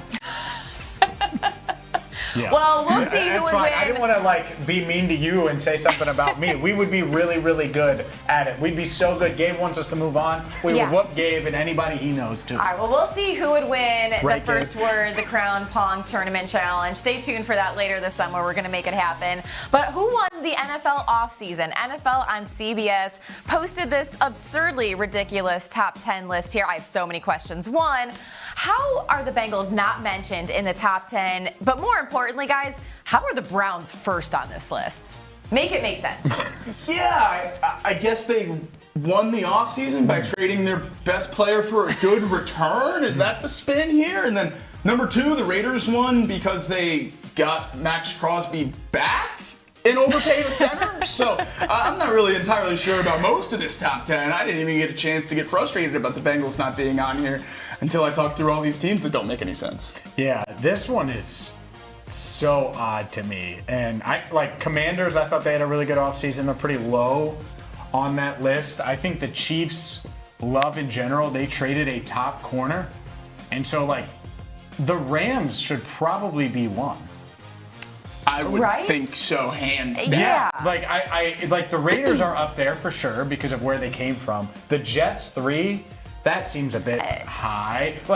Some of these are really questionable, and I wonder the logic behind it. But just overall, I never thought of the Browns as being part of it. They shouldn't be a part of it. They are literally in the arch sweepstakes. I was on Cleveland radio over the weekend with my guy Spencer German, and I said that. I was like, you guys are thinking about 2027 and what quarterback you're going to get, and that's why you're talking about Watson and Shador right now, because neither guy is the answer, and deep down the franchise knows it. So the fact that they have they won the offseason, there's really no scenario where the Browns won the offseason, even if you did put them in the top 10. Commanders I don't at even know 8 if I would seems have the Browns crazy in too. my top 10. Right. I don't think so either. Unless you're just the biggest Jared Verse fan in the world. I think the Commanders should be much higher. For and sure. I think the Browns should be out of the top 10. And the Bengals should absolutely be in this mix. I'm surprised that they wouldn't have scratched the surface anywhere. They'd probably be 8 to 10 at worst, and probably higher. Yeah, well, scratching the surface, TBD on that one. There weren't a lot of runs scratched off across home plate last night. Came across this stat, and we see here 12 MLB games were decided by a total of 20 runs last night. The smallest combined run differential on a single day with at least that many teams playing since 1989. So, offense hard to come by last night for some reason. Not just the Reds. It's not just us. It's happening everywhere. No one can score, but Reds did their job in contributing to a stat that means baseball wasn't very fun to watch last night. That's one thing, too. I hear excuses. I need runs. That's it. It doesn't matter how you get them. I need them. ELLY, I hope that hamstring is okay, my friend. You are going to need to run tonight. And, the Reds got to score runs. You have to score. You play to win the game, Marissa. We certainly hope to see a lot of running and a lot of scoring. Well, there's been no shortage of that when it comes to Lionel Messi in the World Cup. With his brace after yesterday's Argentinian win, he now has a 40% chance of winning the Golden Boot in this year's World Cup. And another absolutely crazy stat to go with Messi. Only 6 nations have more goals this tournament than Messi. There are 48 countries in this World Cup. Only 6 have scored more than Messi. Big shout out, though. U.S. is one of those teams. He's the GOAT, and he's showing it, and he continues to show it, and it's really cool to see him put on this show after he put on a show down the street at TQL last month. So he did that. He finished off FC Cincinnati. It was painful the next day when we were talking about it, but this is just a reminder of how great Lionel Messi is. Goals per game in major tournaments before joining the MLS, 0.39. Goals per game in major tournaments since joining the MLS, 0.71. Messi has gotten better since joining Inter Miami and the MLS. Yeah. Shout out US Soccer. Don't know what that means for the rest of MLS, but I guess it could be a nice problem to have in terms of growing the sport and the league. And topping off countdown on this Tuesday, one of our favorites, Joey Votto, joined MLB Network. And let's listen in as he explains how he paid homage to a Reds legend. You're driving with your dog. Oh, there we go. Is that a brand new pup? Morgan, say hi. Yeah. What's her name? Morgan. I named her after Joe Morgan. After Joe Morgan, like one of the greatest players ever. I loved talking baseball with Joe Morgan. Yeah, I mean, as a Red, you must have come across Joe a lot. Joe was the best. You know, he was the guy that said, after I got my first most valuable player, he said, go get a second and then pass me. You know, may you rest in peace. You know how generous that is? So many players hold on tight to their legacy, and he didn't care. He wanted more for everyone else. And I loved him for that. He was always coming up to me and treating me with respect. He was a wonderful, wonderful man, and he is missed. I really love Joe Morgan, and it was my way of paying homage to him. You're driving with your dog. Oh, there we go. Is that a brand new pup? Morgan, say hi. Yeah. Just an awesome gesture by Joey Votto. And also have to just say how cute his pup Morgan is. I love that he continues to find different ways to still be incorporated with the Reds. Yeah, Joe Morgan, best second baseman in team history, one of the best players in team history. He was an awesome broadcaster. It was obviously awesome to Joey Votto when he won the MVP in 2010. One of the most fun seasons that the Reds have had in either of our lifetimes, and I'll speak for Jacob there for sure. Yeah. And so, this is really cool. Yeah, absolutely. I love exactly what you said right there, Marissa. Since Joey Votto retired, still staying so intertwined with the Reds franchise. He was here for so long. He was the face of the club for so long. And to name your dog after a Reds legend is something that's super cool. I absolutely love it. And he should have gotten that second MVP. I can't ever get over that. I know what we could do. The two Joes, Burrow, Votto versus us two, Paul. I mean, it wouldn't even be. It'd be a work. Wouldn't even be a game. Wouldn't. We'd dominate. And I'm still taking the Joes. Domination. And I'm taking Pup Joe Morgan too in that mix. What's going on? No confidence. It's me. No confidence, Contepelli over there. All you are is nice to her. I just have more confidence in the Joes, but it is what it is. We have plenty more to get to here on First Word. Yesterday, James bought the worst thing that I have ever seen him buy on this show. It's our What's the Word poll question of the day. Did you agree with James' take, or are you signing with the right side of the desk on me and Jacob selling the idea? Got straight to come. We're with you until 11 o'clock here on The Crown.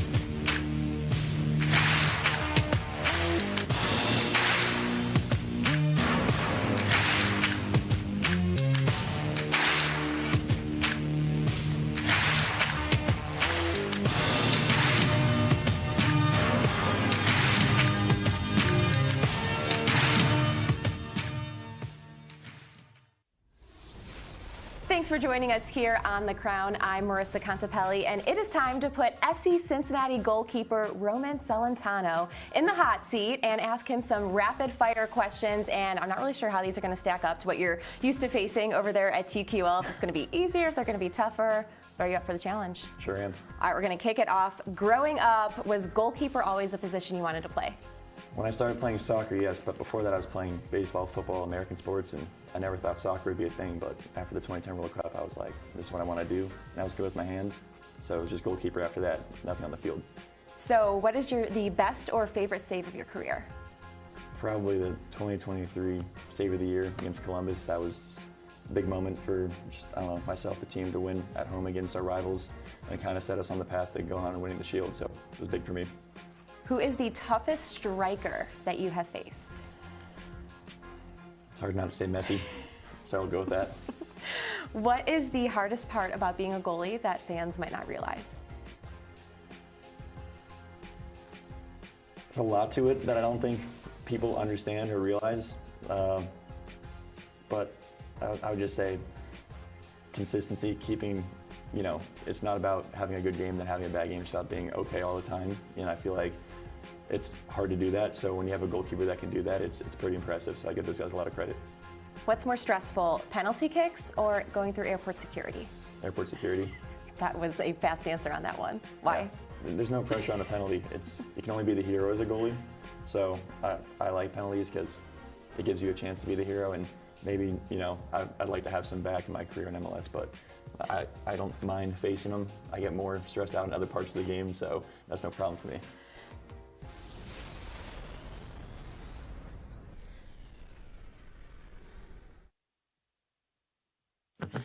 Hello, my name is Natalie Jones, and welcome to The Nat Jones Show.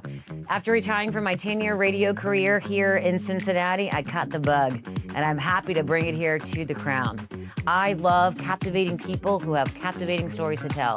And the thing about it is, everybody has a story to tell. All you gotta do is empower them to do so. That is exactly what I'm doing here. Because life is better when we all stay curious and we all stay connected. Cincinnati means business. And what does that mean for you and your community? The Working Lunch, every weekday at noon, takes you behind the local business scene with local headlines, interviews with owners and local leaders. The Working Lunch with Jack Crumlin, only on The Crown. On the radio here in Cincinnati. Cincinnati has always felt like home. Right here on the Crown Network. Out and about in Cincinnati, bringing you the stories that you need to hear in the Queen City.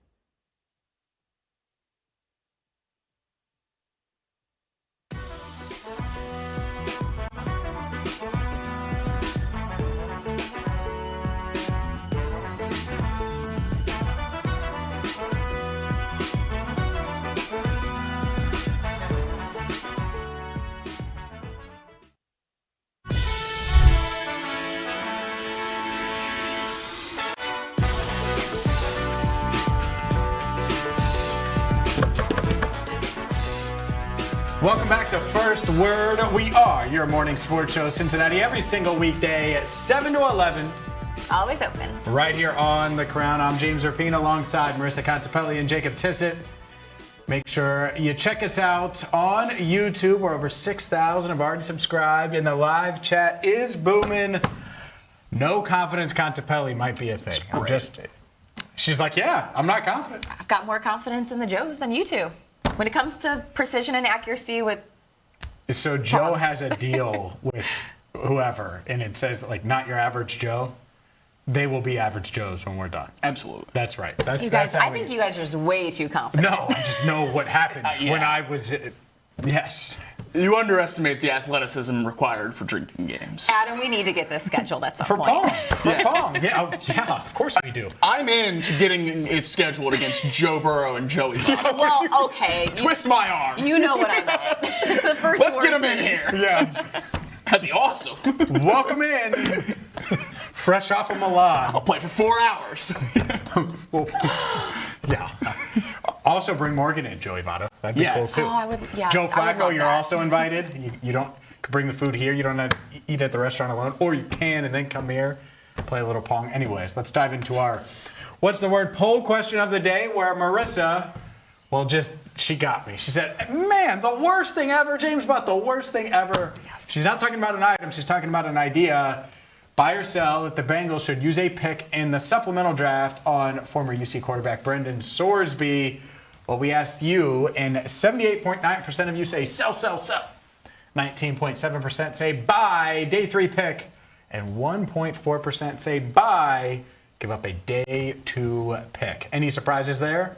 Yeah. 1.4% of the surprise. Voted for a day 2 pick. Don't react to that. Oh, my goodness. Surprised about 19.7 saying they did a day 3 pick. All right, day 3 pick, you shouldn't be surprised by. It should have been 95 and sell.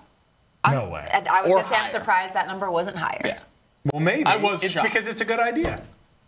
It's not. Why? Why are you guys selling this idea of adding a quality quarterback prospect for a 5th round pick? Because that's where I was buying it, as a 5th, not a 4th. I think a 5th you realistically could have a shot to get it.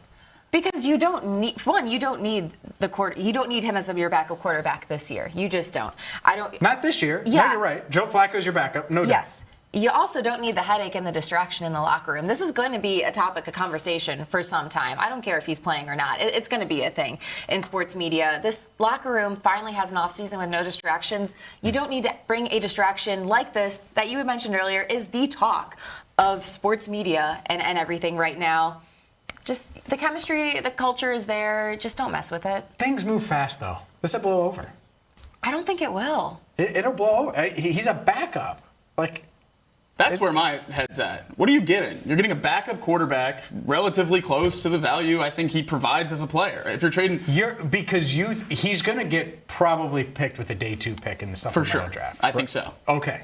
You don't value him that way. No. I am saying if you're the Bengals, take a flyer on a guy because they're going to probably draft a quarterback next year or be in on quarterback next year because Joe Flacco's 40 and Josh Johnson's 38 or whatever he is. I mean, they're routed up to 80 for sure without looking. So that's it, is maybe you could get that long-term solution. And the moment you just say, hey, go put your head down and work and get in that sauna and be a physical, hungry, accountable teammate, then there you go. How about me dropping that? That was really good. Yeah. Yeah, I mean, if he comes in here and wants to do that's great. But I just don't think for the Bengals to do this on the Brendan Sorsby story and who he is, I think he would need to be a significantly better football player to take this gamble. And I don't think it makes any sense to bring him into this quarterback. Is it a big gamble? A 5th round pick? If they draft you with a 5th round pick, it's a kind of a big gamble because it's unprecedented that someone that hasn't played in college. Too. What, a good college quarterback that has a little bit of controversy can be a solid backup quarterback? A little bit of controversy is underselling it. Are we sure he's never going to gamble on his team again? No, we're not sure. There's a lot of risk to this. There's any player can gamble on his team. My thing with that side of things is such a that question is the NFL's to answer. And if they aren't sure, he shouldn't be eligible. Once he's eligible, his team's fair game. He's going to play. Or I would be surprised if he's not eligible for the NFL. I would be too. I think it's a massive mistake, but I think he will be eligible. I also think it will be a team like the Bengals that has an established quarterback that takes a chance on him. Let's look at these responses really fast here on First Word. And the first one, Dana Garden's 5th, the 7th round pick, no brainer. Bam. One agrees. One response agrees. I'll take that one because I'm sure the rest aren't. You think Mr. Brun's going to sign off on this? You're crazy. I actually think he would be open to that idea if you tell him that Sorsby's talented. And way too much baggage for a guy that would at best be a backup, 3rd string this year, 0 interest. And that no good snake sides with that side of the desk. No confidence, Contepelli and Jacob Triscutt. I'm James Rapien. We will continue the conversation with Reds and Bengals with you till 11 right here on First Word.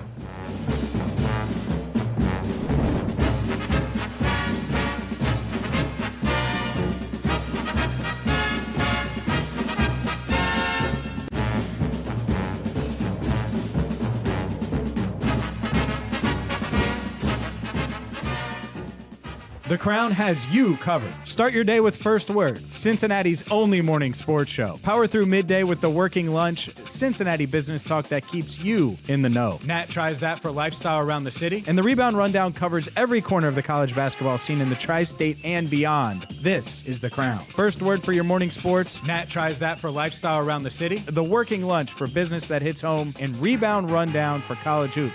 This city deserves its crown. Watch, listen, subscribe.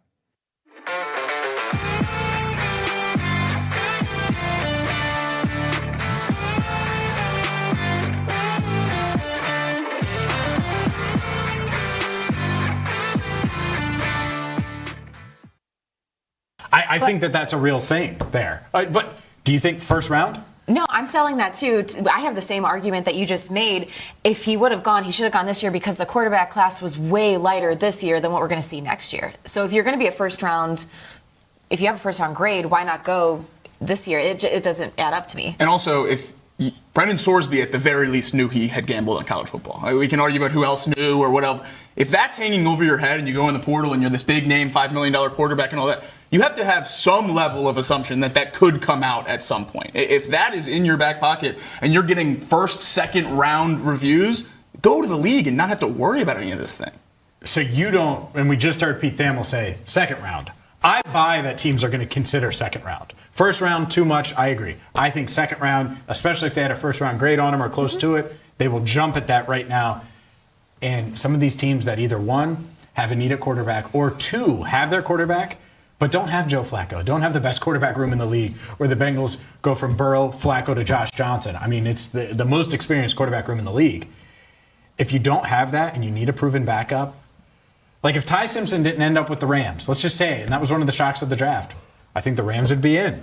The Lions think that they could be in. Like teams like that, heck, does Minnesota say, you know what, we really like this guy.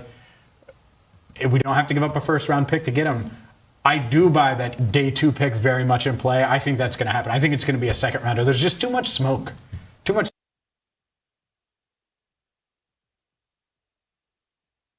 My name is James Rapine, and I host First Word every weekday morning, 7 to 11, right here on The Crown. Prior to joining The Crown Network, I covered the Bengals for Sports Illustrated for 6 seasons. I also am the founder of Cincinnati Bengals Talk on YouTube and wrote the book, Enter the Jungle, A History of the Cincinnati Bengals. Couldn't be more excited to join you every weekday morning for First Word right here on The Crown.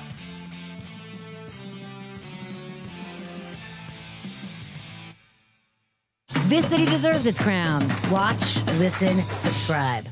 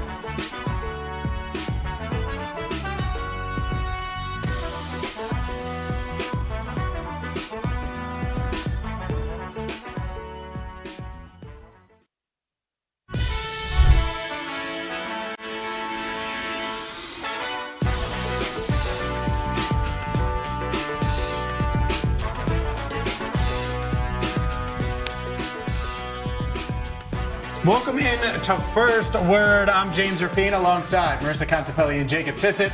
We are your morning sports show, Cincinnati, every single weekday, 7 to 11, right here on The Crown. And we are live on YouTube, live on X, at First Word Cincy. Make sure you jump in on the conversation there. And of course, you can watch us every single morning on the Rock Entertainment Sports Network. Also, listen live on Mixler and catch us wherever you get your podcast. If you missed Paul Fritschner earlier, which was amazing, well, that'll obviously be on YouTube and wherever you get your podcast. And it's not just us. No. The Working Lunch with Jack Crumley every single weekday, noon to 1. And also Rebound Rundown with PDF Paul Fritschner.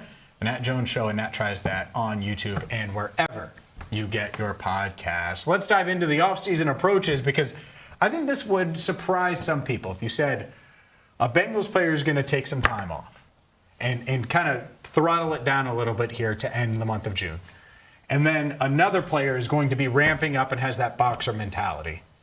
I think you would say, oh, well, one of the linemen probably throttling it down and the quarterback probably throttling it up. What is the exact opposite? Joe Burrow, you live and you learn, made it clear about his intentions to dial it back at least a little bit ahead of training camp next month. Take a little break, and then once July hits, ramp it back up into the ramp up before training camp. The next 2 weeks, still be working out, but certainly not anything crazy, and then ramp it up in July.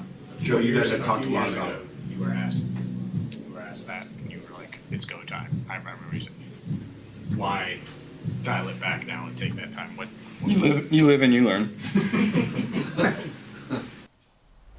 A couple of years ago in 2022, Joe Burrow said, "It's go time." This time, he was like, "It's go time. I'm ramping up. Camp is 6 weeks away," and it was like full throttle.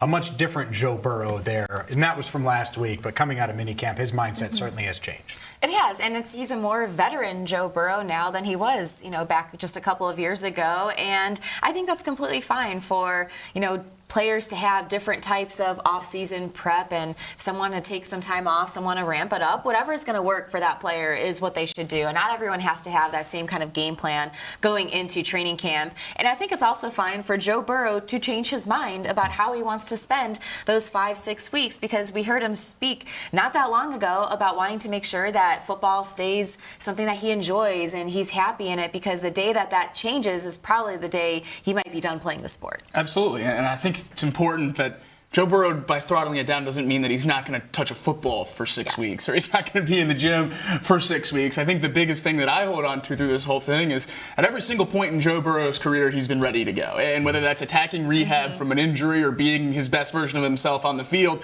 he's put his best foot forward to do what he thinks is best for the Bengals franchise. And there's no doubt in my mind that if he thinks he needs to get some extra work in 2 weeks when he's in his throttled down phase of the offseason, he'll go get a football and get some extra work in. And if he feels great and everything's going according to plan, like he said right there, he's going to throttle it down for the next, then maybe he does relax for the next 6 weeks. This isn't set in stone just because he said it in a press conference, and I'm uber confident in Joe Burrow's ability to feel comfortable with his own body and what he needs to be ready to go by the time the season rolls around. I really couldn't care less about how Joe handles the next 6 weeks. I hope he enjoys his time off. Yeah, and look, I totally get that. He's built up that equity. I just think it's interesting, especially you hear Joe, and then you hear Dexter Lawrence, his mindset. Obviously, he was traded in April, a lot to prove, hasn't left the Bengals facility, and makes it clear what his mentality is over the next 6 weeks. Don't be like a boxer, before they go in there, till they fight. You got to put your head down and train. That's what it's about. So the next 5 weeks for you are not in any way about rest or anything like that. It's about go time. Yeah, it's go time. Yeah. It's go time right now in June. Yeah. Right. That's the process. Hey, is that something you've learned over the course of your career? That's something I've been doing since my rookie year. Around this time, before we get back, I just put my head down and I go to work and get ready for. It's go time, boxer mentality, completely different in that way. Now, one thing we don't know is how hard Dexter boxer mentality training-wise is compared to Joe Burrow ramping it back up at the start of July. But I do think it's interesting. 2 stars to Burrow's the best player on the team. Dexter's at worst 4th on the team. Probably you would say 3rd, but worst 4th. Let's just, and the leader of that defense, the difference in approach. I don't think either one is wrong, but certainly there's a different approach from Joe Burrow and what he's learned over the past few years, and part of that's probably his health, versus what works for Dexter Lawrence, which is probably getting into the shape that he needs to be in to command the double teams that he has to deal with down in and down out. Exactly. I don't think either approach is wrong either. And this could be a case for Dexter where he's just showing his excitement for being in a situation, in a new team, wanting to make sure he's ready, eager to go, to also be a leader and a voice for this defense. And I think another side of it too is Dexter knows the amount of work that is going to need to be taken to revamp this defense, to turn it around, because he's heard everything that's been said about this defense, I'm sure, over the last year, and wanting to make sure that that narrative changes for this season. So I think that could be kind of part of it too, and making sure that he's ready to go to be a leader in that room. And that pressure on improving the defense is on a lot of people in that building, absolutely, but a lot of it falls on Dexter Lawrence, whether that's fair or not. A lot of the turnaround expected for this Bengals defense really only started being talked about when that trade was made. The whole offseason shifted after that trade was made. When you move your top signing down to number 2 and 2 down to number 3, it changes the way everything is viewed. And when you add this many players to the defense, there's legitimate belief that it can turn around. But Dexter Lawrence is the face of that side of the ball, a side of the ball that has been talked about pretty poorly over the last few years here in Cincinnati. So obviously the coaching staff needs to do their job. Everyone needs to stay healthy and put their best foot forward. But I also think Dexter Lawrence is looking at this as a way as, hey, I'm the new guy here. They want to get over the hump. I'm going to be a big reason they can do that, and putting himself in his best version before week 1. Maybe that's just working a little harder. Maybe he has a bigger chip on his shoulder because of the way things ended in New York. But these are two great players who I'm incredibly confident getting to where they need to be by week 1. And it's just cool to see guys at the top of their field, like both Dexter and Joe are, handle things completely differently and get to the same end point. You certainly hope it's the same end point. And I think that's what's fun, is seeing the guys do different things. Now, what I think is going to be interesting is, and I would love to see it, you're talking about playing beer pong with Joe. I'd love to see what his training is like from now until July 1. And then that ramp up to camp, because something that I would be stunned if he doesn't. He shows up when rookies show up, and he gets work in ahead of time. You remember the appendicitis. Yeah. He was already working with rookies and had a little stomach pain and kept practicing, and suddenly it becomes a big thing. But for me, I look at it, and I'm so curious about the ins and outs of how these guys train and what they do. And it's different. What Joe's going to be doing, much, much different than what Dexter has to do. And what Dexter has to do to be ready to go when he has to be ready to go is unique and different. And Joe, maybe he worked so darn hard a couple of these off seasons going into camp that he was like, man, I was pushing too hard too early. You don't have to be great in July. You don't. You need to be on track. So that first week in September, you're ready to go, and you can be in a rhythm and actually put up 20-plus points and not 17 against a bad Browns team, right? I'm sick of that. And so handle business against Tampa Bay. So you need that. But the difference and the contrast between these two guys, I think it's interesting, because there's a lot on both of their shoulders, to your point. Like the defense, if they're good, Dexter's going to get a lot of credit. If they're underwhelming, it's probably going to be on Dexter's shoulders. Yeah, and it's not just the performance on the field for both of those guys. Obviously, a lot of the conversation through the offseason is getting ready to play your best around week 1. But those are the two guys who are forced to be the leaders of their individual sides of the ball. Obviously, Dexter, what he was added to a defense that lacked leadership overall. And we all know what Joe is in that locker room, and especially within the offense from a leadership perspective. So I think this is also, in that sense, kind of, both taking their route, kind of giving the locker room their ability to choose what they want over the next 6 weeks. You see the two voices of the team going two different directions. Whatever you think is best for yourself, go do it over this time in between now and training camp. And I'm sure there's a little bit more pressure on other guys than others to work harder and get to a different point depending on what was seen during minicamp. But I think the split of leadership kind of at the top is a good thing for the rest of the team, giving them the ability to kind of pick and choose. Right, and this is why with the question posed, pick a side, are you Team Burrow or Team Dexy in this situation?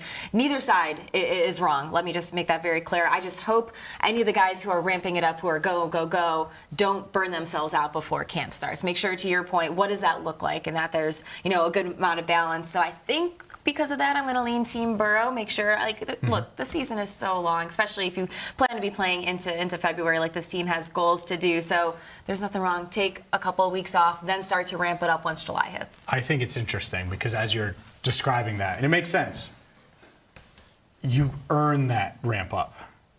Jordan Battle, there is no ramp up, man. You better be going right now, because he's got a lot to prove, right? It's not just Jordan Battle. Miles Murphy, same thing. Like, a lot to prove and a lot of money on the line. And Andre Yosevich, same thing. Like, some of these guys, Dexter Lawrence is like, all right, I need to make sure whatever I need to do so I can be this dominant nose tackle, I need to do. And he's been there, done that. Joe Burrow, been there, done that, knows what works, what doesn't. And you have to navigate those things. Chase Brown, same thing. By the way, I'm not questioning these guys and how hard they're working. I'm just saying, if you have a lot to prove still, well, then I get why the throttle would be down here and you wouldn't want to let up off the gas for a few weeks. Now, does Jamar Chase take a week off his legs now and go a little lighter? Maybe not. Maybe it's just all part of the program and he's going to continue to ramp up and that's just it. But I would imagine that he kind of reset things a little bit when he joined the team for the offseason program for a couple of weeks and now go back and do whatever he's going to do ahead of training camp. So that part is interesting because I think if you have something to prove, if you're still that and not established, go. Because the first 4 games of the season are as big as any, and if you dominate those first 4 before you have an injury or something like that, well, that could be the difference between getting a big contract and not getting a big contract. No question about it. And I think that's the difference between obviously a lot of guys on this team. Everyone's in a different position right now in terms of their stability on the roster and just in the NFL as a whole. And that's what leads you to have the ability to go through different off seasons. And Marissa's you're absolutely right about both of them having good points in terms of taking time off. I'm going to be excited when someone continues to work. If I'm going to pick, I'm going to pick Dexter, but certainly nothing wrong with Joe Burrow taking a few weeks off. I just think everything Dexter Lawrence has said, how hard he's been working. I don't think we've seen a clip of people lifting without Dexter either in front or in the background all summer long. So he's been there, he's been grinding, and I love to hear that he's just going to keep grinding. It's fun to hear that these guys are as excited for the season as I think the rest of us are, so that gets me fired up and ready to go, but certainly nothing wrong with Joe's approach either. In our YouTube chat, Rob wants to know, did you guys hear that? I think I heard what he heard. Yeah. Whoosh. Geno Stone missing another tackle. Talking about someone that needs the foot on the throttle. There you go. Up next, we're going to talk all things Cincinnati Reds. They're getting healthier. Hopefully it's at the right time. We'll dive into that coming up next right here on First Word.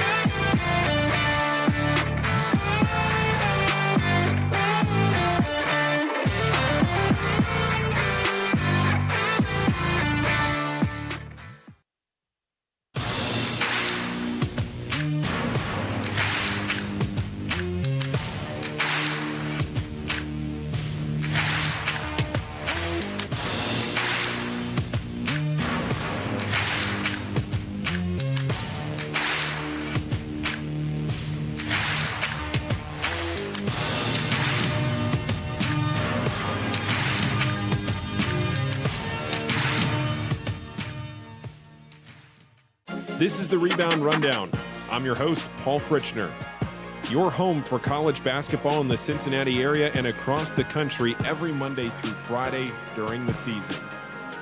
Previews, recaps, breakdowns, interviews, and more. You can find it all right here. Your one-stop shop for a quick dose of college hoops on your morning commute. Make sure to subscribe on YouTube and wherever you get your podcasts.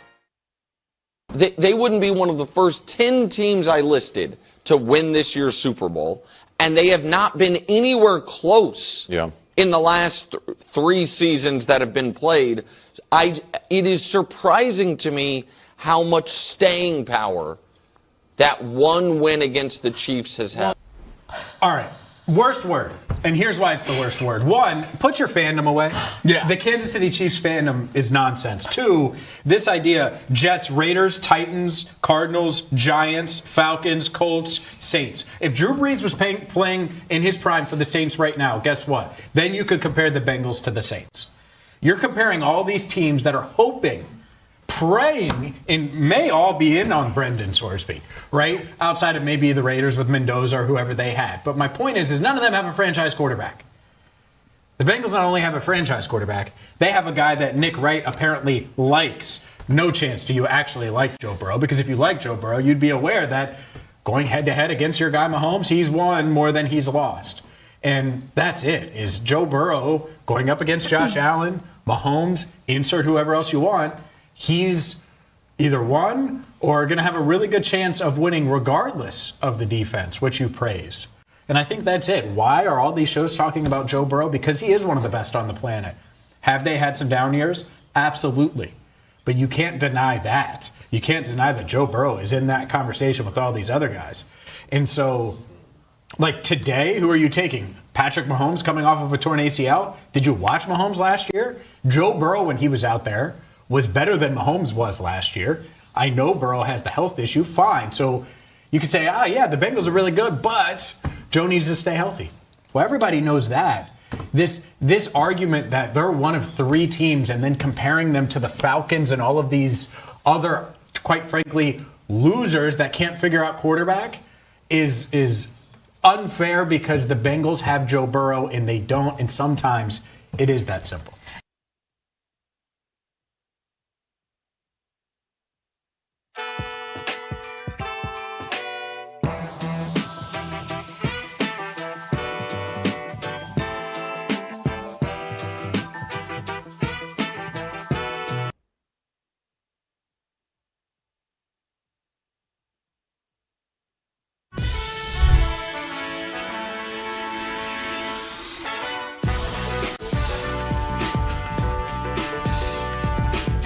Some breaking news here on First Word. Welcome back. I'm James Rapien alongside Marissa Contepelli and Jacob Tissett.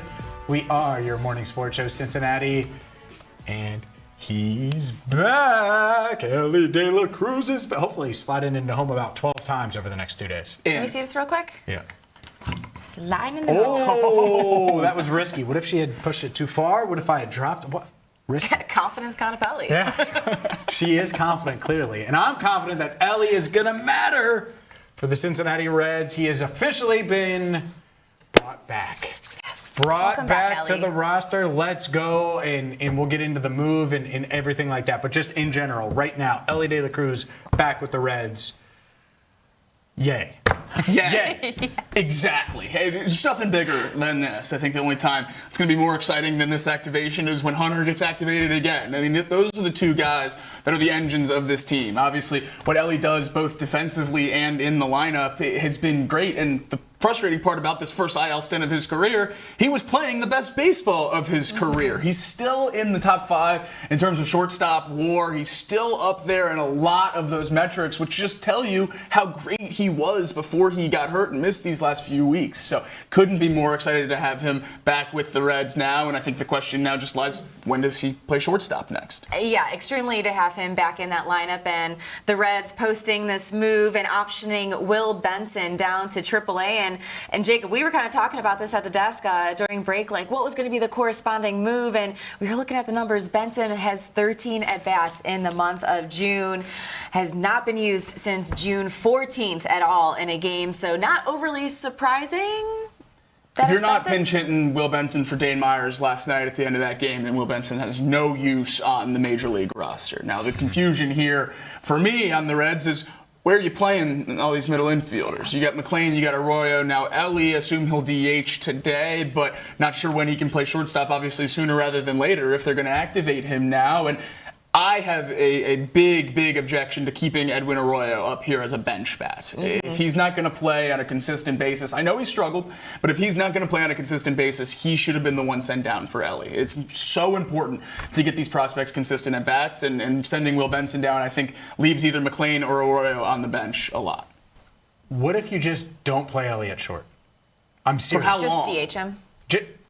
For as long as he, like, this week, what if he just doesn't play short?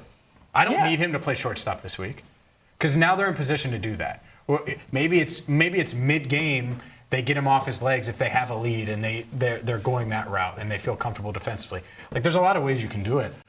I like this better. I mentioned it to you like an hour ago. Yeah. I like it better because I would just DH him. I don't need Elly De La Cruz, the fielder, to be out there to win games. I need Elly De La Cruz, the guy who wreaks havoc on the base paths, the guy who can be dominant at the plate, that's a real threat at the plate, to get hits, get on base, find ways to score runs. That's what they are lacking. The McLean-Arroyo tandem in the infield is fine. Like, do you disagree? Like, it's fine. It's consistent. I don't worry about that. And you can still get Arroyo at bats. I know what Will Benson is. He's been here for how long? Oh, yeah.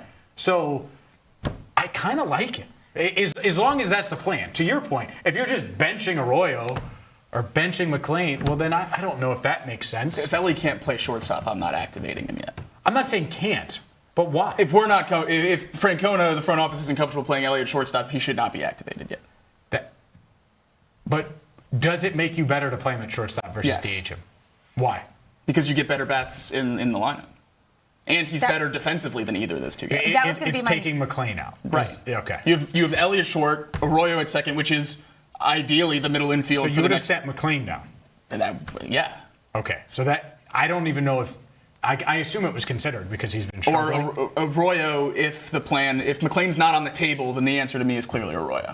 Well, and this was going to be my next question, too. Like, let's say that's the plan, is to DH Elly, so then you have McLean and Arroyo in the middle of the field. How are you getting now Spencer Steer, Noel Marte, JJ Bleday, and Dunn consistent use, too? How is this rotation going to shake out in the lineup? Yeah, Dunn keeps leading off against righties, and then you have Marte in center against lefties, probably, which is not setting Marte up for success. Well, because you want Marte every day. I'd be fine with that. As much as I joke Dunn's the best Dunn in Reds history, he can be your fourth guy. He's an awesome bench outfielder. So treat him that way. So if that's what they're doing, I have a hard time believing they're going to pull a guy who's let off for. Blake Dunn's batting .280 in June. If they never start him again, I'll be fine. He's a phenomenal fourth outfielder. He's a great defensive sub. He has awesome speed. He is not a leadoff hitter. He's one of the few Reds that's actually I would start him some. What if they're just going to hit Elly lead off and DH him? He's probably not getting No, they won't. I expect him to hit second. The DH thing, that's what I would do. Keeping him off his legs. It's a soft tissue injury. And I get it. You're like, oh, well, if he's 100%, then just put him. Fine, but let's just say he's 100%, and they're giving him another week where he's just going to DH. Even better, because we know how quickly he may feel it rounding second 3 days from now.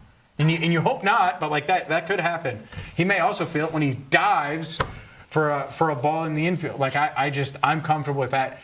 I agree though, and the other thing is they wouldn't like platoon him.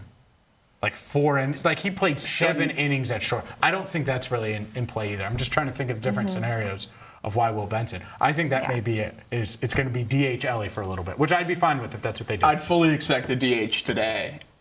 And then tomorrow, with an off day on Thursday, I think you should play him at short.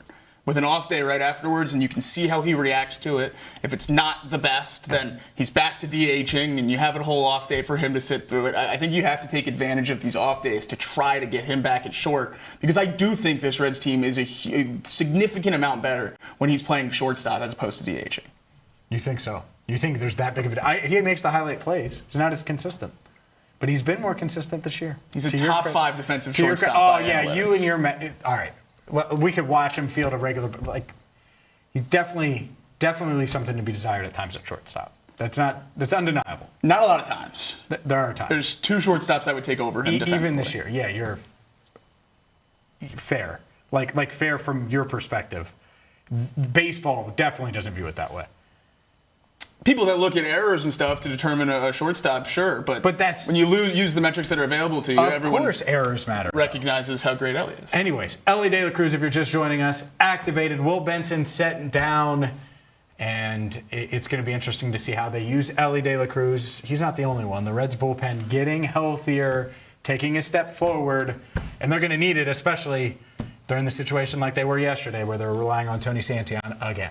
Yeah, and good news, Emilio Pagan through live batting practice yesterday. Brian Giesenslag reporting that Pagan felt great throwing to hitters, tried to make everything as game-like as possible. And you can see next steps would be to have him go down to AAA for 2 rehab game assignments. And yeah, it'll be a welcome sight once they get some more reassurance in the back end of that bullpen and take a little bit of the late game pressure off of Santillan, as he's really kind of been the only one as of late that has been an option for Terry Francona. That quote at the end got me fired up. You're throwing your first bullpen to try to get back. No rehab starts yet, and you try to make it as nasty as possible so they don't even send you to Louisville. I would love to have Pagan back. It would be great to have the Pagan of last year back in this bullpen when he was a closer you had the utmost confidence in to come into the game and shut it down. I still think this hamstring injury was a problem before we saw the hamstring injury pop up, just because of how much of an outlier a lot of those statistics were when he was closing early this season. So I couldn't be more thrilled to have Pagan on his way back and think he's going to be a huge piece of this bullpen throughout the summer. Oh, how times change. No, Pagan has made it, man. Please come back. It's amazing. Baby, come back. I was wrong. Yeah, I get it, though. I mean, he was struggling, and now he's got the right mindset. They need him. Yeah. There's no doubt they need him. And if he can come back and pitch well, you got him, you got Santi on, you got Antone pitching well as well. Sam Moll was good yesterday. Like it How can much come of together. Pagan's struggles early in the season were magnified by the fact that he was struggling when the Reds had one of the best bullpens in baseball, statistically, through that first month. I mean, all of those missteps or trip-ups are exacerbated when no one else is having them. Now, as the bullpen has unraveled over the last month and a half, getting him back is going to be even more big. Yeah, no, there's no doubt about it when it comes to the Reds bullpen stepping in the right direction. If you're just joining us, Elly De La Cruz activated. We expect him to play tonight against the Brewers, DHing. It's going to be interesting to see how they use that lineup. I would be stunned if we get a lineup before we go off the air, but I'm sure that Jacob Tissett will react to it on X. But we have one more to get to. Hunter Greene, positive. No, he's not being activated, but he will pitch for the Louisville Bats tonight, and it's a big step in the right direction. I love this graphic. The return of the ace, Hunter Greene, set to go. I wish, well, it wasn't tonight. Maybe we could do a first word, go watch Hunter Greene part. I literally, when I saw this graphic, it got me fired. I was like, I want to go watch Hunter Greene pitch in Louisville. I checked the date right away. Yeah, it was very, very concerned or wanted to go down for sure. It looks great. But yeah, Hunter Greene on his way back, second rehab start now. So certainly an exciting thing to get him back in a rotation that could be one of the best in baseball. I don't know how much of a stretch that really is anymore with how Chase Burns is pitching, the emergence of Singer in June, and then the rest of these starters coming around. Greene and Burns as the 1-2. How many 1-2s are better than that in baseball? Not many. They would definitely be up there. Yeah, so excited to see Hunter Greene getting back into the mix for the Reds. And there's two other guys who are hopefully going to be getting back into the mix here as well. Brandon Williamson through his first bullpen session earlier this week. And then Brian Hayes, a little update for you as well. Terry Francona saying that he's able to swing. He's working on a core stabilization program. Here's some reporting by Charlie Goldsmith, working to get his core at a certain place so he can handle what is ahead of him. Francona spoke about Hayes working on just those adjustments that the hitting coaches are looking for him to do. So if Hayes, can figure out that bat and that swing, always love what defense he brings over at third. Jacob Tissett, big Brian Hayes fan. Yeah, for sure. That trade made a lot of sense the whole time since it happened. My favorite thing is making Jacob be awkward when I say the opposite of actually how he's feeling. And that's one of them. Regardless, though, Brian Hayes is under contract. Getting him healthy would be nice, one. Two, the core part of it is going to help your back if your core is stronger. So hopefully that's it, because that back injury certainly lingered. He's on the injured list because of it. It would be nice if he found his way back. It feels like not necessarily that close, but we'll see. Hopefully he makes the adjustments the hitting coaches want to. He went on a 10-day IL on May 21st. This is the first thing we've heard since then. I'm not shocked by that, though. Oh, I'm not either. That injured I'm just saying, when he went on IL, it's not like he left the game. They were like, there are things. It was also a pre-existing injury that sent him to the injured list. It wasn't something that flared up with his back. So I think we'll hear this update, which is certainly great. Glad to see that he's still working. And then I assume we'll get an update in another few weeks. And then if something doesn't change pretty drastically, we'll continue to get updates pretty sporadically throughout the season. And then they'll attack this at some point in the offseason. I mean, I think at this point, looking at the infield and Sal, how he's played third really successfully, Arroyo's emergence in the infield, you're talking about tagging prospects to Brian Hayes and trying to unload this contract at some point in the near future. So certainly need to get him back to try to get some value back out of this contract. Yeah, we'll see. We'll see what happens there with Brian Hayes. But the bullpen getting healthier. Elly De La Cruz back. The Reds try to take down the Brewers. We'll get into Lodolo Day next right here on First Word.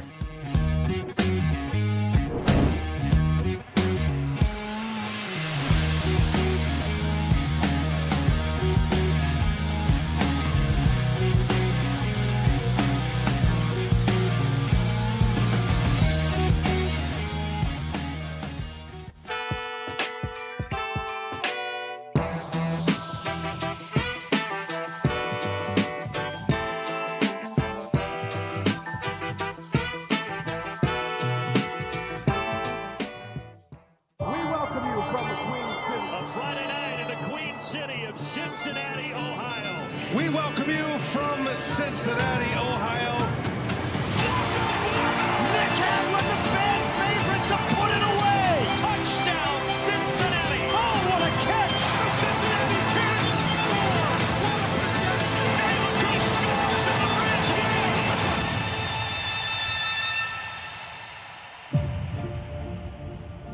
What's your weirdest pregame superstition, routine, or habit? Okay, so before like our team warm up, I go out to warm up like myself, and I'll have my headphones in, and I'll start at the goal line, and I'll walk to the 30-yard line and back. It just depends on how I'm feeling that day, but sometimes I'll do it 5 times, sometimes I'll do it 15, sometimes I'll do it 35 times. Like I don't even know like why I do it. I think it's like getting like a feel for the atmosphere, feel for my cleats. But like the number, like it's different every single time. So I don't know. I do it every single game. I don't know why. I don't know what the reason. I don't even know when it started. But it's just like I just walk back and forth. I'm not stretching. I'm just walking. So I'll say that's probably like my weirdest superstition. Would you rather play offense for a game or coach for a game? Offense for a game. That was like my natural position growing up. I was a running back and a receiver. Then I got switched to linebacker, and I wanted to quit football my freshman year of high school. So I feel like that offensive, mind is still in my body somewhere deep down there. But also coaching it seems a little stressful. So I'm like, yeah, I'd rather just be on offense and give me the ball. What is one thing that you are irrationally competitive about? Pickleball. Oh my gosh. I actually just played it like last night. That is, if I'm not working out like for football or training or doing some type of stuff football related, I am at the pickleball on the pickleball court or playing golf. Those are like my 2 things. But I would say pickleball. That's my thing. Which one of your teammates talks the most trash in practice? Oh yeah, Uno, Jamar. He does not. I love him, but he does not shut up, and but it makes sense. Cincinnati, home to more than a dozen Fortune 500 companies. A city where you know someone who knows someone, and you're in business. Every weekday at noon, The Working Lunch brings you headlines from local businesses, along with exclusive interviews with owners and local leaders. East Side, West Side, northern suburbs, downtown over the Rhine, and northern Kentucky. Real conversations, real Cincinnati. The Working Lunch with Jack Crumley, weekdays at noon, only on The Crown. On the radio here in Cincinnati. Cincinnati has always felt like home. Right here on the Crown Network. Out and about in Cincinnati, bringing you these stories that you need to hear in the Queen City.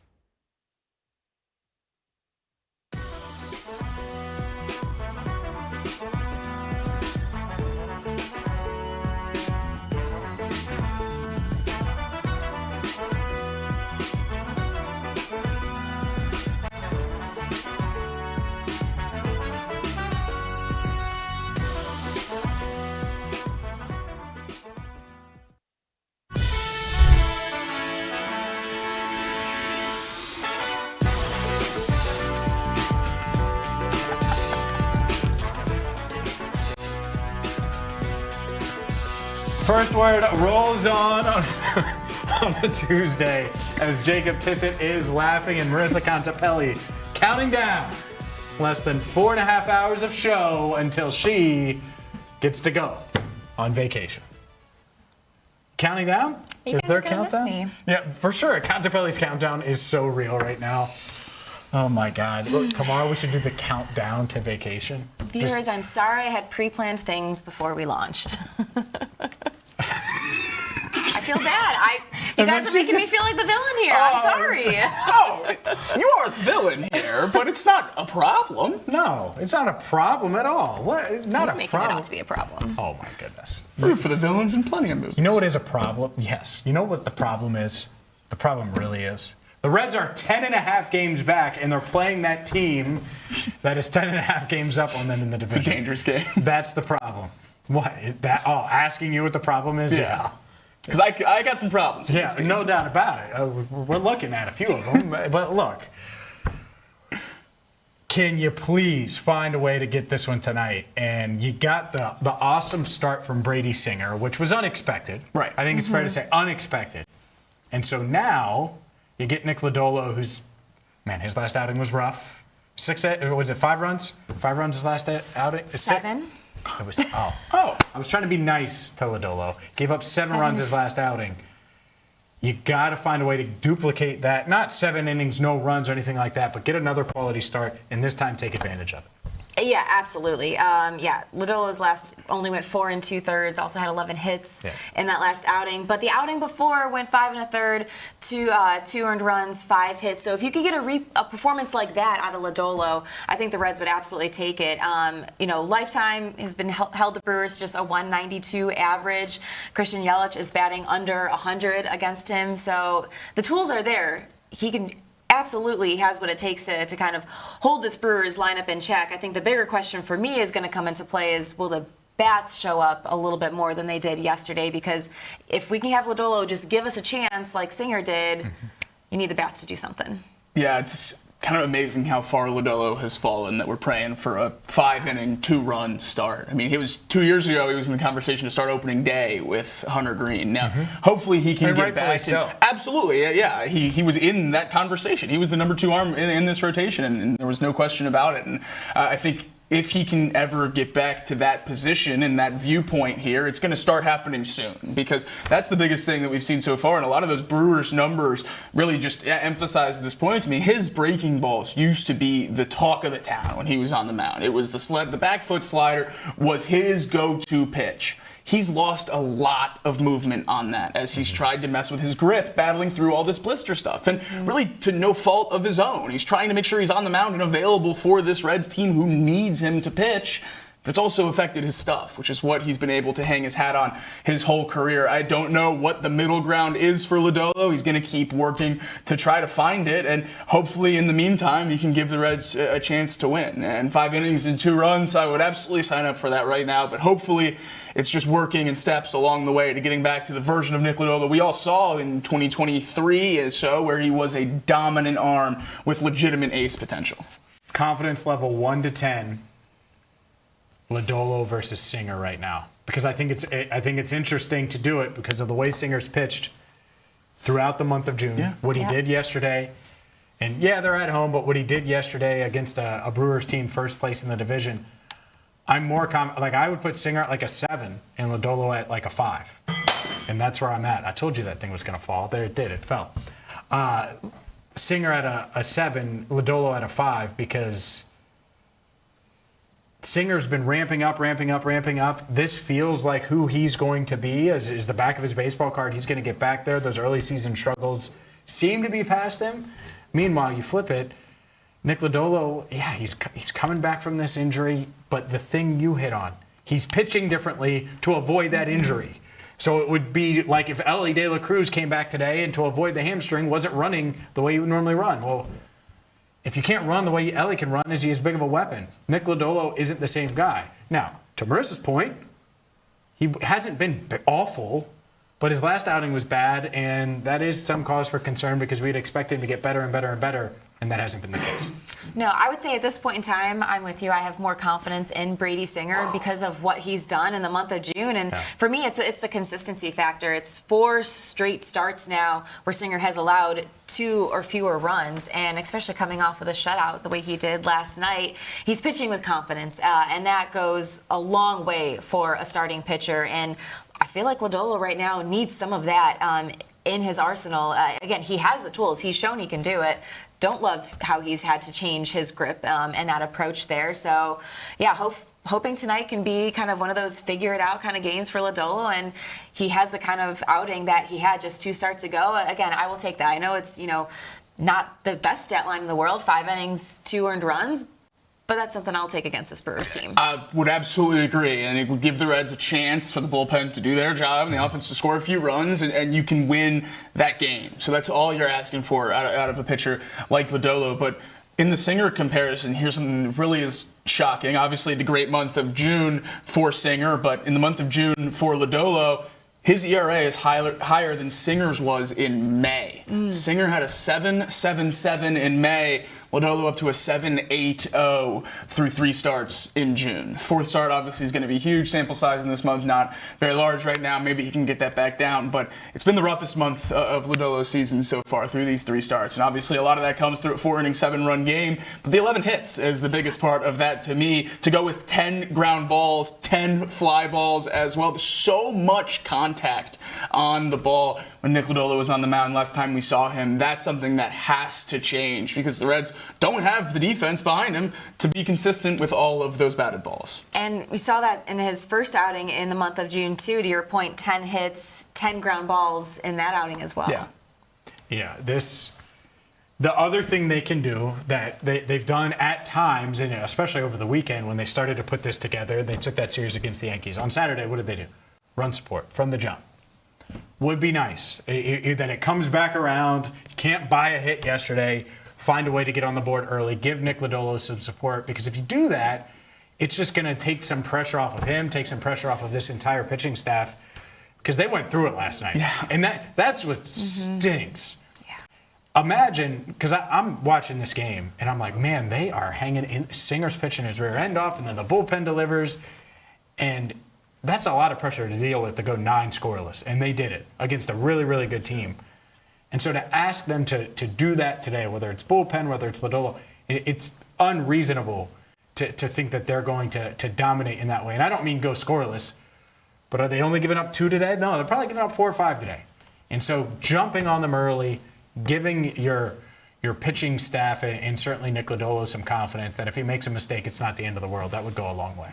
Absolutely, and that seems like the games where everyone has just been able to relax a little bit. These Reds scoring first-inning runs have been the only times throughout, since April, when they were just a really good baseball team, that there's been a level of confidence in both the starters and the bullpen. I think everyone gets to just take a little bit of a deep breath when the Reds have been able to get an early lead, and those are the games that the Reds have held on and won, and that's really the recipe to success. And it's not rocket science, and it might sound like, just boiling it down to the most simple thing, but this Reds team, more than really any Reds team I can remember, it's certainly in recent memory, early leads swing this game for them. And whether it's going down early and marking it up as a loss, like they did in Game 1 against the Yankees when Rhett Lauder allowed 2 home runs, went down 4-0 and just could never climb back, or getting an early lead like they did in Game 3, and you never look back and everyone just keeps rolling the whole time. And I feel like the early production has led to late production as well, instead of just sitting on your hands, and maybe that's a level of not trying to be the guy to break it open as well. I don't know what it is, but that's something that has been consistent all year for the Reds. Early leads, snowballs into a great game. If they get down early, they pack it in. Yeah, it makes it tough. The margin for error when you're not consistent at the plate makes it hard. The bullpen's been inconsistent. They're trying to get that up to speed, but Elly De La Cruz has the speed. We will talk Elly and his return. Plus, it's the special anniversary of one of the biggest highlights of Elly De La Cruz's career. We will get to that next right here on First Word.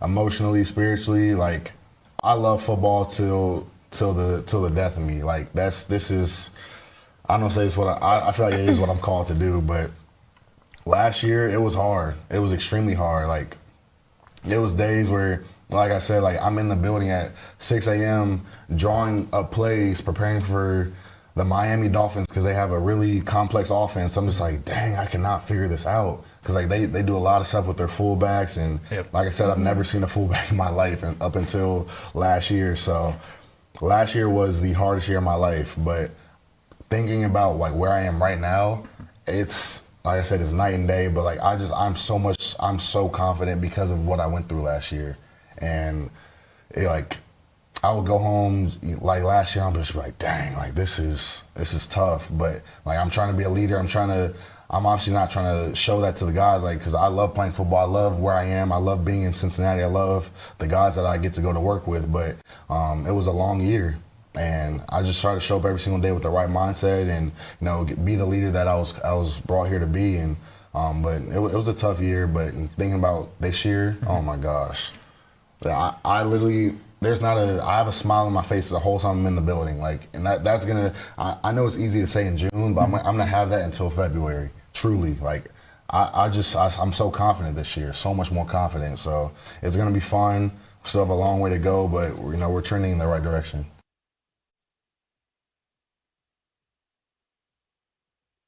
This is the Rebound Rundown. I'm your host, Paul Fritschner. Your home for college basketball in the Cincinnati area and across the country every Monday through Friday during the season. Previews, recaps, breakdowns, interviews, and more. You can find it all right here. Your one-stop shop for a quick dose of college hoops on your morning commute. Make sure to subscribe on YouTube and wherever you get your podcasts. Every morning, Cincinnati wakes up and gets to work. Companies are built, deals are made, restaurants open, ideas become careers, and every day the people behind it all sit down at the working lunch. Founders, CEOs, entrepreneurs, community leaders, the people building Cincinnati. The Working Lunch with Jack Crumley, weekdays, noon to 1, only on The Crown.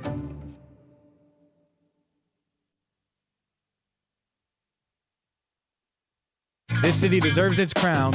Watch, listen, subscribe.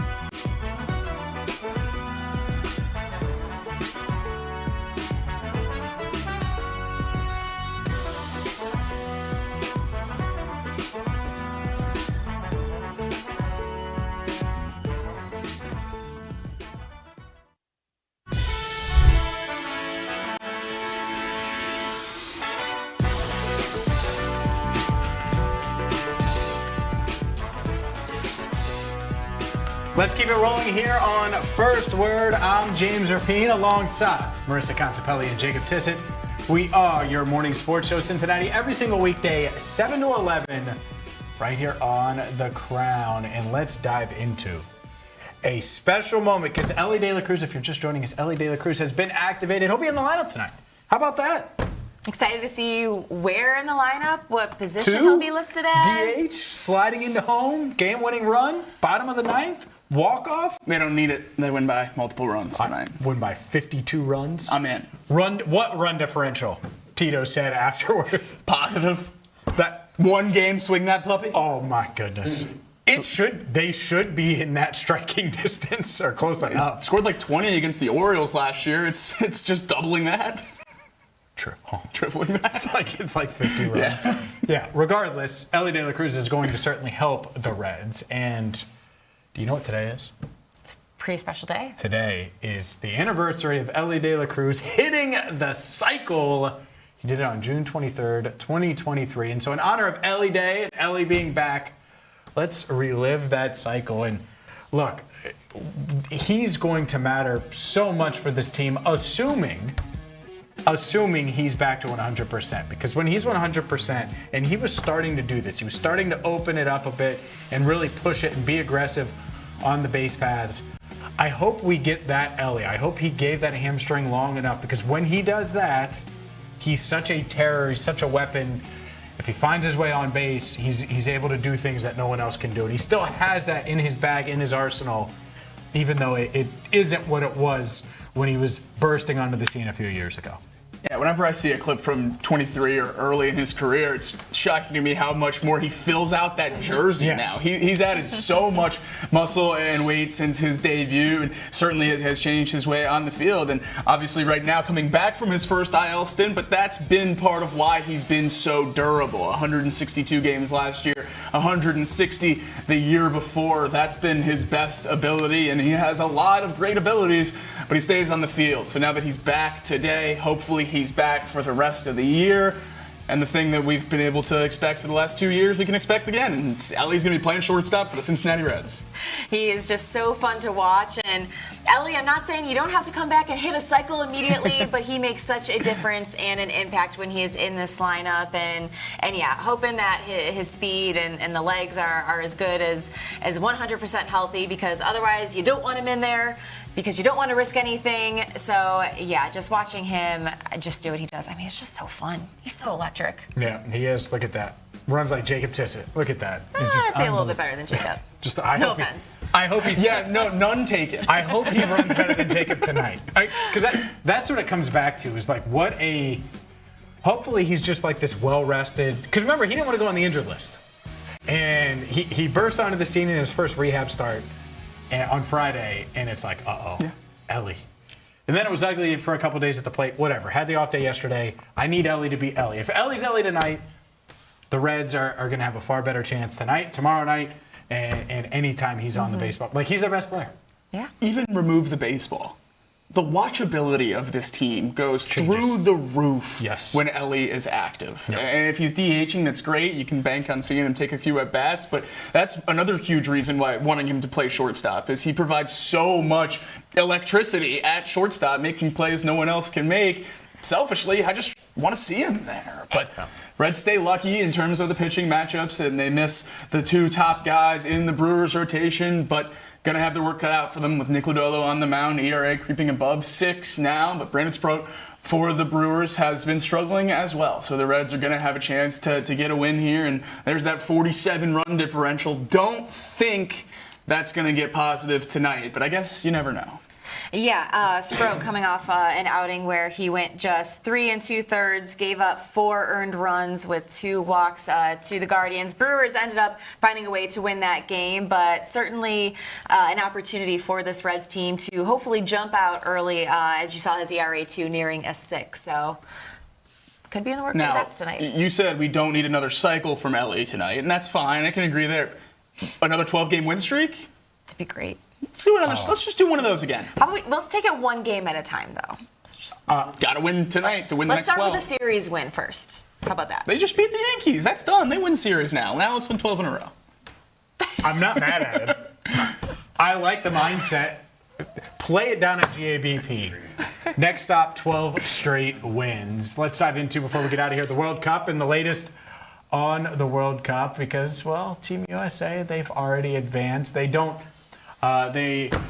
are one of the few teams that have handled business there, but it continues with 4 games tonight. Colombia and Congo, Portugal and Uzbekistan, England and Ghana, and Panama and Croatia all coming your way in Group K and L as the World Cup rolls on. Yeah, and we've seen Messi take the World Cup by storm, and we get a chance to see Ronaldo in action again this afternoon. We just had this conversation with DJ during the break. Does Ronaldo get on the score sheet? No.